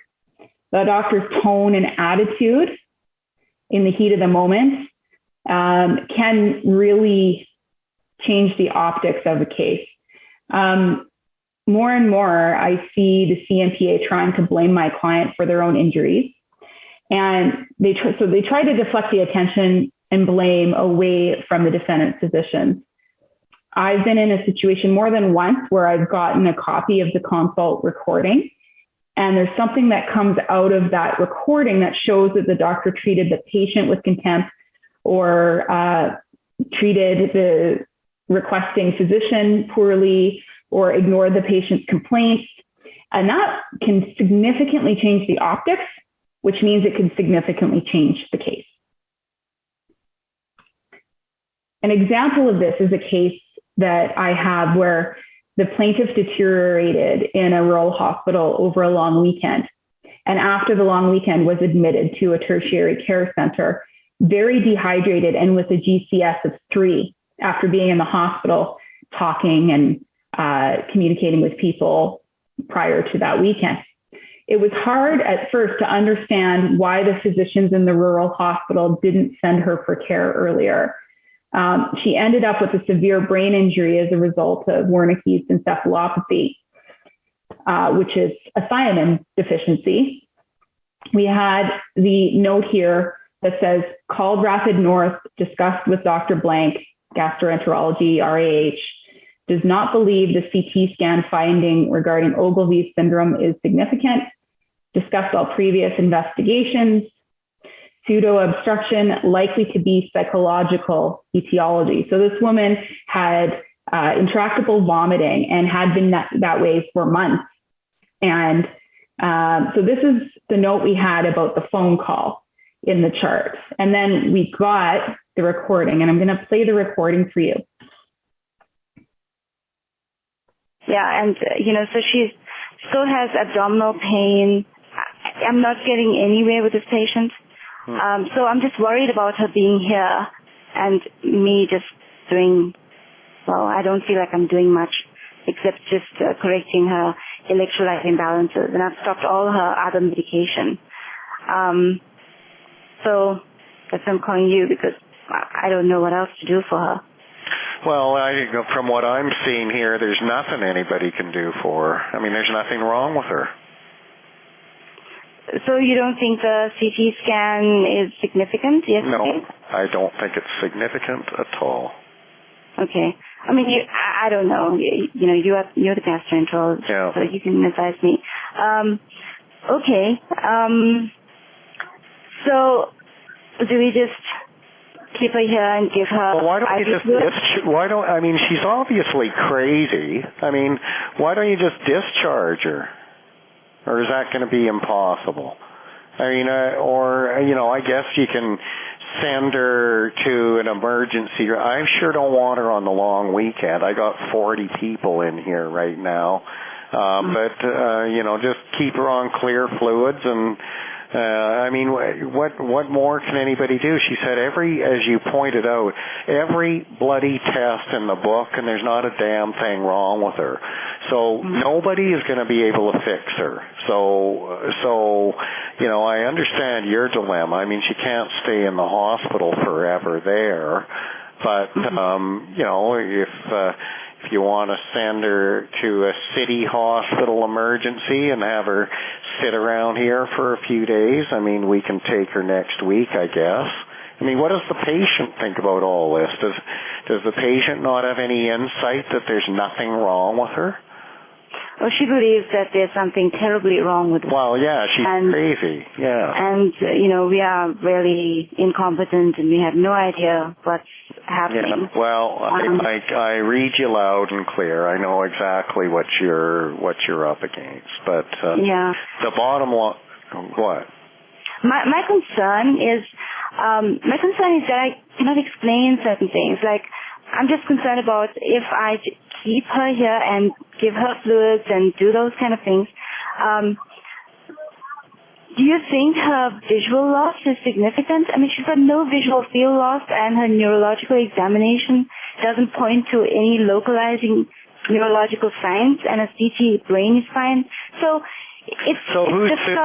who's got a visual field loss? What are you talking about? So she doesn't have.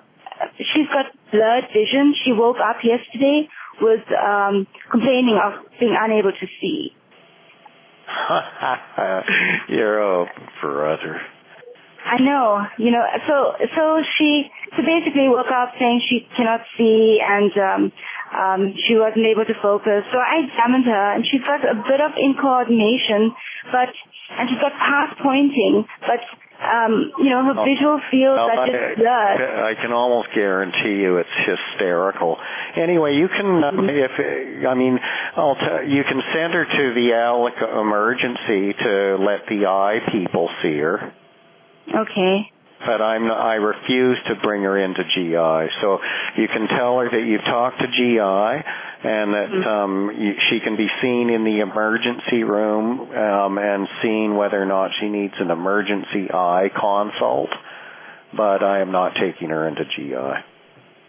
Okay, no, I don't feel bad about that because, I don't want to offload my problem onto anyone. That's not my intention. Well, it's not your problem. That somebody just finally has to, it's obviously some kind of psychosocial problem. Somebody's eventually going to have to explain to her there's nothing that's going to fix her, so it's her choice. She wants to wallow around in hospitals or she wants to try to get some semblance of a life. There's nobody's going to fix this. So from my point of view, you can give her two choices. Go to the emergency room and get reassured about her vision, that she's not going to be admitted to me, that's for sure.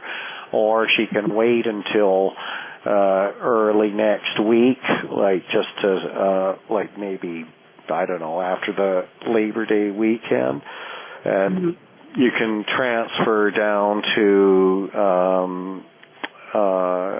our ward, and we'll keep her for 2 days to make sure there's nothing going on anywhere, and then she'll have to get out. All right. So she can either stay there until Tuesday to get through Labor Day holiday, because there's not a damn thing we're going to be doing for her over the holiday weekend.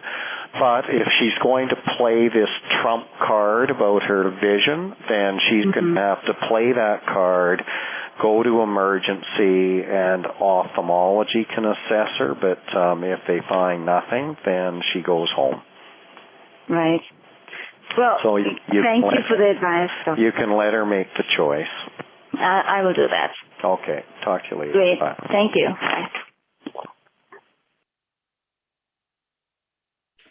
So that recording certainly vividly colors what happened much more vividly than the paper chart. It shows that these physicians are humans.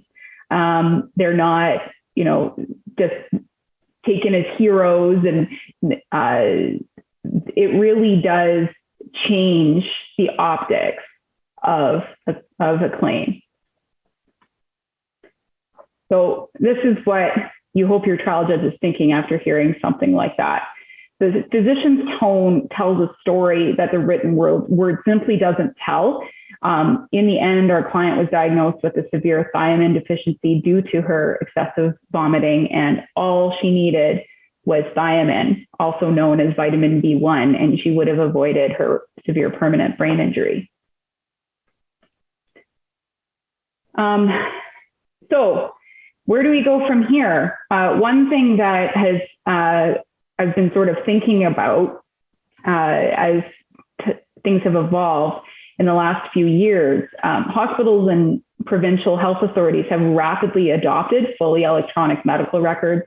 And at least in Alberta, and I'm sure this is happening in other provinces, the health authorities are instituting electronic medical records that allow patients to access their own results from the comfort of their couch. And I'm wondering, how is this going to affect our claims? Is this a new avenue for contributory negligence arguments?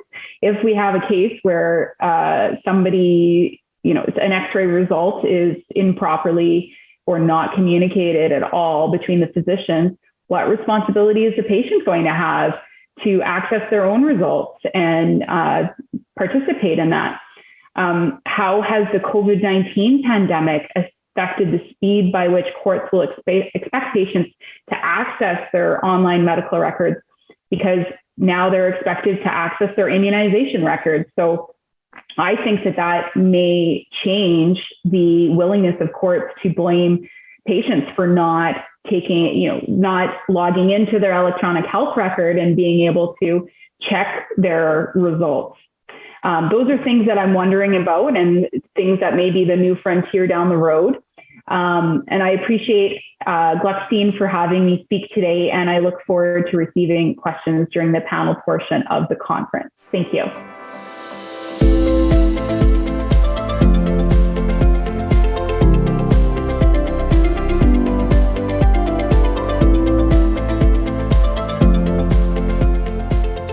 Hello, everyone. I'd like to talk today for a little bit about encouraging earlier settlements in medical negligence matters. I wish I had a simple and easy answer for everyone, which is as simple as do X, Y, and Z, and you'll be settled these things every time before discovery. But in medical negligence cases, it's not that simple. So I hope everyone wasn't excited to hear some sort of magic recipe that I have. It's not quite as simple as that. I do have some very clear tips. Hopefully people can add into their practices. But at the end of the day, when we're talking about achieving early settlement, we're talking about having best practices, not minimum practices, be part of your habits. So the first thing I want to talk about is case selection. This is the single most important piece, I would argue, of a medical negligence practice. Having cases which are meritorious and significant damage cases will make all the difference in your practice. That might seem trite to say, but it is absolutely important. In so many other types of personal injury actions, these things are being investigated, experts being retained down the road into the process, and that's simply not how we work our medical negligence cases. So the first element is investigating your case right from the very beginning. And you need to consider all three elements of these cases: standard of care, causation, and damages. These things are all necessary for your case. And unlike in the motor vehicle world, where you might have a catastrophic case that you have major concerns about liability and you think you probably will be able to settle for something in the tort case simply because of the severity of injuries, that's not how it's going to work in medical negligence cases. You really do have to have all of these elements in order to have a successful case. You can't just focus on one. If you forget any of the three, you're going to have problems, and it's going to be a bit of disaster. It's going to be a stressful process.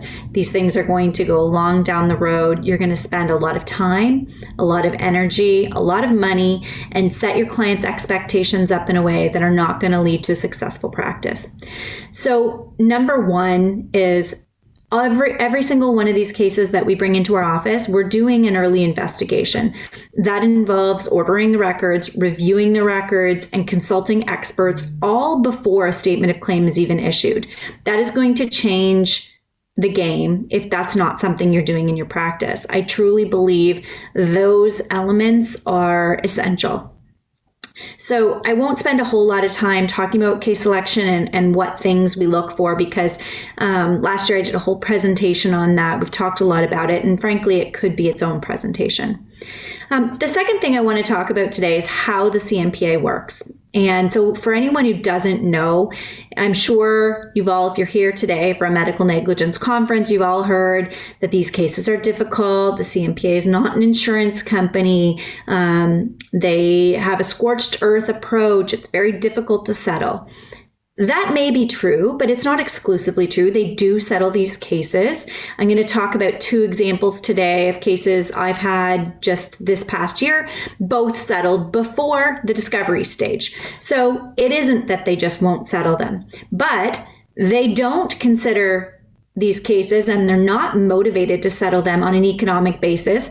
And what I mean by that is we all know that in motor vehicle slip and fall cases, there are times when the cost of litigating the matter is going to be more than it would be to settle the case, and that the insurance company will consider settling on that basis. That is not going to motivate the CMPA.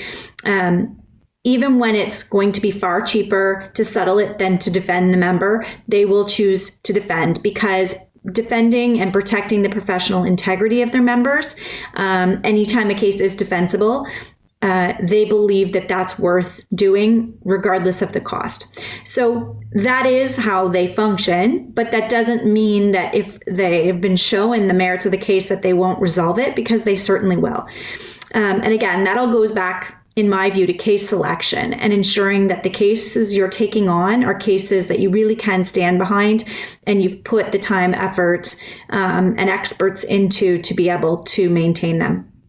It's also important to remember when dealing with the CMPA that when you do enter into settlement discussions, I've heard counsel say, you know, I frankly thought they were giving me the runaround, but you have to remember that they have a very different process than insurance companies. It's not as though the lawyer has particular authority and then there's an adjuster with particular authority. It doesn't work that way. The CMPA has a committee which meets monthly that will discuss potential settlements. But if their monthly meeting happened the day before you have a discussion with the lawyer, or the lawyer doesn't report things out exactly on time to get on the list for the next meeting, it can take a number of months. And so don't assume that, you know, being in a waiting pattern necessarily means there isn't a willingness to resolve. One of those two cases that I mentioned just a moment ago, I sent in a settlement offer in February and I didn't hear back until June. And there was a little bit of a reporting issue there. The lawyer apologized that didn't quite get to the committee in time, but it had nothing to do with trying to delay the case or a willingness to resolve. It was simply that they needed to get this reported properly, get the committee to approve settlement authority. So let's talk about what is in plaintiff's counsel's control, because obviously the way the CMPA functions, that's not within our control. But there are quite a number of things that are within our control. Already I've mentioned it, early investigation, know your case, know the strengths of your case, know the ins and outs. So number one, I order the records and review them myself. It's not something that I leave to my team. I have my eyes on those records. I also will create a chronological Excel document. And so it doesn't need to be Excel. You can have other formats that you might do that in. But I know every time my client's vitals were taken throughout their stay in hospital, each lab result, when that lab result was reported back, what the results were, each nurse's assessment, and where those fall in with the physician assessment. So you can see a real picture. You can have the whole timeline set out. And it's so important because our experts are great, but there absolutely are times when I'm saying to them, well, what about this? Doesn't that change the picture? Like they had evidence of a significant infection at this time and nothing was done for 6 hours. Like, isn't that something that might change the picture? And you'd be surprised how often I hear back, oh, you're totally right. I missed that test result. So as counsel, it's absolutely within your power. And in my view, it's essential that you know the case better than anyone else. You need to know it better than your experts. Unequivocally, I would recommend doing that to everyone. It takes time, but you're going to save time and energy down the road, preparing for discoveries, drafting the claim, these conversations with experts. You have one document ready to go and you can refer back to it time and time again. So that's really important. So here is one of those simple tips that I can give you. Do not send a notice letter to the doctor or anyone else, the hospital, putting them on notice of a claim. I once heard a senior CMPA lawyer refer to these as bozo letters, and I'm not going to call them that, but they certainly do show someone's inexperience, perhaps just trying out a case or dabbling in a med mal case, and it's going to put them on alert right away. They don't really know what you're doing. This isn't an insurance company. They don't need notice letters. It tells them that you don't have a lot of experience. So don't do that. I do think reputation makes a difference. It makes a difference in the seriousness with which they know you handle these medical negligence cases. So if you are someone new to this area, I highly recommend getting into a co-counsel arrangement. If you're interested, you're here at this conference, which leads me to believe you do have interest in doing these cases, or you're doing a little bit of the work. You may have a very different experience if you start working with a lawyer who has an exclusive medical negligence practice, because they're going to be able to show you things you may not have thought of. Their reputation will attach to the claim as well, and you're going to have a far more positive experience. Going back to that chronological document that I referred to. This is so important even for drafting your claim. If you draft your claim, you're missing key elements, you get a timeline wrong, it just puts up red flags all over the place that you don't really know your file. If you draft with precision, you know exactly what you're talking about. I'm not going to sit here and tell you that the statement of claim is going to win your case, but you certainly can help yourself by doing it well right from the very beginning, going back to saying these cases require best practices, not minimum practices. So that's really, really important. Often when I serve these records, particularly if these are cases against physicians, counsel for the physicians will then request a copy of the medical documentation. I've heard counsel refusing these requests at the outset, thinking that they have to wait for the affidavit of documents. We're not going to make your job any easier. Don't do that. They are going to get these documents. If you want a statement of defense to come back, if you want to get your claim moving, file those records or send those records, serve them. The hospitals or the clinics, they may have access to medical records, but the individual physicians don't always have access to them. So I can't state enough, don't worry about serving those too early, too soon. That doesn't matter. Get those records out, start the process. Doing that will allow them to work on their statement of defense without delay. Often they'll ask for waivers. For me personally, I have a system where I don't mind giving them a waiver. I'm not worried about it causing delays in the case because as long as I have an examination for discovery date held, they can have additional time. So I haven't had anyone yet actually refuse to do that unless there's some issue with getting instructions from a client or obviously confirming dates with a physician. But typically we've been able to hold dates and give them the extra time they need without me having to have concern about it delaying the action. So that's something else you can do to get things moving along. Set up your examinations as soon as you can. So whether it's getting that agreement while waiting for a defense or immediately after the close of pleadings, get your examination set up, get things moving ahead. There's no reason all of this should be delayed. And it also goes back to having those expert reports or at least the expert opinions, whether it's in draft form or you've had a verbal discussion. If you've got those things in the mix, if you've already got them being worked on, if you've got them finalized, that makes all the difference because you already have these things. You don't have to worry about, I better push off my discovery another year because I still need to get experts. You shouldn't be in that position. If I've had to issue a claim before my expert report is finished, before I've been able to find a specialized expert on a case I think has merits just from my review, I'll hold off on serving until I get that opinion because truly you need to have that for your case to be successful. There's no exception to that. Get it going, have these things ready to go. All right, examinations for discovery. These cases can be won and lost at examinations for discovery. And it is not simply a time to do the minimum amount of work necessary, confirm the notations in the file, get the doctor to read out their handwritten notes that you couldn't read, tell you what the usual practice is, and move on. That is not how you do these examinations. I know that there are counsel who absolutely do that, but you're not doing yourself or your client any favors in handling your examination for discovery that way. Now, I know that there are probably lots of lawyers out there, including lawyers here today, who find CMPA counsel very obstructionist at examinations for discovery. And they certainly can be, but if you know how to ask questions properly and not ask for opinions, you are going to have a night and day different experience. I can tell you that it is unusual in my examinations now for there to be more than maybe one or two refusals. I just don't get them.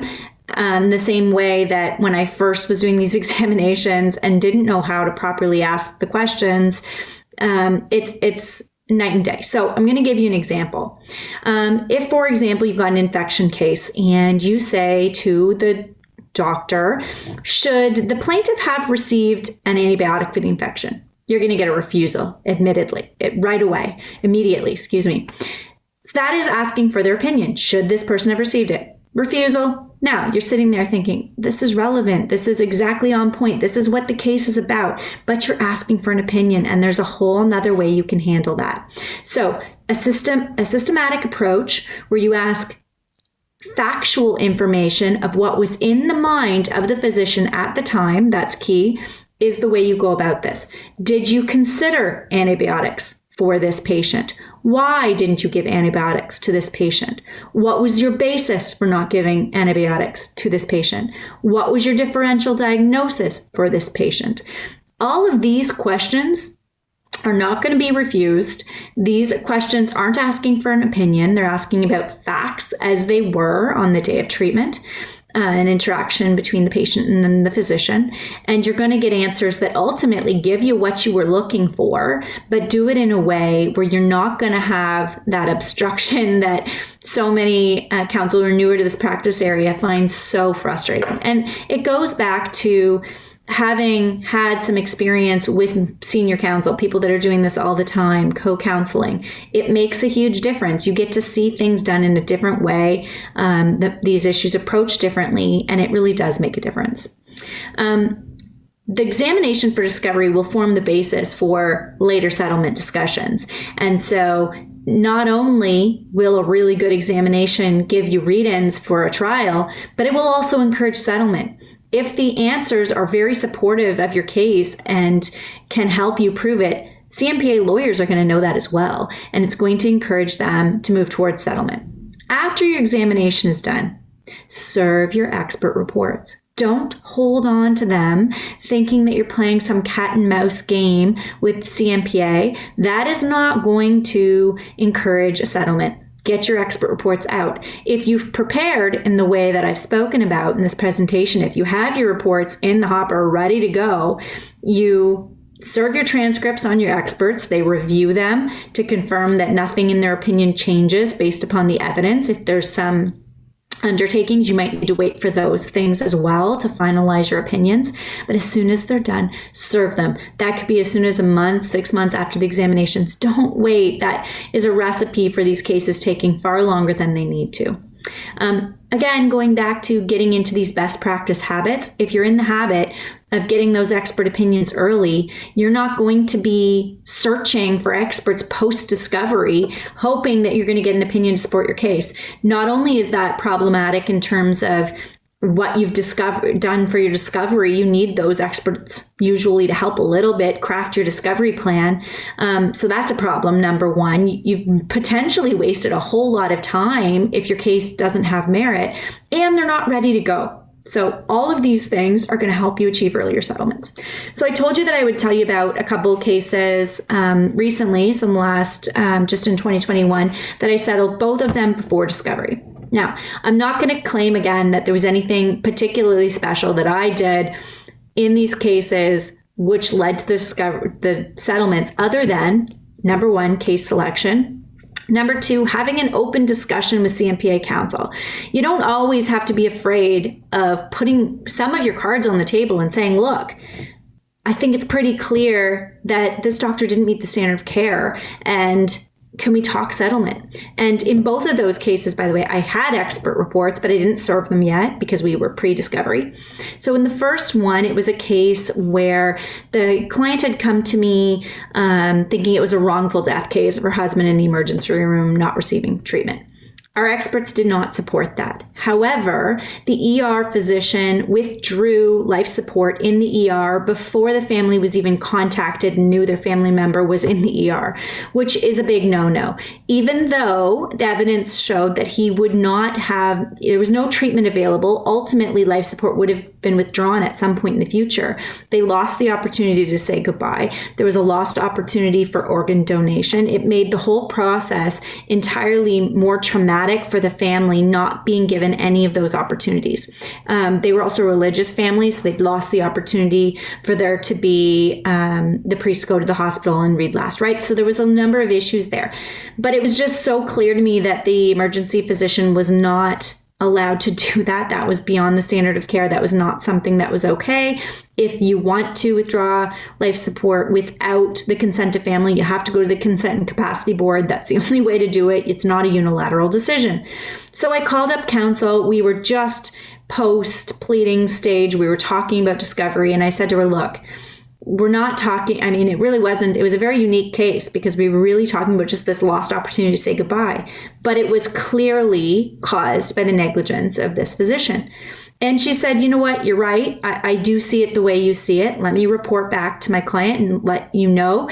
And I'll let you know if it makes sense to receive a settlement proposal. She did that, got back to me a few weeks later. Please send your settlement proposal. We would like to talk resolution. So there you go. Without that call and conversation, the amount of time and energy I would have spent on that case, which it was a more minimal value case, but ultimately we got it done early. The other case that resolved recently was a case, a family physician who was prescribing a young 20-something patient 8 times the limit on opioids that for non-cancer pain patients. Now, I did get, again, I got an expert opinion on this too. In fact, I got one from a family physician to say that prescribing at these levels wasn't appropriate. But then secondly, I got one from a toxicologist talking about, and someone who specializes in addiction, talking about the, because this particular woman also had other drugs in her system when she passed away. So I was prepared for the argument that her death may have been caused by fentanyl, which wasn't prescribed to her, and was told essentially, well, you know, if this addiction hadn't been created to such extraordinary levels, the likelihood of her being on the fentanyl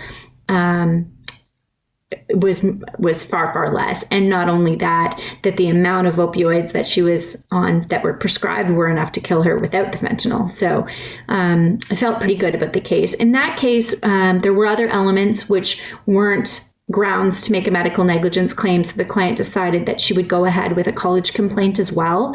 And she was successful at the college. So I honestly think at the end of the day, that encouraged as well. I'm not going to say that's the truth in every single case, but in this particular matter, I do believe that that helped as well.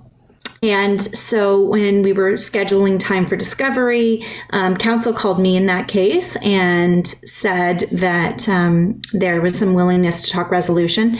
Another issue of that, it was a fatality, so we didn't have to have the same damages workup, and there was no dependency claim in that case. It was a single 20-something-year-old woman without children, without a family. So it was a little bit of a different case in that respect as well, but it was more easily evaluated in terms of the damages.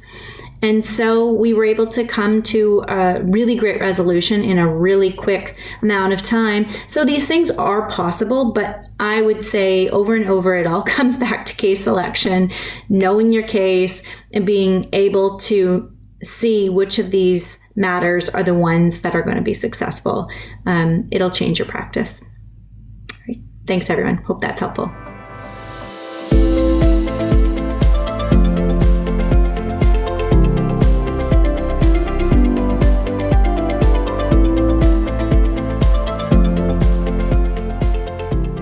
On behalf of all of us at Gluckstein Lawyers, thank you again for joining us today.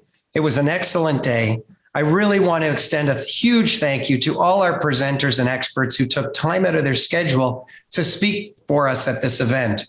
It's always a pleasure to be able to offer this conference. We've seen the participation grow year over year, which tells us that this Risky Business Conference is an important one. Please remember to look up the CPD credits and file it in your respective provinces. Another important note is that this conference will be made available on our YouTube channel. And we're really excited to already start planning this conference again for next year. We'd love to get your feedback on other topics and ideas that you'd like us to speak about. And if you'd like to be a speaker, also let us know. We hope and look forward to seeing you again next time. I also want to send out another thank you to Shelley and Brenda for putting on such a wonderful event today. Thank you again.